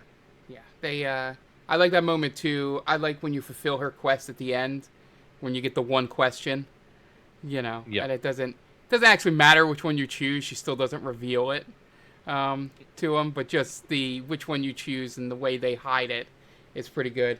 And also, that whole thing is the reason that you had to buy Crisis Core, right? That's why they told you to buy Crisis. So you just got that reference. That was it. That's the only thing. That was it. That's really it. I mean, and you know who Zach is. Yeah, that's the main thing. Yeah, that was the joke I was making. Like, nope, it's just a Cisne joke. It's the only reason. I just wanted you to know who Cisne was. That's it. I don't care about anything. The stupidest thing, and it's a moment, just because I know we're going to have to talk a lot about stuff, so I didn't want to drag this subject on long. I love the interaction between adding Elena to the Turks in this, and her interplay with Rude was really good. My moment is when she talks about needing an ice cream or a popsicle, and then the next time we see her in the helicopter, she has the popsicle in her hand, and I'm just like, that's really good. I love a good callback in a game. And that's to the bit for you, Mark. Yeah, that's a good moment. Like, okay. Like, they didn't need to do that. They could have just left her complaining about how hot the desert was as just Elena being Elena, complaining. They didn't need to call it back. But I think my singular moment and scene in the game is when you walk into the bald bar in Junon, and and it's just a bar for bald people, and they have a song and a dance um, when they're down there. And if you're not bald, you can't drink there. You have to leave. And that because it was such a stupid moment. And that's my favorite thing about, in Japanese role-playing games is when they do it right, when they do the stupid moments. Like in Remake, it's the dance at the Honeybee Inn. That's a really fun, dumb moment that really does nothing to the story at all, but, you need it. And I thought the bald gag here was really good. It put Rude more in the world. I know I keep saying that in this, but, it gave him, oh, okay, he has people he hangs out with, The funny part about it is that scene in the original game is like a throwaway thing. You have to physically, go and look for that area in Junon. Yeah. In this, it's pretty prominent. It'd be very hard to miss, but in the original game, you had to go into a building and then go into a basement, and then you would see the cutscene. Yeah. You would never go there on your own without searching for it. Which is probably why it hit me a lot harder than probably a lot of people that have 100% at 7. In terms of I didn't even know this existed. Yeah, it was a gag in the original game, but again, you have to go out of your way to find it. Yeah. So yeah. So that was my favorite scene. It's one that I've mentioned to people who don't play video games, and just the mere concept of a bar where you have to be bald to drink is one other great. thing other thing I want to add is when you at the end of the Junon thing, the scene with your company. Oh yeah. I was like, I don't care about Shinra at all, but I'll take these dudes anywhere. Yeah. I'll do whatever I have to for all these guys. Yeah. That they did a really good job with the emotion in this, in scenes that really didn't require it. They felt a way to make you feel for people, and I like that they come back later in the game on a side quest. And the head commander at the end, I don't know, did you finish almost all the side quests, right, Tom? I did. I think every one of them. Yeah. So I love the fact that at the end of it, when you finish this with them, if you fight the monster for them, the commander girl, the stepwoman mommy commander, basically admits that they knew they were the fugitives the whole time. But it was a pretty good reveal. But yeah, it was, like you said, throwaway stuff is great in this game. So if you're listening to this podcast, and hit us up on Blue Sky, we're over there at Game Vault Pod. So be sure to check us out there, and just let us know what your favorite scene from this game is, and what your favorite character was going in, or if it was the same character you had when you played through original, or did they improve somebody? Like with me, they improved Kate Sith on my end and made him one of my favorite characters in the game. So now moving on to our deep dive.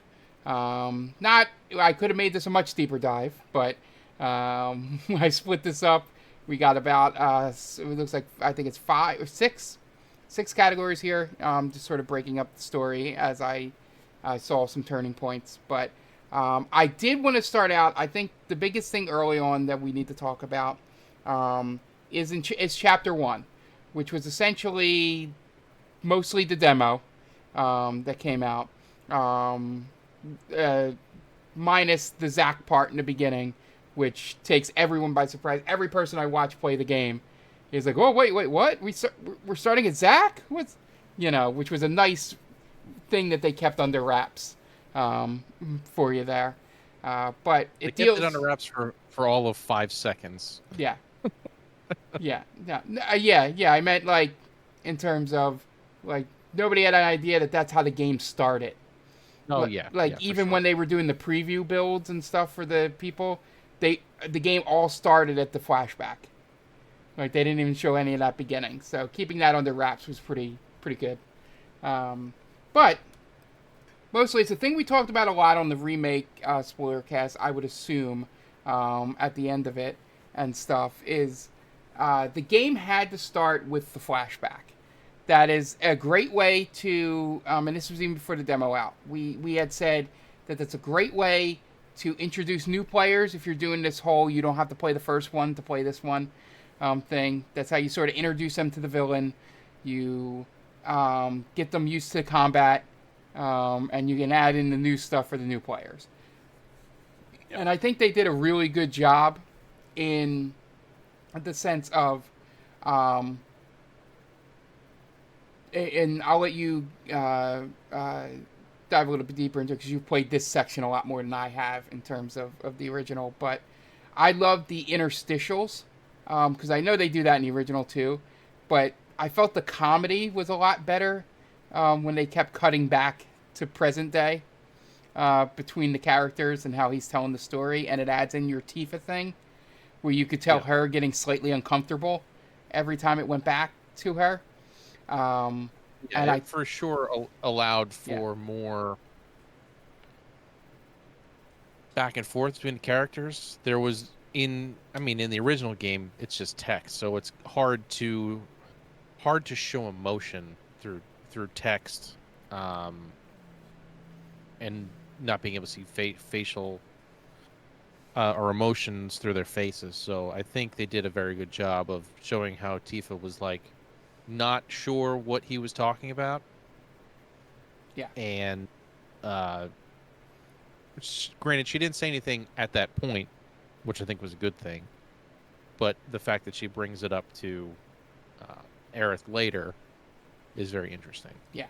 And it brings to a point that, um, you know, the beginning of this was a great thing of they made them two more friends than I think they did in the original game. Yeah, Like, they did not interact like this at all in the original game. and I thought that was a I mean, great choice. they talked to each other, but it was not like they were, you know, buddy buddy. Yeah. So And the great thing was it allowed them to share secrets um, to the side to where you can see like Aerith trying to find out if what Tifa's telling her is true, you know, when she's talking to Cloud and stuff like that. I think it allows to add that realistic relationship you would have. But yeah, the present day stuff was great, but I think I think they did a good job with the flashback in terms of it it brought in everything I remember from the flashback in the original and tied in some minor new story stuff into it that they bring back sort of later because you know this is supposed to be like the original was supposed to be the actual remake of Final Fantasy Mhm. VII. Um, and I deemed that I thought this was a great way to open the game. I mean, I think we as you said, we kind of called it um, from the end of the last game, and it was kind of the best case scenario. You got to see how strong Sephiroth was. You got to see, you know, you got to play as him, which people have been clamoring to play as Sephiroth since the original game. They've modded him into the game and all kinds of stuff. So I think that it was a bit of fan service, but this game is kind of a lot of fan service, so it is what it is. And Uh, but yeah, I think it was a great way to start the game. yeah, yeah, and yeah, the I thought it. I think the main takeaway about finishing up thoughts on chapter one, I think the major thing it did was it used both what you were playing and experiencing, and Barrett to sort of inform people, like how much of a like you know piece of shit Sephiroth is, and then Hmm. also how it's hard to believe he's a piece of shit. From him being a war hero and stuff like that. Um, Right. You kind of get to see his not demise, but his journey into insanity yeah, through the beginning of that section. yeah, yeah, and partially you also see Cloud's journey into a Yeah. mental health crisis. With outside of telling the story, um, just the things he goes through and stuff with it, and then when he starts to basically when they get to Nibelheim later, we'll get to that when we're there, but he starts repeating dialogue that Sephiroth said on Yeah. the original journey, and you start to see the moments here of where it like cracked that, and I think it was a good, like I said, I think that my best thing to say about it and um, is that it was a great way to let people who don't want to play through remake get to know the gist of the story that you need to know for this game and give you enough background, and it allowed it on the mechanical side to introduce new concepts and the new things in battle.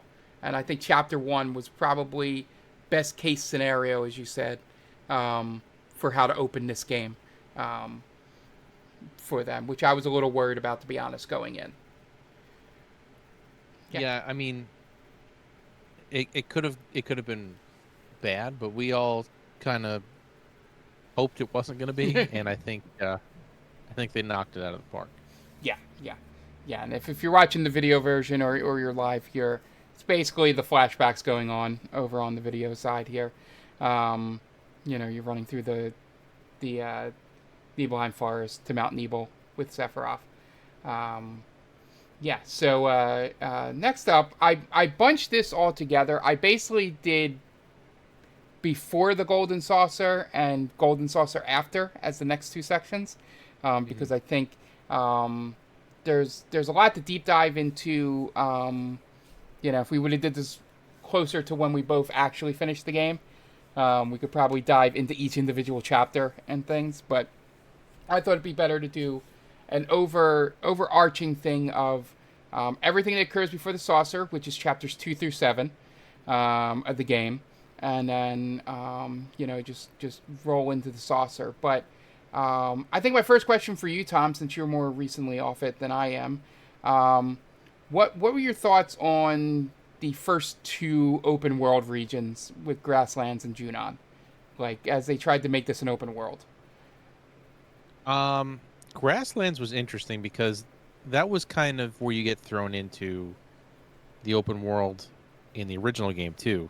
That's the first time, like you go to Com after um after you get out of the first area, and then you are thrown into this giant world map. And I think they did a pretty good job of giving you that sense of grandeur. You kind of walk out of the cave or you walk out of the tunnel, and this whole world is there to look at and run around in. And it's beautiful. And I think Aerith makes a comment about how how beautiful it is. She's never seen the sky, blah blah blah. And I would love to go back and watch that again to see if she talks about the thing that you see later in the Yeah. sky. I'd have to rewatch that, but I don't remember if she says anything about that. But yeah, I think they did a very good job of showing how open and how much exploring there is to do in these areas, and um, they gave you a decent amount of stuff to do. Like they introduce Chadley and all the stuff that he wants you to do in every region. Yeah. And I mean, the beauty of this game is that there is so much stuff to do, and you only have to do it if you want to do it. Yeah. None of it is necessary. Yeah. Unless it's part of a main story, you don't have to do it. Yeah. Yeah. I think the only side questy thing that's mandatory might be the chocobos in the region. I don't know if that's classified as main or side, but It's probably main because you have to use them to get around. okay. You can't get to some areas without them, so I would say that that's probably still like a sub main. Yeah. Um, Yeah. but I thought it was interesting how how they use chocobos. Like in the original, you had to breed chocobos. I don't know if they're going to introduce breeding chocobos in the third game. I doubt it. You've already experienced, what a black chocobo could do, what a blue chocobo can do. So I don't know if they would go through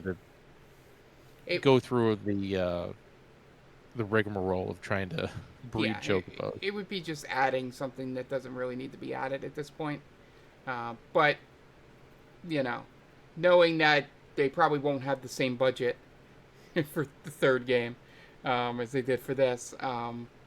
You could see, and we'll get deeper into that at the end, but, I don't know if you're going to add much. They only have to really add one thing to it just because they teased it in this game, but, the chocobo breeding could be a good side thing, to like pad the game a little bit. I think the best thing that the open world did here, and we're gonna talk about the mini game that gets introduced in chapter 2 when we get to the when we talk about all mini games and stuff. Keep it all together, so I'm not just constantly talking about Queen's Blood for the rest of the podcast. But I think what they did here, and I think it's only these two areas, I felt more frustrated and and I'll explain why when we get there, and losing the luster a little bit in the later open worlds than in these two. And I think it's because they tried to do too much in them. But these Grasslands and Junon were perfect for what they were. They showed exactly what they were attempting to do here. You had, in the Grasslands, it introduces to you, okay, you're going to have all these side quests, you're going to have, people to play Queen's Blood with, you're going to go hunting for monsters, you're going to, find these things to make the summons easier. Like, Grasslands sets the stage, the plate, as it should, for how the side quests work in the game. And it gives you a nice, beautiful background to do it in, because you've been in Midgar, which was just all metallic, cyberpunkish, or I'm sorry, steampunkish, not cyberpunkish, steampunkish, not very green, not very, outdoorsy. And so they allow that, like, 10 to 15 hours, or however long you want to spend there, experiencing what the actual world looks like while learning how to play the game. And I think the Grasslands might be the best, obviously with it being first, probably is the best thought out region in the game. But, it also had probably the least interesting side quests and stuff like that for me as well. But they were just, probably because they just had to introduce everything. I think the one major thing from the Grasslands is that Midsommar fight, or Midsommar's a movie, but the big snake guy. Midgar's old. Yeah. That fight, while not as grandiose as things you do later in the game, but it was such an iconic moment that they just have you do this boss fight, because they're going to have boss fights in it. It's an optional one in the original. You basically use the chocobos to avoid him. Right, the whole thing is to avoid it. Yeah. But having this big boss fight, again, introducing new story stuff between Sephiroth and Cloud, and then it has the iconic, moment at the end where the snake is, you know, skewered in on the pike, Yeah. you know, standing outside the caves, and I think that was a great end to that. Um, and then you know from there you go into the mines, which the mines are just it's a dungeon essentially. Um, and then it just has a great moment where they introduce Elena, and um, I love that they're supposed to be trying to be quiet, and then I think it's Aerith says something like loud enough and the Turks hear her, and that was a good moment, to for you know sort of doing the thing we all say like, oh, we're supposed to be quiet, but we're talking like this, and in this echoey cave, and I'm glad they acknowledged that. It was a good thing. Yeah. And then we go into Junon, which I think my major thing I loved about Junon was that it was split into two. Like they let you do the one, and then you got to go into Under Junon to open up the other half. And going into Under Junon, you know, gives you the let some story things happen, which our favorite character Roche shows up, being Roche. Another sad emotional moment later in the game. Yeah. But you know he's being the jackass. I will call because it is in this chapter, I believe, when he fights Roche later, and then commenting to our favorite Midgar soldiers. That guy, you know, Cloud says he's a jackass, and the soldiers go, "We knew that, sir." And it was such a great acknowledgement of that. Everybody's like, "Yeah, we know this guy's kind of an ass, but he's really good at what he does as a soldier." But yeah, overall, go ahead. I was just saying, I am sad that he's in the game so little. Yeah. I feel like they could have done a lot more with him, but yeah, they used him as a plot device, and exactly. That's I don't think they expected him to be as popular as he was after the first game, and I feel like the first fight was a reaction to the love more so. like they just threw it in there. Yeah, not just threw it in, but they were like, all right, we have to have him have like I think the plan was to introduce him and then have him in that fight outside of in Nibelheim. That would have been probably the original plan with him just being a side.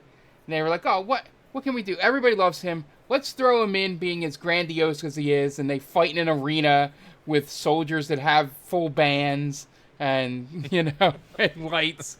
And just did something. Like, you can see that thing was so segmented, that fight, that you can see that they could have just thrown it in there. Thrown it in makes it dismissive, but sort of like, they could have just pieced it between two scenes they had already created, and then just wrote dialogue about it later. But yeah, I think they do the whole thing through Junon. I think the parade. I'll get your thoughts on it because I the only thing I want to mention about it is that mini game is great. I did it first try. Got what we needed. I didn't win the thing. But I saw a lot of people save scumming, and I'm like, this is, again, you know. I mean, I would have only save scummed if I didn't succeed, you know. Yeah. But the great thing about that was, I don't know who came up with the idea, but the concept of as you go collect the soldiers, that if you stop and spin around, they are all behind you in formation the entire time you run around. And I love the little comments when he's running. Oh, we're going this way, huh, Captain? You know, or oh, up here. As you're running in and out of buildings with them all following you. And I think that was just a great thing to sort of add in that loyalty that the Shinra soldiers have. That, you know, this guy, oh, he's got the white hat on. He's got to be the captain. You know, we got to follow him. I've never seen him before in my life. But he's got the right dress apparel, and it also led to fun things with the people posing in front of the Rufus cutout, and stuff like that. Um, and so what was your before we get into the actual story stuff that happened in Junon, the just that overall because that was a big part of the original game, that sort of marching minigame. So I'm really glad that they didn't do the original and make you have to jump in the line and march and do random crap because it was the original, is difficult to get right the first time. And you have to save scum that because you get a weapon that you don't get for another, few hours if you do it right. Um, so I was happy with how they did that mini game. It kind of matched up with uh, the mini game from re remake where you do the dancing. Yeah, It kind of had the same feel. I'm glad they stuck with something like that and made it feel the same. Um, so yeah, I was pretty happy with that mini game. I yeah, wasn't like I wasn't frustrated. It wasn't a frustrating mini game after doing all that work, yeah, which was nice. yeah, yeah. That I think they hit the nail on the head, and it allows you, it's replayability. You can go back and try all the different combos and see how high you can actually get that score. So that was a nice touch to it. Yeah, so story wise, Junon's really where the first story stuff takes off. Um, the I love the pomp and circumstance of Rufus firing the gun. I think it's a good way of introducing his flamboyancy um, there. But I think the most interesting thing, and I don't know what was your reaction to this, um, was when you win the competition, you go up and you talk to him, and then I don't know. You can correct me. Like I said, you've replayed it more than I. I don't know if this exact like interaction happens at anywhere in the game. I don't think it happens here in the original, but like he pulls them aside and is like, "All right, I know who you guys are." Like, and he says them by name Yeah. and all that, and goes, "I don't care. I need you guys to take out Sephiroth. Like, can you do that? Like, sort of like basically like bygones be bygones. It's like just take out Sephiroth and we're cool." And then immediately from that scene, um, then they cut to Yuffie being there, and my initial reaction in my house with just my cat was like, "Oh no!" I said out loud because I'm like, "Oh, they're finally like not going to have to worry about having Shinra on their ass." I knew it, knowing the story going forward that they had to keep that in line, but it was like this is the worst possible time for her to decide to want to do the assassination. Um, but yeah, so yeah, I think that's the big story point here in Junon, and what are your thoughts on that? And do they don't have a conversation like that in the original, right? No, they don't know it's them. Um, in Junon when you win the contest, they don't. Well, because you never know if you win or not. Yeah, Like it isn't decided that you're gonna win the contest. Um, so yeah, they don't realize it's them, and that conversation never happens because Yuffie may or may not be in your party at that point for yeah, something like that to happen. yeah, So it's interesting that they added that in. When I saw it, I was like, "There's no way that this is gonna work out, right?" And then Yuffie shows up and she messes it all up for them. So yeah, yeah. So I think no, they're just doing a good. It was I could isolate the Junon thing as being a good way of having similar things to the original while introducing the new stuff and making it feel different. And I think that was one of the first major story points that did that.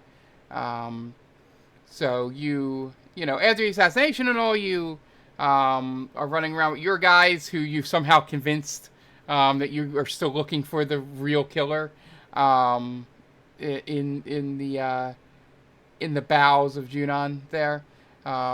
And then it's on to Costa del Sol.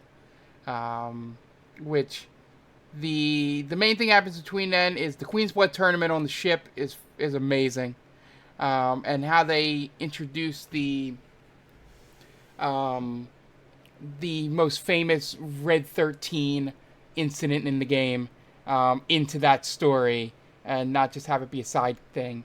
I forgot to say the introduction of Barrett wearing the sailor suit in Junon is a really good cutscene, because the girl's just teasing him is the best part of that. I think they did a good job. And then here, they do the Red trying to walk like a human thing here. I think my favorite part, and then I'll let you go on about what you thought of the boat sequence here, because it just has a big giant fight that the original has in it as well.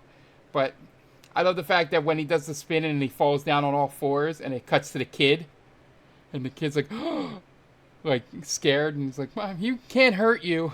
It's the mom to him. Like that's a good, nice slapstick comedy cutaway that they did there. But I think that whole tournament thing was a great idea. Obviously, more Queen's Blood the better for me, but just having the trash talking and stuff before the card game, depending on who you chose. And I've gone back and watched each one you choose, and I think the three I chose, doing Madam M, the robot, and Aerith, were the best choices. Just because the Tifa thing's fine, but Tifa being a trash talker, I kind of expect that. But the Aerith trash talking was pretty fun before you play the game, because you can tell that Brianna White had some fun with that voice acting in that moment. But yeah, so yeah, what are your thoughts on the boat sequence here, and how they sort of changed it from the original? For something that was as small as it was in the original game, I think they did a very good job expanding it. I mean, throwing Queen's Blood in there was probably the best case scenario for them. They because in the original game, you basically just get on the ship and you fight, and that's it, and you're at Costa del Sol. So it's fun that they threw in all this extra stuff. And Queen's Blood, it was a perfect way to get you to play more Queen's Blood. I think this is the point where a lot of people probably fell in love with Queen's Blood, and I know I did. Yeah. I went from not really caring and not knowing what I was doing to figuring it out, and yeah, it definitely worked. Yeah. So, and I think having Red be the final boss was perfect also. Yeah. And loved it. Like, they still kept the Queen's Blood, which has its own side storyline, which is crazy. Keeping that storyline intact, you don't know it at the time, by making the final actual battle with Regina be the finals of the tournament, and Red just a special thing. Was great. I think the one thing it introduces as well is just showing that it leaned more into Barrett's compassion as an emotional trait, how he's protecting the hooded guys, and gets upset when the captain, basically, you could agree or disagree with him. I don't think there's a right or wrong with what the captain did, and sort of, he's like, did you see those things turn into monsters? Like, I'm trying to make sure the boat doesn't sink. Like, you can see that side of it, but then you can see Barrett's side going, well, they didn't ask for this, like, sort of, Yep. shit. But it was a great moment of, I like gray areas in moments like that. But yeah, and that fight was just as good as the original on the boat there. And just doing, I love Yuffie running away. I think basically like a fuck that moment when when Genova shows up. It also is an interesting first look at Genova, because it's the first time you see Genova.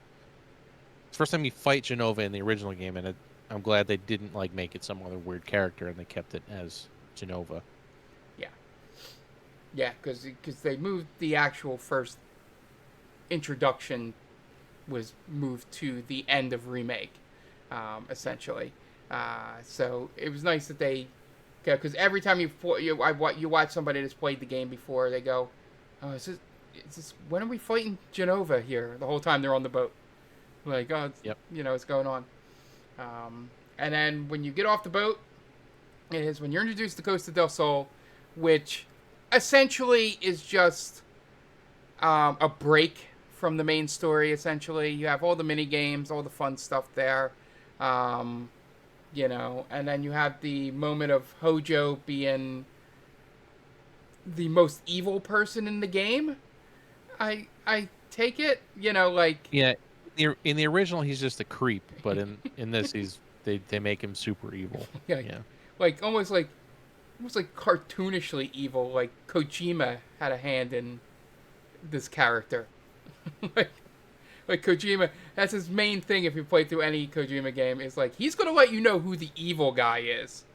Like Yeah. that Doesn't take much to figure it out. like that's the evil guy. Um, and then the whole Johnny Yuffie sequence. The whole thing to get the swimsuits. There's not much to deep dive in there, but because we're going to talk about the mini games in a little bit, but yeah, so they do a good job of Costa del Sol. It's what it's meant to be. It's a getaway. It's a break from everything. They do some great story stuff.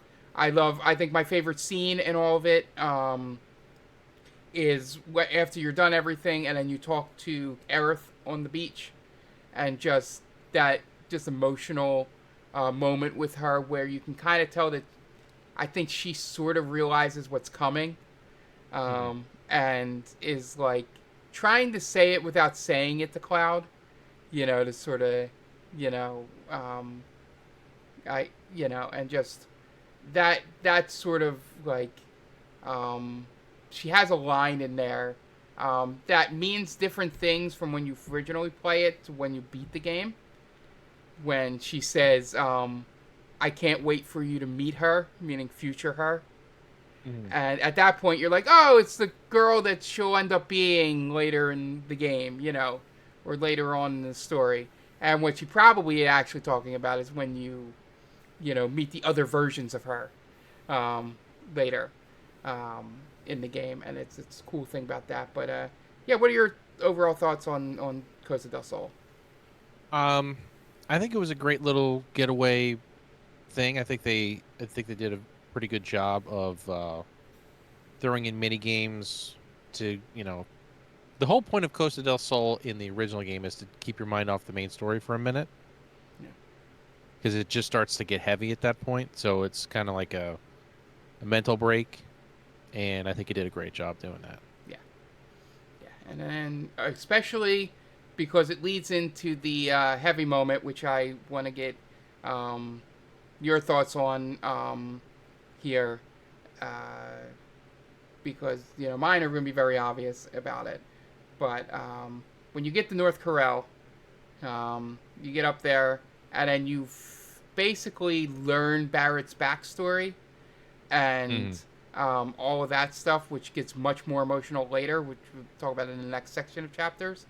But just that introduction, like, they definitely, because Corel's 3 screens in North Corel in the original, like 2 or 3 screens, if that. Yeah, not a whole lot going on there. Yeah, and just the way, again, basically, Corel in the original game is just how you get to the gold saucer. There's not a whole lot else happening there. Yeah, and it it sort of like dives in and expands on Barrett's personality, but just the What was your take on how they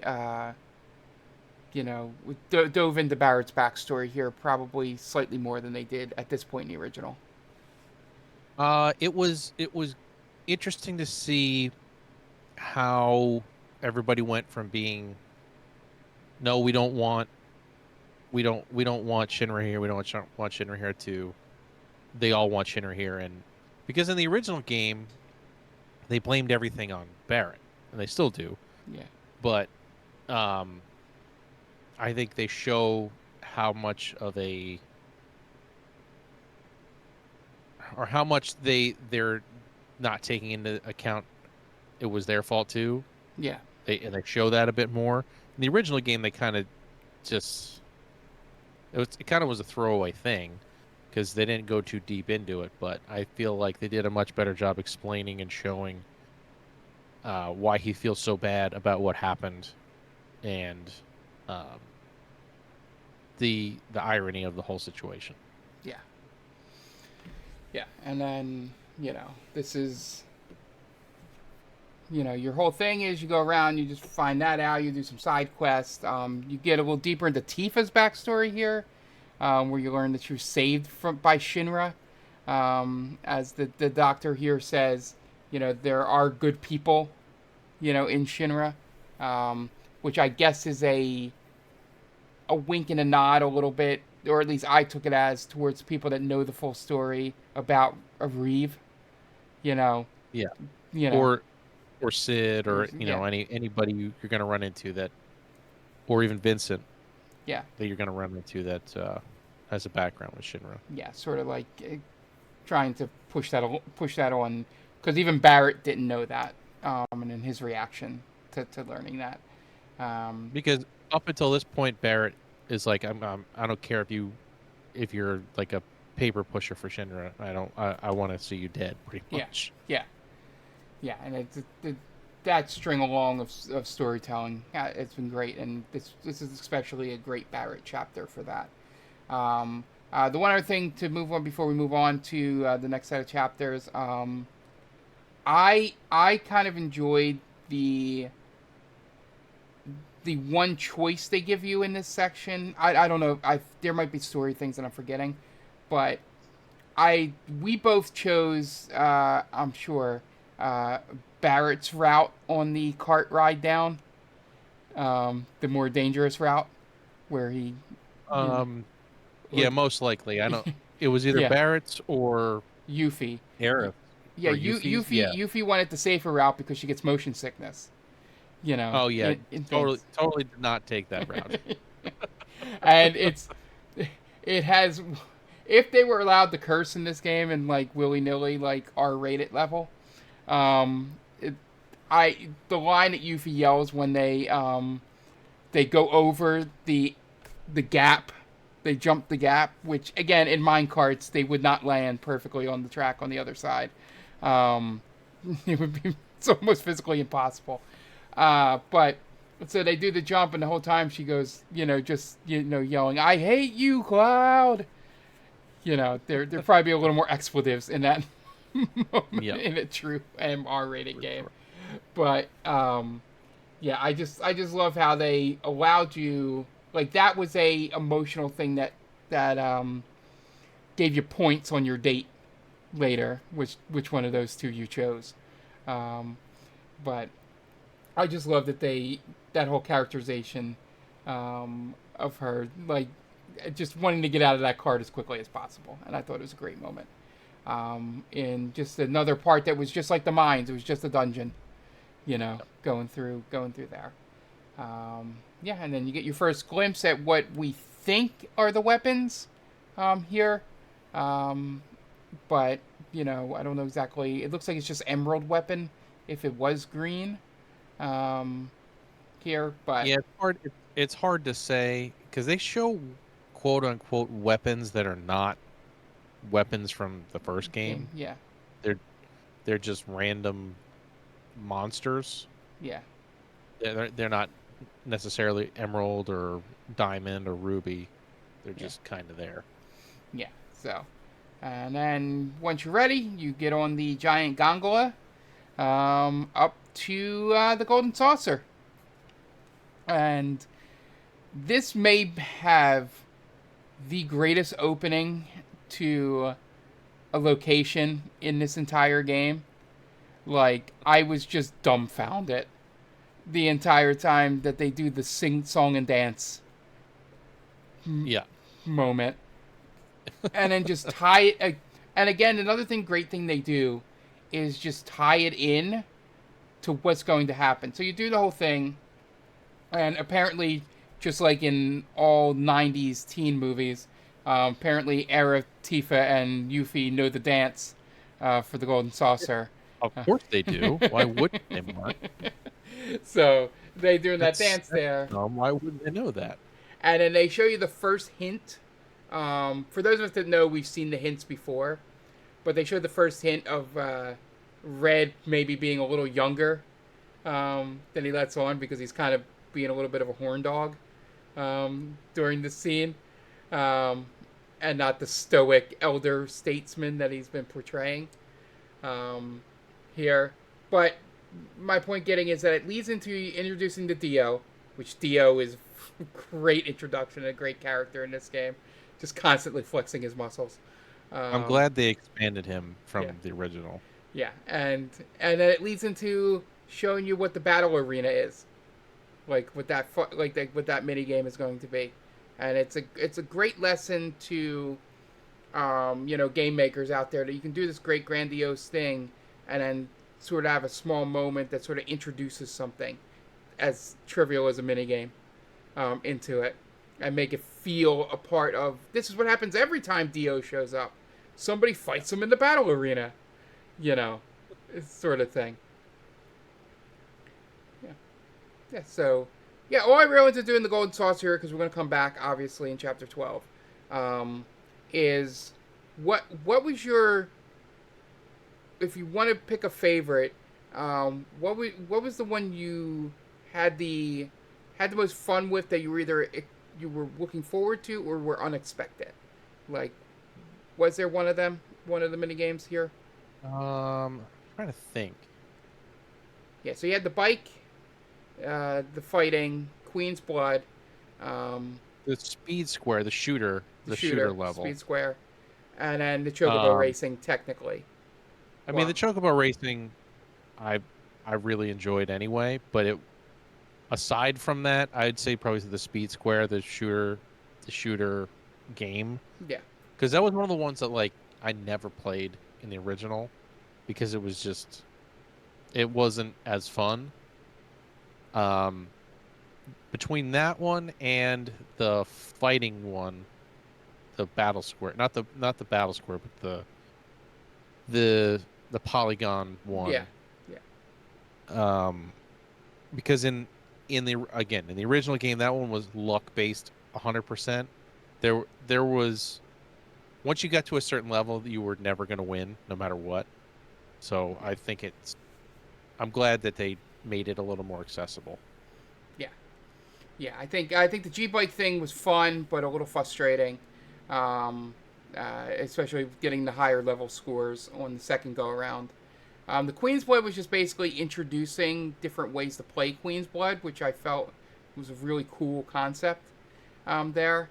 Modifiers. Yeah, modifiers and things like that, and teaching you how to be. Basically, that's the first time it teaches you to do a destruction deck in there. And the one cool concept that doesn't come back, I thought it was going to be like a Final Fantasy VIII thing they were going to do, where each region had different rules of Queen's Blood. But they didn't end up doing that. But here, it like shows you like backwards Queen's Blood, where you start on the other side. And just I thought it was going to be stuff like that. But I think the way they did it was better than 8, because 8's thing got frustrating because you need to manipulate the regions so that you could get all the cards. And I'm glad they didn't do that here. But yeah, I like that. I think Speed Square or the gun game was pretty cool. I think the thing I enjoyed most was probably, once I figured out how to do it, was the fighting, the polygon fighting. I didn't use the cheating that people started to do with using the pause button to know which punch was coming before you dodged it. I didn't beat the top guys because I don't have that kind of like quick trigger anymore to sort of to figure out. I think Sephiroth or whoever the final boss is or whatever. Pretty sure it's Sephiroth. Yeah, has like a triple, like I think he does a triple combo, then breaks and then there's another triple combo I think is in there, and you have to survive those 6 punches. And it just gets frustrating. But I enjoyed the concept of that game because it felt like a very a very watered down like Mike Tyson's Punch Out Yeah. in terms of reading, and I enjoyed that. Um, but the main thing that happens here is you see the giant advertisement for the snowboarding minigame that is coming soon. That just has a giant Moogle on a snowboard up there, and But before we get too far away from yeah, that, real quick, yeah, uh, one of the more disappointing things in this game is the way the Moogles look. yeah. I was going to get to that. Yeah, because that, yeah. We'll dive. We'll Because dive. Yeah, yeah. I think we'll dive into that next section because I want to talk about the Moogle house, Mog okay, house stuff in total because I have thoughts about their looks as well. okay. There. But yeah, so and the fact that Kate Sif's Moogle doesn't really match with the other Moogles, but that's a whole other thing. Well, yeah, because he looks like a real Moogle. The rest don't. Yeah, so you finish up Gold Saucer, and this is, I think the one real emotional. I think we just have two more things to talk about here in this whole 8 to 11 section. Um, I think they did a. I don't know your thoughts on it. I like the way they handled Dine and his story and demise in this a lot more than the original game. Um, I thought it added a little more emotional weight. Um, you know, what happened seemed would like his reaction and his mental illness um, affects um, would affect Barrett more than the stuff they do in the original. Um, and just I thought it was better. I know you as a person that's played through it a lot more than I have might have a different opinion, but I thought they handled the interpretation of dying better in this one. Yeah, I'm not sure. I was kind of indifferent on it. I felt like they probably I feel like they took away a bit from the original. I think him jumping off the ledge was kind of a because I know technically he made his own choice when he went after Shinra, Yeah, but I just thought that was kind of unnecessary to me. I don't yeah, know. That's just me. Um, but yeah. That's why I it is, asked Tom.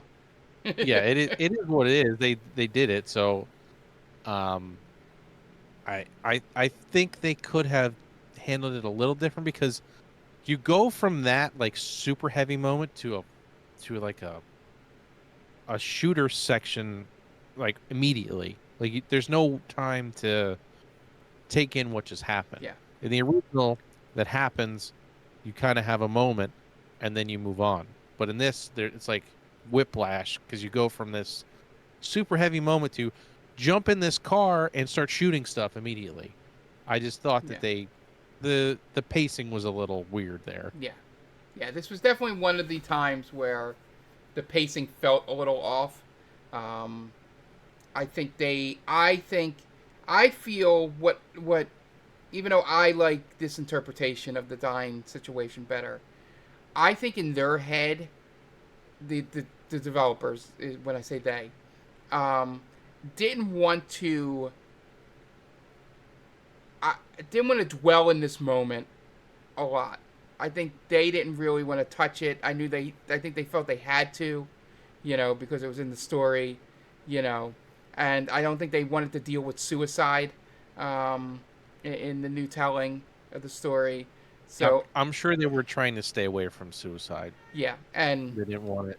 They didn't want to weigh the game down even more than they already need. yeah, They may have had to change the rating yeah, if they committed suicide. yeah, that too. And I think they were just like, all right, we need to have this moment because the fans are expecting it, and it is a big part of the story. But yeah, let's just get out of it. There's going to be rougher emotional stuff later on. We don't need to dwell at this in the middle chapters. Yeah. Then you have that shooter sequence. Um, you've done all the Corel prison stuff was pretty crazy. They did a really good job introducing all the characters that are down there into the I mean, the story. amount of expansion they did in the prison is amazing. Yeah, Because again, that was like a one a one screen thing, Yeah. maybe two in the original. Yeah, I think So it's like one screen and then the other screen is going into the trailer with the elevator and to yeah. go up for the chocobo race. Um, yeah, the the expansion of chocobo race is having a story with Chocobo Sam and all and all that was pretty cool too. Mhm. But you know, just everything in this game, we could dwell in every single chapter just talking about expansion because that's how you get to a 120-hour game on there.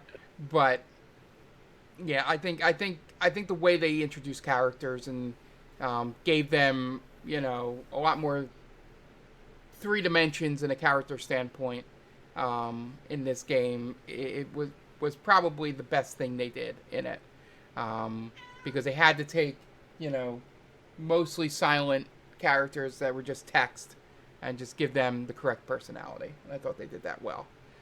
There Um, is one fan service thing that I thought was pretty good. interesting that they did. So in the Japanese game, if you go into that well that's in Corel Prison, there's a there's a fight that happens in there. It's like a debug fight that they didn't take out of the Japanese version for some reason.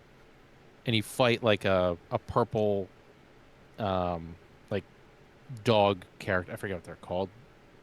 Basically Rufus's dog, Yeah. whatever they call that. And when you go into that underground fighting league or whatever it is, Yeah. that's one of the fights. Yeah, I And I think it's thought the that was final really one cool. of one of the side quests. I And I think thought that it's was a really good callback yeah. to that. Yeah, and the Um, fact that I love that they hid that, not hid it, but they put it behind a side quest. Like it's the end of that fight where you see the moat from Don Carnero's place. Leslie. yeah, yeah, It's the end of that fight. Because he's basically trying to kill the the proprietor of that whole area is basically anyone who goes down there trying to do this, he just wants them to die. So he has this yeah, really strong prototype at the end.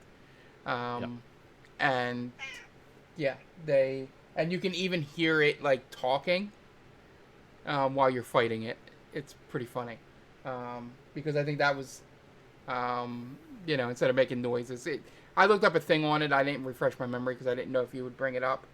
But it's like that one particular boss is like different from the other type zeros or whatever they are Mm, in the yeah. game. They do something weird with with vocals. But yeah, that whole the Corel Prison, the Golden Saucer stuff, just the story integration was fabulous there. But it all leads to you get the Gongaga, which has the Sisney stuff, Zach's hometown thing. Basically, most of that is boring in terms of it's just, you know, It's exposition. it's the exposition between two major story beats and locations. Um, the one thing I want to talk about with Gongaga before we move on to the introduction of one of the side characters here is that you know I did not like the open world in Gongaga with the mushroom bouncy things and the multi-layered locations because I just got lost and frustrated with it, I get that. knowing which mushroom to jump on to get where, and I figured it out by the end, like my final runs through to finish stuff, but it frustrated the hell out of me the entire time I was there. Nibelheim has a little bit of that, but not as much. But yeah, jumping on the wrong mushroom, and then, going to the wrong location, and that was the only thing really about the open world that, bothered me. I think the stuff located in it, I think all the story stuff that takes place at the reactor is really cool. I do want to get your opinion on that. But the open world itself was not great. But I think that I really liked Kangaga. I think the music probably helped a lot. I really enjoyed the music in that area. yeah, And yeah, it's frustrating the first time through, but I feel like once you figure it out and you can understand which mushrooms lead to where, I feel like I figured it out and I wasn't so bad, but I I can understand why somebody would hate it. Yeah, I think it comes down to how quickly you figure out the mushrooms. Because if it takes as long as it took me, I'm just spending 20, 30 minutes frustrated trying to get to this one tower. You know, Yeah. and not exactly, but like, and then you know, figuring out where if you figured it out right away or pretty early, then you're having a better time in there than I am. I think it all came down to how quickly someone would figure that out. But I think the main thing that happens here that we need to talk about, because it involves one of your favorite characters, is the whole Tifa side thing that occurs at the reactor here. Hmm. Um, that addition to it, I think, was a really well done way to separate this game from the original, um, Yeah. and give a little more stuff that you were talking about with Tifa. But yeah, I think it's a great place for you to expound on the what you were talking about when you were mentioning Tifa as one of your favorite characters. I think this is a great point, a great moment to show that delineation. Yeah, I agree with that. I'm I'm glad they put it in here, but it kind of makes me worried about what's going to happen when Cloud goes into the live stream. Yeah, I don't know, like, I don't know if they're going, because it kind of seems like they used a little bit of that here. So I don't know if they're going to leave that stuff out or if they're going to redo it from Cloud's point of view in yeah, the next game. So I'm not sure. I'm not, that's the only thing that scares me about it, but I love the character building that they do here. Because you don't really, again, you don't really get to know Tifa until after that live stream incident in the original game, which is way further on in the game, and you don't know much of her side of the story. yeah.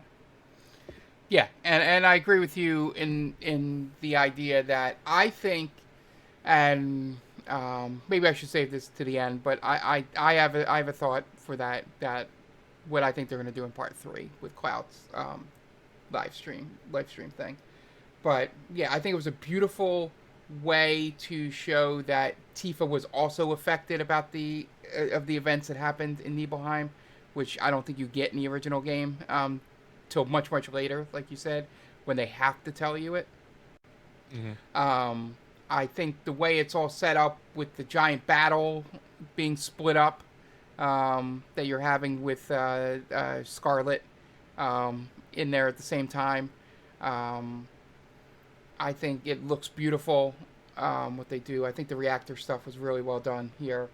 Um, and I think another reason, going back and joking, I think another reason why they wanted you to play Crisis Core is so that you would know Gungaga Yeah. before you got there. And it's not some random town like it feels like in the original game. Um, that's just a stop along the way and has a reactor in it that blew up. Um, this it it expands on a lot of the stuff. I think they do the obviously they do the Zach parents thing much earlier, or if they didn't do it at all in the other game, um, because you wouldn't have known about Zach at this point.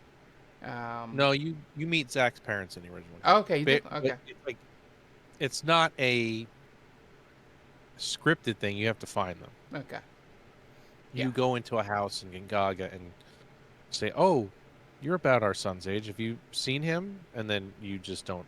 He's got no, it. I don't know who he is. Yeah, yeah, yeah. So I think that whole bit in Gungaga was really well done. I think it's a good chapter in the game. I just was frustrated and probably had less fun with it because of the mushroom stuff. But in Gungaga, you get introduced to our first side optional character. I guess he's not optional in the game, but side character here is where the great introduction to Sid. When you get the tiny Bronco here. because your next stop is Cosmo Canyon, and it's kind of hard to get there on foot or by car. So you get the plane, and my favorite moment is when you're first flagging him down, and Yuffie's doing the dance or whatever she's doing to try to get his attention or whatever, and you see Aerith doing it in the background. You know, and yeah, they did a very good job of trying to make her a more likable character, because in the original game people just didn't care about her because they knew, you know, once you played it once, you didn't even bother like interacting with her because you knew you weren't going to have her that long. yeah. So I'm glad that they went as far as they did to try to make her a more interesting character. And the fun thing is, just because since the remake, you know, I've seen some streams and stuff that the voice actress Brianna White does, and I feel that the writers found a way to bring her like goofy nerdiness that she has on her live streams, whether that's an act or whatever, because, you know, being a content creator, but they felt like in this game they integrated more of her personality into Aerith, and it's what made her more likable, as you said, and I think it helps, you know, make the end scene, you know, a little bit more tougher to take, especially if you didn't know it was coming there. I think the main thing with the characters is it took me until the very end to appreciate Yuffie. I just thought the whole being basically just singular-minded on the materia thing, no matter what was going on, bothered me a little bit early on. Like, she was like not grasping the situation around her every time they went to a new place. I think there's a reason for that. I think it's just that she didn't care. Yeah. All she cares about is getting her stuff for her village. She doesn't care about anything else. Yeah. So they, you know, but I did by the end, I think I said to you last time we talked about it, you know, before the spoiler cast, before I finished it, where I was like, I don't know. And then I was like, I'll give her these final 3 chapters, like chapters 12, 13, and 14. And then, you know, came around to her. But it was a little bit annoying. And this part, if you didn't have the Aerith thing in the background, I would have probably been more annoyed here. But get the introduction of Cid, comes into Tiny Bronco. Obviously, because of it's now 2024 and not 1997, they had to swap out the cigarette that he has in his mouth for a toothpick or whatever, or nothing. I forget exactly. But in Kingdom Hearts, it's a toothpick, but I don't think he had anything. I don't think he has anything here. Which is unfortunate. Yeah. Because that's part of his character, is being like an not an old, but an older guy who's like a chain smoker, constantly has a cigarette in his mouth. Yeah. But I think they were trying to make him a little younger here, than, like, make him closer to what his age is, than how he was portrayed in the original. But yeah, so it's still, even though I was concerned at first when seeing him in the trailers, I think the introduction and the way he is through this first section sold me that I was okay with the characterization they decided here. You know, as someone that has cosplayed as Cid, what were your thoughts on the introduction here? I thought the introduction was fine. I'm a little upset that he's not as foul-mouthed as he was in the original game, because that's kind of his thing. He doesn't give a shit about anything, and he's just gonna say whatever he wants, and it doesn't matter. But it is what it is. It's 2024. You kind of have to make it a little more PC. Yeah. Because he was not PC at all, and he just said whatever. And you kind of can't do that anymore. Yeah. So exactly. So once you get up in the plane, they give you some control, which was, I think, a teaser, maybe, to part 3. Well, they said that they're still working on how that's going to work. Yeah. How to give you flight, but Yeah. I But don't know why they gave you control because you don't really do anything. You yeah. just kind of go anyway. Yeah. Yeah, but you can sort of, it's the illusion of control over it. But it was nice, and then just the flying in to Cosmo, did a great job with you know, with the canyon part. I was I trying to did figure out a find different way to sing it. I did find that interesting how you get to Cosmo Canyon because in the original you break down outside of Cosmo Canyon with the buggy, Yeah. but you don't even have the buggy yet here. So, or do you? Do you have the buggy? This is where you lose the buggy because it can't go Right, into Gungaga. right, right. Yeah. Yeah. But But yeah, yeah, so because they basically, I guess, skip over Gungaga, or like mostly it's like a drive through. Gingaga happens a lot later, I think, Yeah. in the original. Um, it Yeah, happens it after probably, yeah. Cosmo Canyon. Yeah. It happens after Cosmo Canyon, so it's yeah, they kind of had to massage how you get to places to Yeah. make it fit the story. Yeah. Yeah. So, yeah, you get the Cosmo. It looks beautiful. Um, we want to dive deep into the open world part of it. Some of it's frustrating, at least. Some of the, I should say, side quests are frustrating there. I'm particularly thinking of one that's later where you have to walk around and feel the vibrations of the one Yeah, sandworm. that's annoying, but you're bound to run into that every Yeah, once in a while. yeah. But I think everything else they did with the area was fantastic. Um, I do like how because in the original Cosmo Canyon's kind of this like mecca place where people go to find themselves or whatever. yeah, I like how they kind of played with that a little bit and made it like these are kind of the weirdos out in the canyon. yeah, yeah. That the mecha thing is still there, but it's like the mecha for um, the people that think they're more enlightened than everyone else. Yeah, You know. yeah, they kind of did the I'm better than you thing. I guess Yeah. I don't know how else to describe it, Yeah, yeah. but Like it was like they understand what's going on with the planet. No one else does. yeah, Essentially. Yeah. like And almost like a cult. yeah. Yeah, and it's like any ideas that our party brings in because we've experienced things with the planet Right. is Immediately, yeah, yeah, yeah, exactly. is just turned away. But yeah, I think the introduction of Red's backstory is great here. Um, the balloon moment, depending on how your relationship is with Aerith.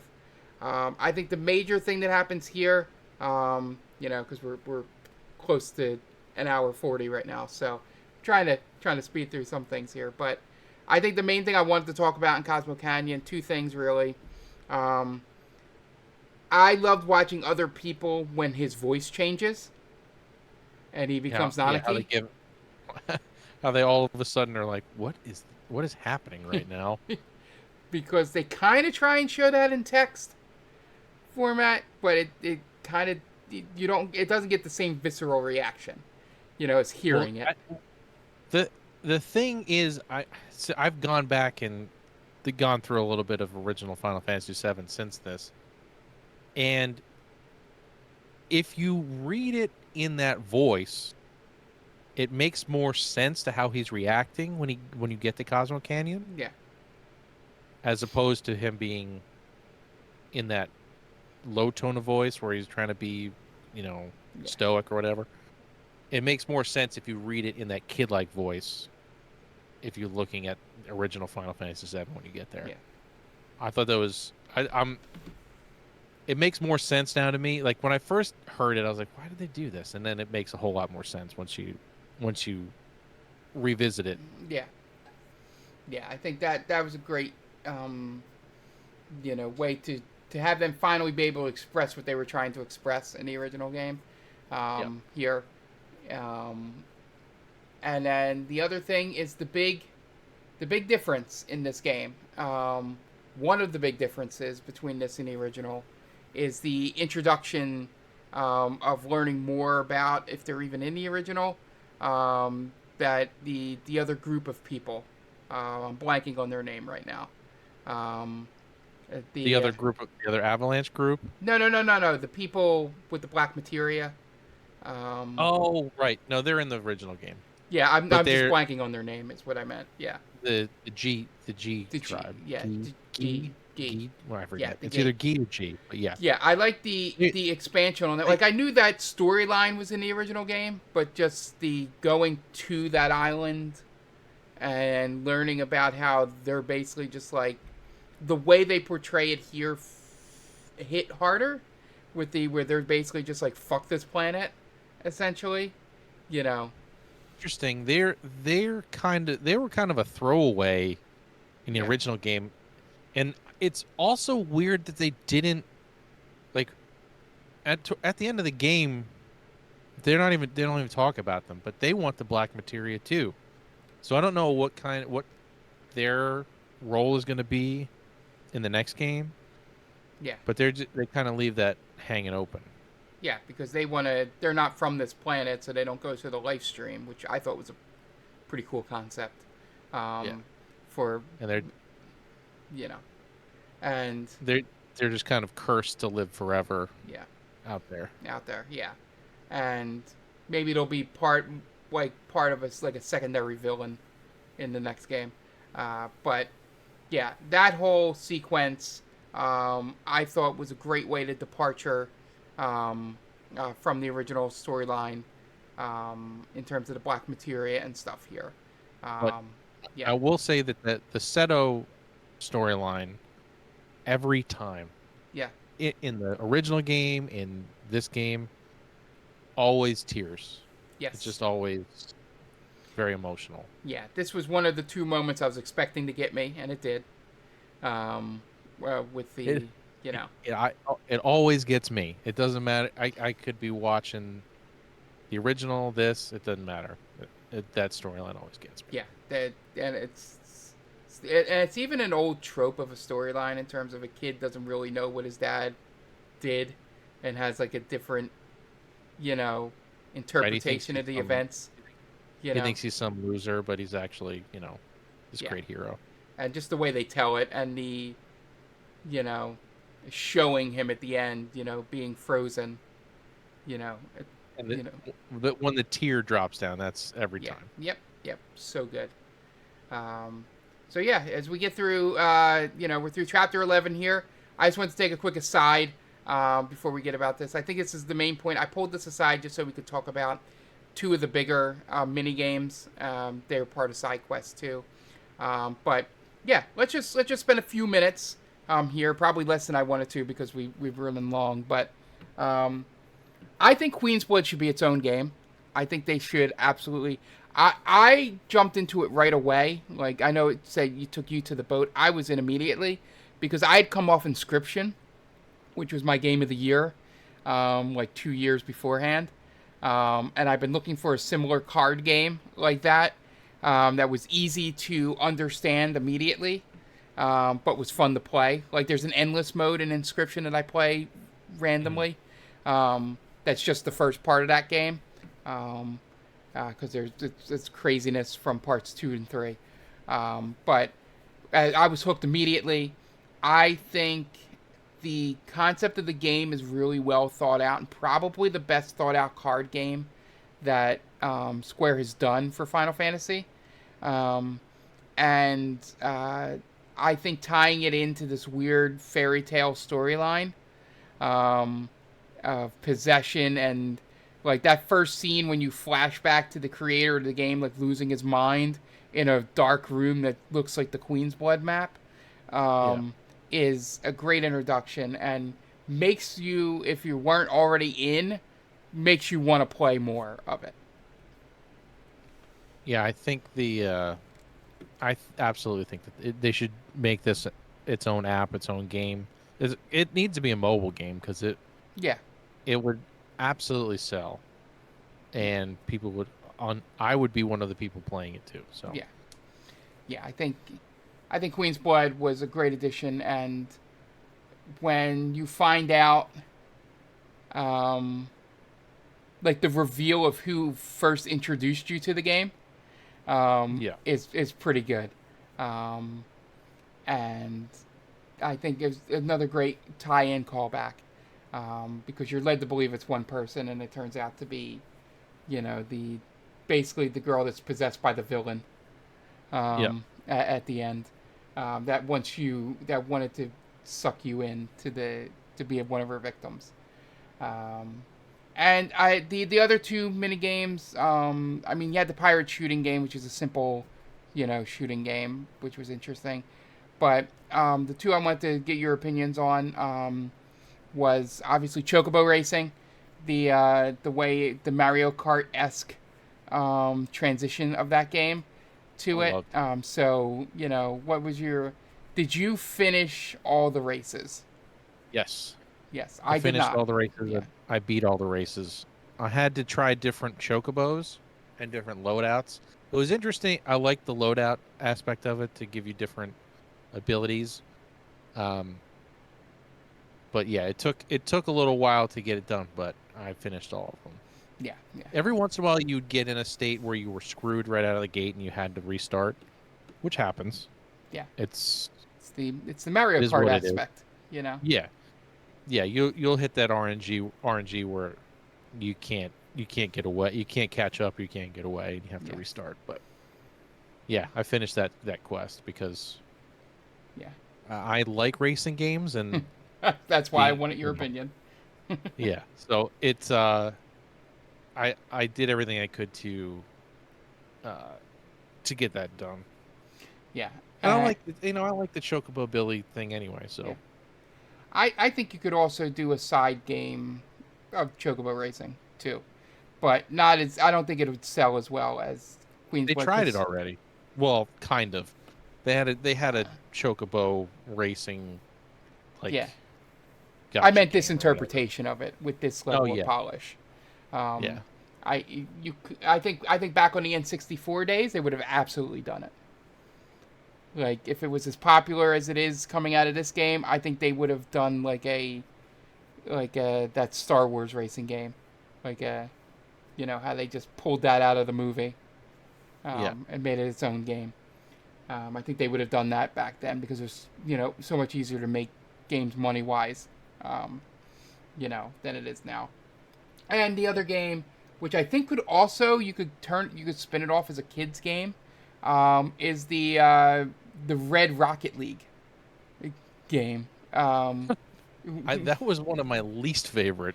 Um, I think the way I watched it as it's one of those things where yes, the way they presented it and the way they did it, wasn't great. But as I've said on a lot of TC Tam stuff, I can see the nugget of Well, a good game there. I could see it, but it Yeah, I was not a huge fan of yeah, it. it was. I did just enough to get through that section, and I was like, all right, Yeah, good. I cleared all the challenges in that. I was more, probably playing a lot of Rocket League. Um, Kind of helped me with that, but I think you could pull it aside as a kids game, and you could do a stupid phone, um, thing with it too. I think those were the three, games. Queen's Blood, Chocobo Racing, and the soccer game that you could pull out and do some Yeah, stupid $2 game. I think all the other mini games, while you could still do it, I don't. I think they work better in context um, um, than in game. The shooter you could, but I think it would lose its luster, um, yeah, out of it. It's kind of like the Resident Evil 4 shooting gallery game. It only really works yep, in context. Um, but yeah, so that and the one side quest I did want to get your opinion on, because I've seen a lot of different streamers have mixed opinions about it from what I watched, and I was sort of like it just annoyed me, but it didn't really bother me. The Kid G stuff. With Oh, the with the yeah, I mean, again, that it it's there's definitely a meta to how you have to do that, yeah, and I was I did it was one of those things where I did enough to get by, and I was like, all right, I'm good. yeah, I don't need to do this anymore. yeah. I think the thing Um, that I want to see if you have the same interpretation of it. I think the developers thought that was going to be the big mini game coming off of it because they split it up over two chapters and yeah, maybe I don't you know. know, going, hey, they're gonna love this Kid G character. You know, he's gonna hit. He's gonna be great. They're gonna wonder. They're gonna be like, hey, when they're gonna keep checking. When can I go back and do this? You know, so we'll put it over two chapters. And it just like it just while I was playing it, I just felt like they were anticipating people loving that more than I think they actually did. Um, Maybe, yeah. Overall, I wasn't a huge fan. no, neither was I. just like trying to see it from a developer standpoint, I think they felt it was going to hit harder than it did there. And then obviously the one thing that I did pull back from you when you went to give an opinion on it, I was really frustrated with the Mog House stuff. You know, trying to get those Moogles into the thing. Well, I once I figured out that you could set it on easy, I was like, all right, I don't need to worry about this too much. yeah Um, because yeah I put it on easy I too to get the extra things. I think it was I there wasn't enough. There was a lot of variety, but not enough good variety in it. It just got more frustrating the more things they added to it instead of difficult. I don't mind things getting more difficult. yeah, I it was just hate when they definitely get more frustrating. it was more frustrating than interesting. Yeah, That's for sure. and Um, then I have a personal opinion of my favorite Moogles in Final Fantasy. You obviously these are not them no, at nope. all, but These are I am they're not. more These are not my Moogles.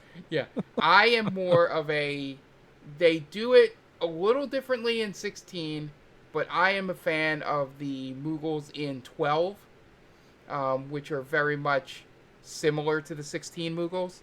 You know, short little things with the ball on their head, you know, sort of things walking around. The ones in 12 are more integrated into like society, sort of too. Yeah. Like they're standing on their, you know, they're not just floating around that only certain people can see them.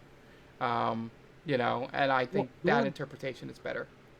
the ones in 9 are pretty good too. The nines are the classics. Like Yeah. they look like the ones from the 16-bit era. You know, the ones that show up in 6, and stuff like that, and earlier. Those are because 9. Not to make this a 9 spoiler cast, but 9 was supposed to be the throwback to the SNES. You Yeah, know, because they went medieval and you yeah. know, and so it was obvious that those Moogles, you know, tied into the original ones.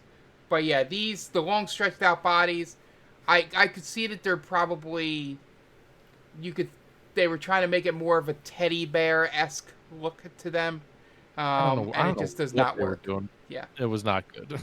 the fat Moogle still looked great.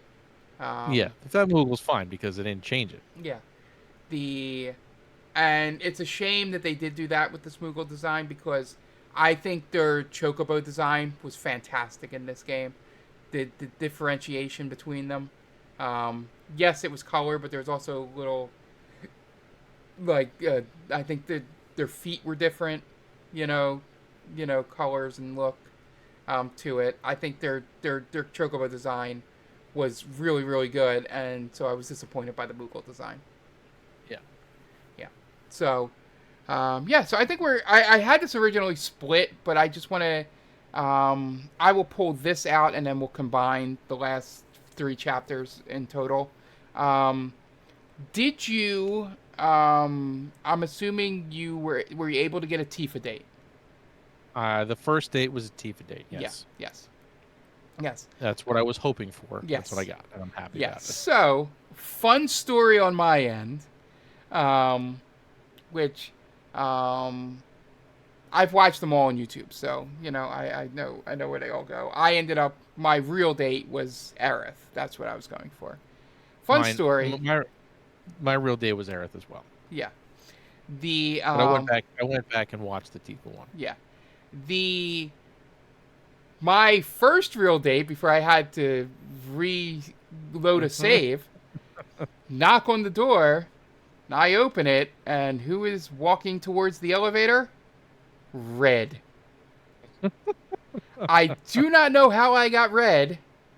Because you And did all his stories. yeah, You didn't and do. You didn't. once I went and read, and I'm like, oh, that side quest I skipped to go back to was an Aerith side quest. That doesn't even read like an Aerith side quest. I forget which one it was. Just like, oh, so I reloaded the save, did that side quest, and then that was enough points to get Aerith. But yeah, when I was like, you opened the door and there's like no one there, and I'm like, did I fuck up? And then he looks down the hall and it's Red is walking towards the elevator thing there, and I was like, oh man, I was like, of all the people to sort of fuck it up with, it was like, it wasn't Barrett, it wasn't Tifa even, who's like second place. It wasn't even Yuffie, who I was avoiding because it's gross. Um, it Yep. was Fred. But yeah, so my Aerith date was great. I think it's the canonical date, but people can have different. Because my feeling, good. The second date for sure should be Aerith. If that's Yeah. the. Yeah. That's the canonical one. Yeah, because I feel, and I don't know if this is ever interpreted. I feel that Tifa and Barrett should be the thing together at the end, because of Marlene, and I feel like Barrett's a more stable partner for Tifa, who deserves to have a stable partner than Cloud is. But sometimes love doesn't let you make that decision. You think Tifa and Barrett should be together? Well, at least be be a family. I don't know if they should I- be together, but I'm not there with you. Okay. I just think they were already doing it with not doing I don't- it, but No, with yeah, I Marlene. don't. But I don't think. I don't know. Yeah. I don't know. I don't know. I'm not sure. I feel that way Yeah. at all. Yeah, I get it. I understand. I might be a big minority, but I think other than Tifa is the strong, independent woman. I don't think she's looking for Yeah. a relationship, but Cloud just kind of brings that out in her. Yeah. I just always thought that, because I guess maybe it is the strong independent side that I feel from that Tifa character. I don't think she needs to be dealing with the mess that Cloud is. As I think she empathizes and sympathizes with him yeah, because they went through this big thing together, and she doesn't know what happened either. yeah, they do. Yeah, they do a good job here, but I think I think the We'll way see. the Aerith date goes in this, as you said, it is the canonical canon date, but I think I think what it does, being that, is I think it's more in line with the story, than the Tifa is, what a normal romance would be, in terms of that scene. In the Aerith one, you get some story, you get some background story stuff, and foreshadowing and things like that in it. I really enjoyed lasting on the dates. Going through and watching the Sid Vincent one is pretty interesting, and funny, and then the Yuffie one, while still slightly gross. Yeah. So final thoughts. Final chapters here. I know we ran a little long. All that's left really. How do you think they handled the Aerith death? Or quotes death. I don't know. I mean, because it's still confusing. It's still confusing to me.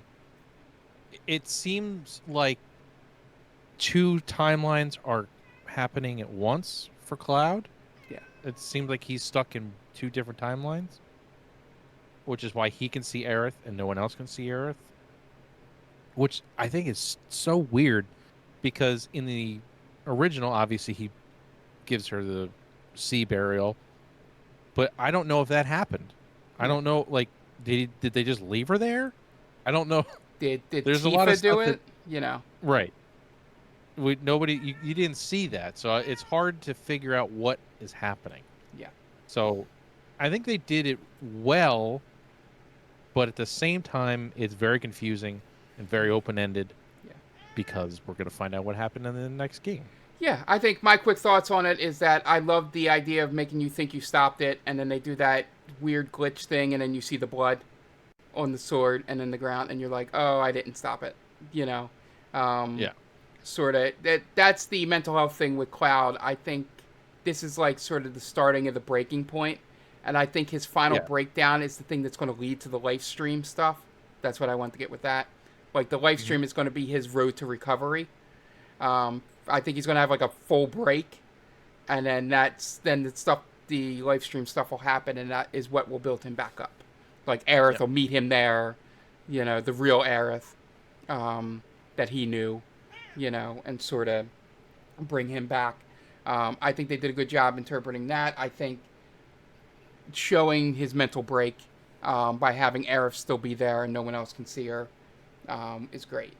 Um, I think it does leave a lot to be uh, told and desired in the next one. All right, so final two things here. Just a quick question for you, Tom.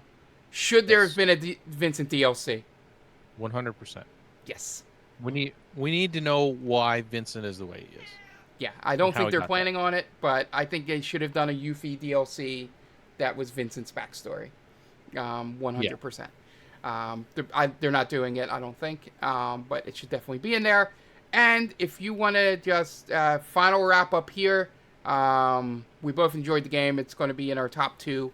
I'm pretty sure it's near your number one, and I think it might not be mine, but you know, I still have time and games to play, to where it could be different place. But what are your desires, or like how we made the one great prediction about the dream sequence or the flashback, like for three, like what's your So thing? Should they start off with snowboarding? that's right, because you immediately go there, right? Maybe it's a dream sequence and you're snowboarding.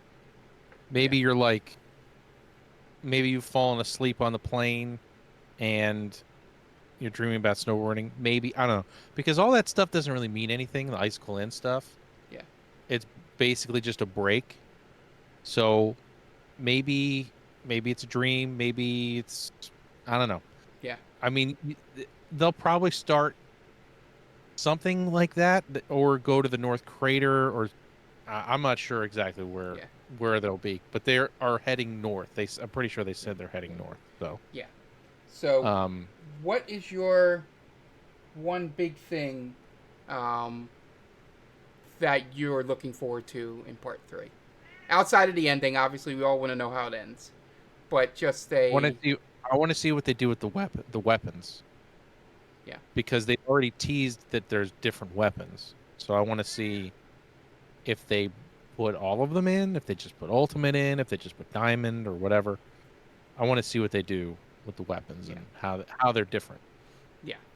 Yeah, I think that's top. That's one of the top ones on my list too. I think my number one is, and it's a stupid thing. It's more from a writer's perspective and a storyteller's perspective. I'm just curious how they're going to introduce to everyone, because I don't know if he does it in the original, but I feel like they have to do it in this game.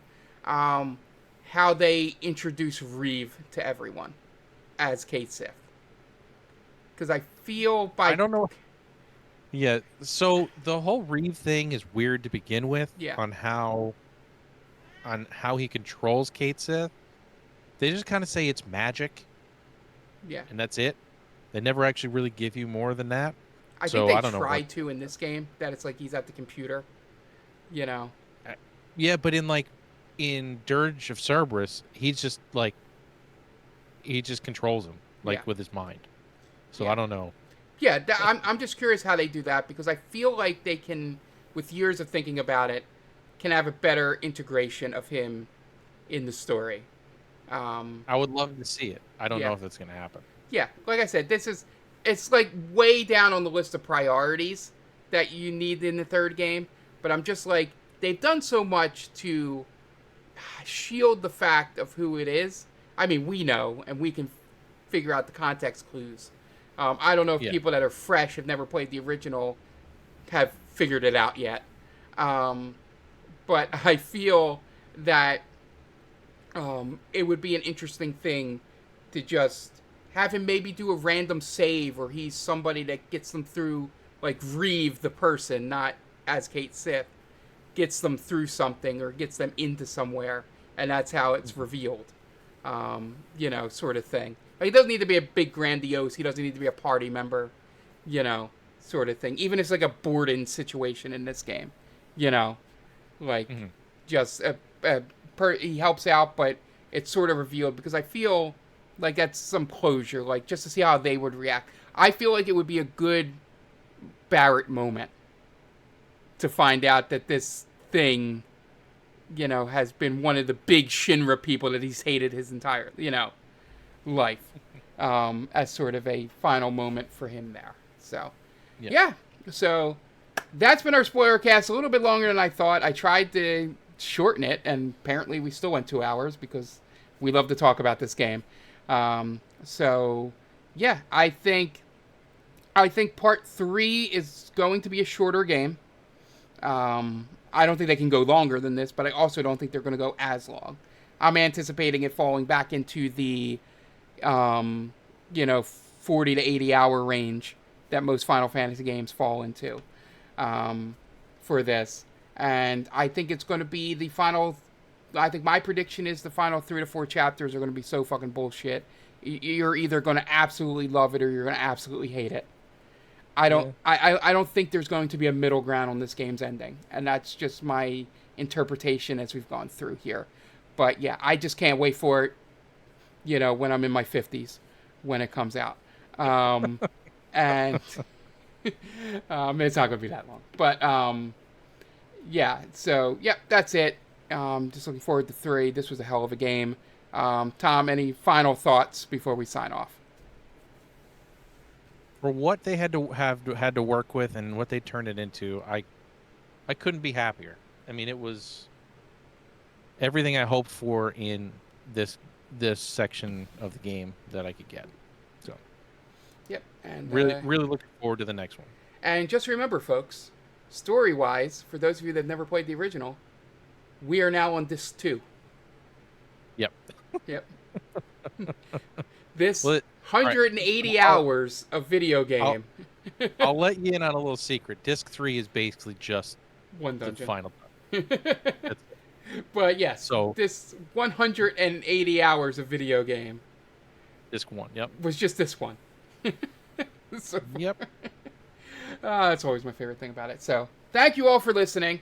For those of you watching live on Twitch, I will definitely be back this evening for Return Nights, which is our normally Saturday scheduled programming. I may be back a little earlier. I haven't decided, just in terms of I did the early morning stuff, with maybe some Black Ops story stuff, maybe. Play a couple hours of that before getting into Turn Nights. Or maybe not. Maybe it'll just be a Turn Nights. But we'll be back this evening, either way. And then Game Vault News Hour will be tomorrow because I want to talk about this stuff that took place today and sort of distance myself from my metaphor heavy podcast that was on Tuesday. And then we'll be back on Monday with Sonic 3. And then back to Friday schedule for the news hour. And then will be week 4. So I haven't decided exactly what to do here for this. So thank you for listening to the spoiler cast here. Probably shouldn't have timestamped it, but that is something I do that Anthony absolutely hates on TCTAM. Yeah, so hopefully you enjoyed this game as much as I did. And we'll see you next time. Bye. Bye, everybody.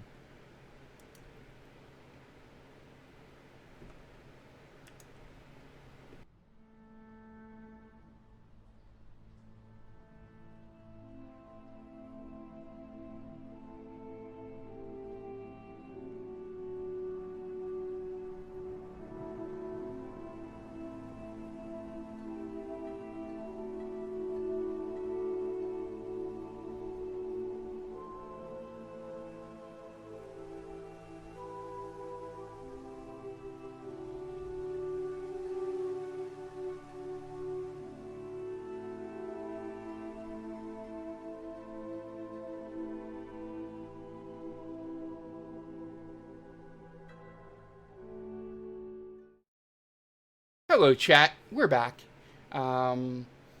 This is just the outro.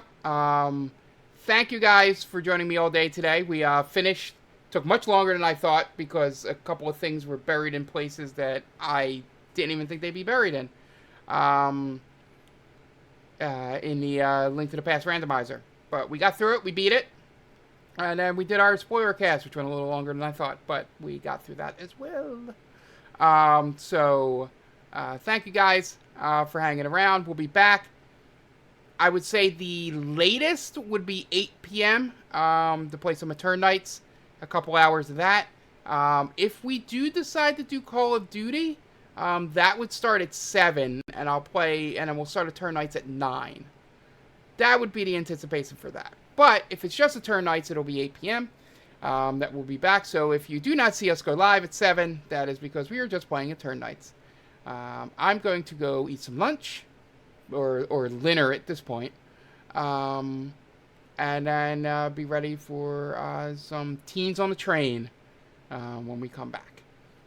So thank you guys for joining me. If you want to donate, Extra Life, tinyurl.com /extralifeyear9. That is the link. You can do it there. And then we are at $845. There. Right there. $845. And we're looking to get to 1,000 to get me to play Phasmophobia with Roxy Foxy. Still have some time until the end of the year to get that done.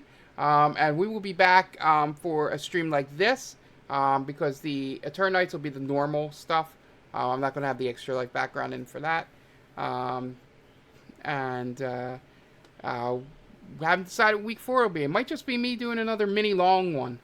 I might just do like another 10-hour stream of just playing shit. Maybe some Call of Duty.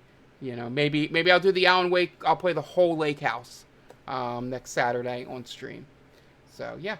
Thank you for joining me, and we'll see you next time. Bye!